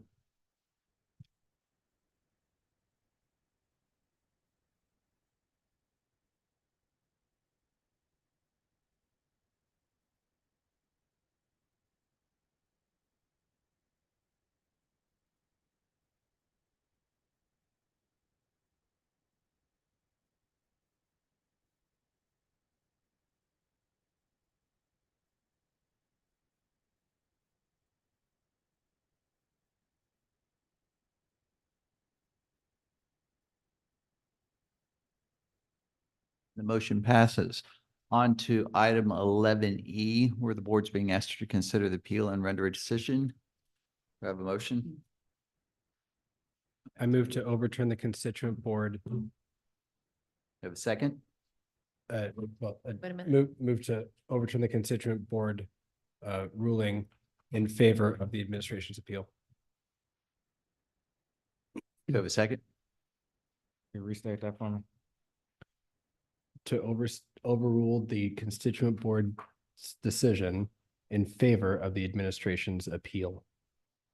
Friendly amendment to the motion. That it go through the first quarter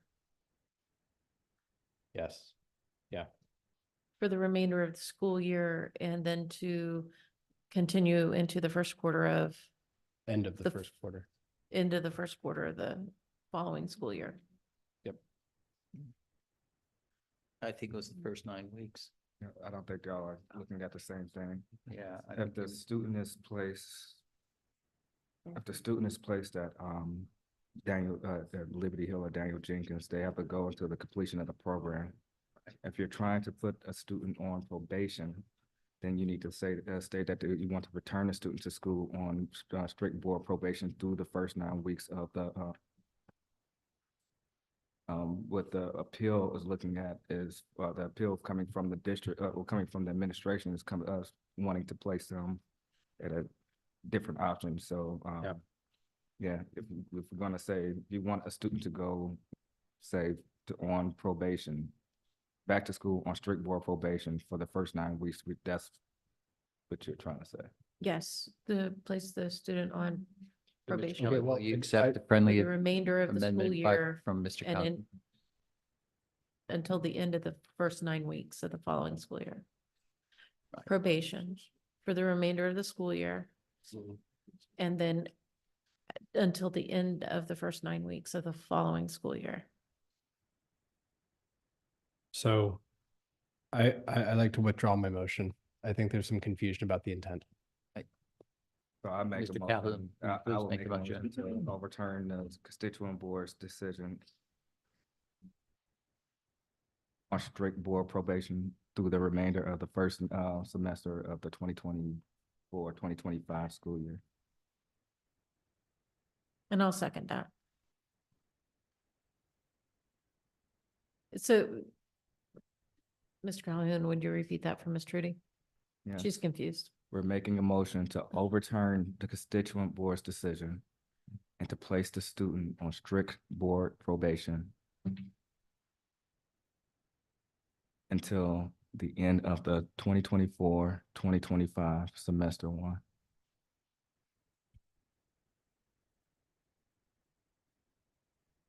And I'll second it. Any debate?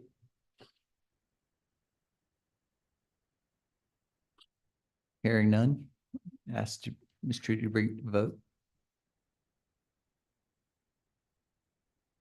Yes. Yes. Please do.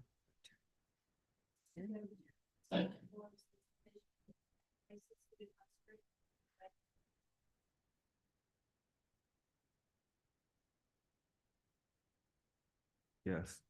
Strict district probation. Yeah, not board.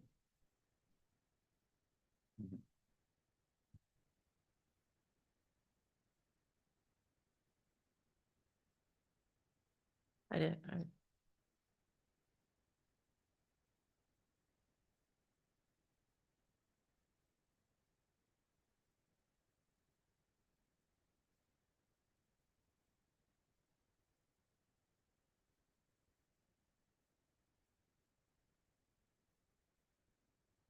First semester, first is misspelled.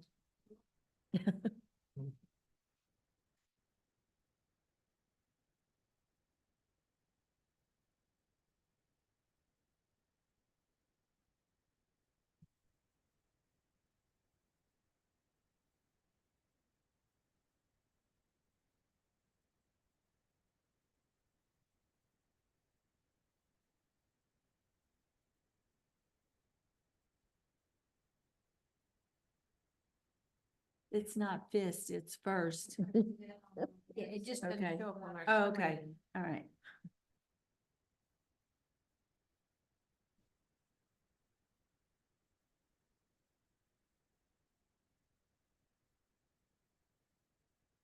And the motion passes. On to item 11F, which is a foreign exchange request. Motion is to grant, to allow a foreign exchange student to enroll at Wando High School for the 2024-25 school year. I so move for items both F and G.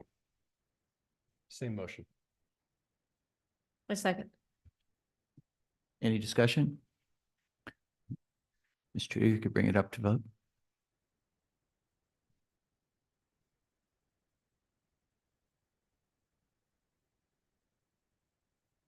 Ms. Trudy, would you correct that to reflect items F and G? It's both of those items are the same motion.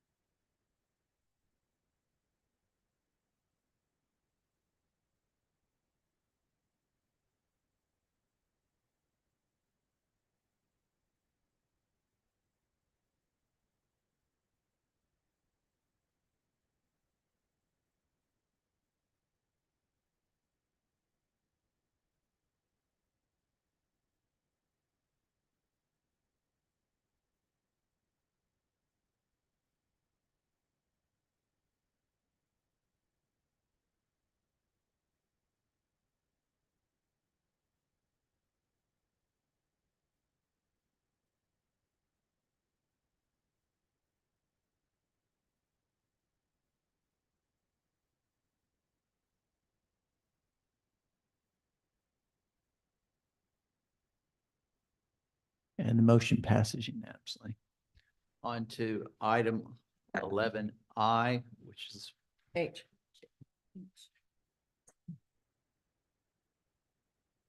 item H.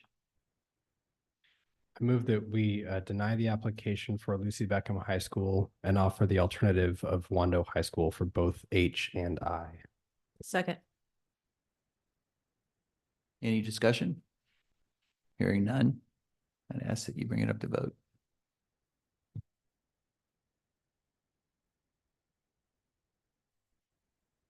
Offer Wando High School as an alternative.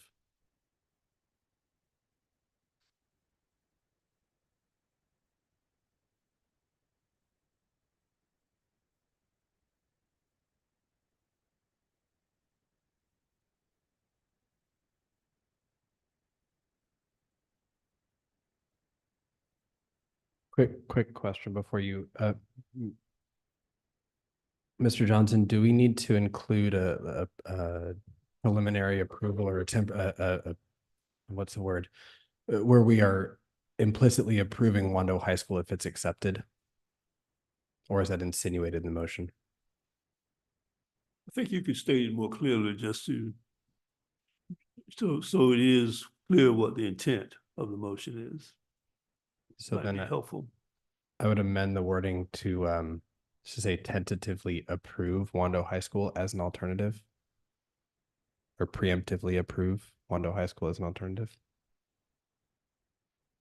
Preemptively approve Wando High School as an alternative instead of offer. If you're still okay with that, Leah. I am. I'm okay.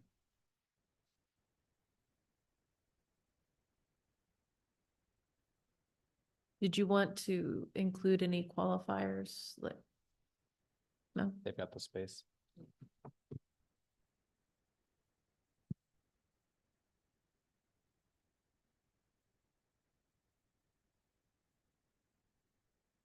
And I don't know how to spell preemptively.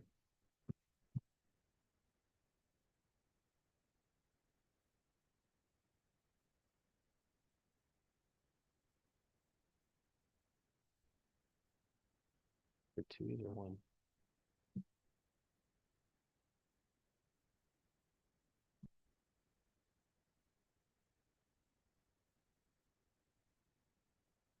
Yeah.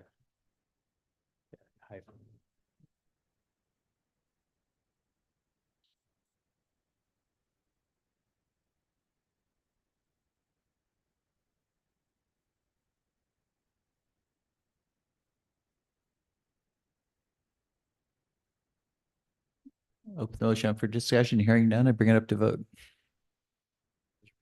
Doesn't come up.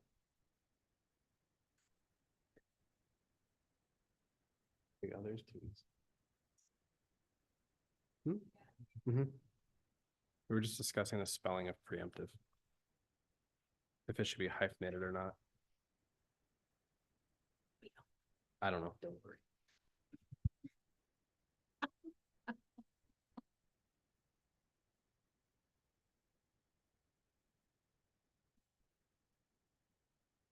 The room full of educators. How do we not, none of us know how to spell this word.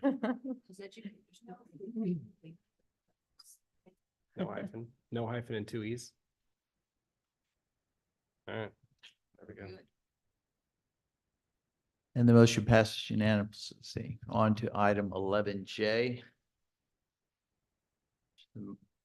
Motion to approve foreign exchange request to the Academic Magnet High School pursuant to South Carolina Code 30-4-70A1.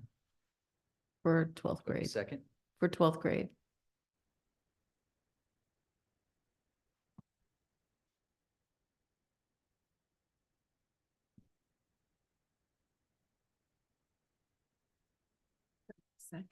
I'll second it. Can I say something? Any discussion? Yes, Keith. I just would like to reiterate that having foreign exchange students in our schools is really beneficial. And I would like to encourage our community of nonprofits and community organizations to think about helping us recruit foreign students to all of our high schools. That's it. Any other discussion? Hearing none, bring it up to vote, please.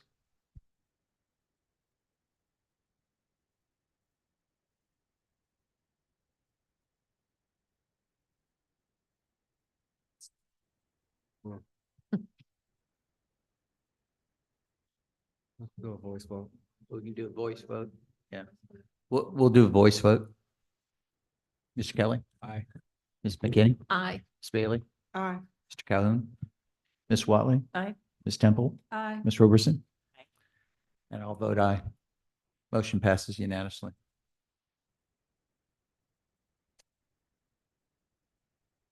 On to item 11L, which is a motion to authorize the superintendent of schools to negotiate a 3-year employment contract for the deputy superintendent with a negotiable salary and start date.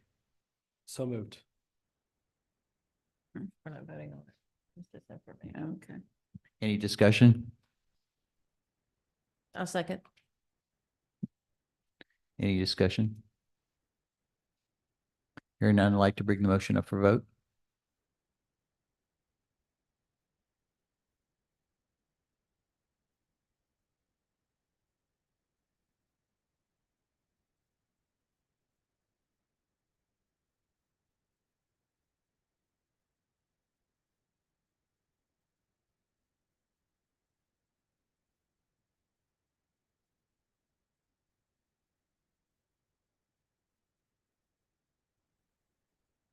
And the motion passes. On to item 12, upcoming meetings. There's a May 9th, 2024 Audit and Finance meeting. On May 13th, 2024, there's a budget workshop and committee of the whole meeting. And on May 20th, 2024 is our next board meeting. With that, we'll move on to item 12B, adjournment of the meeting. Do I have a motion? All in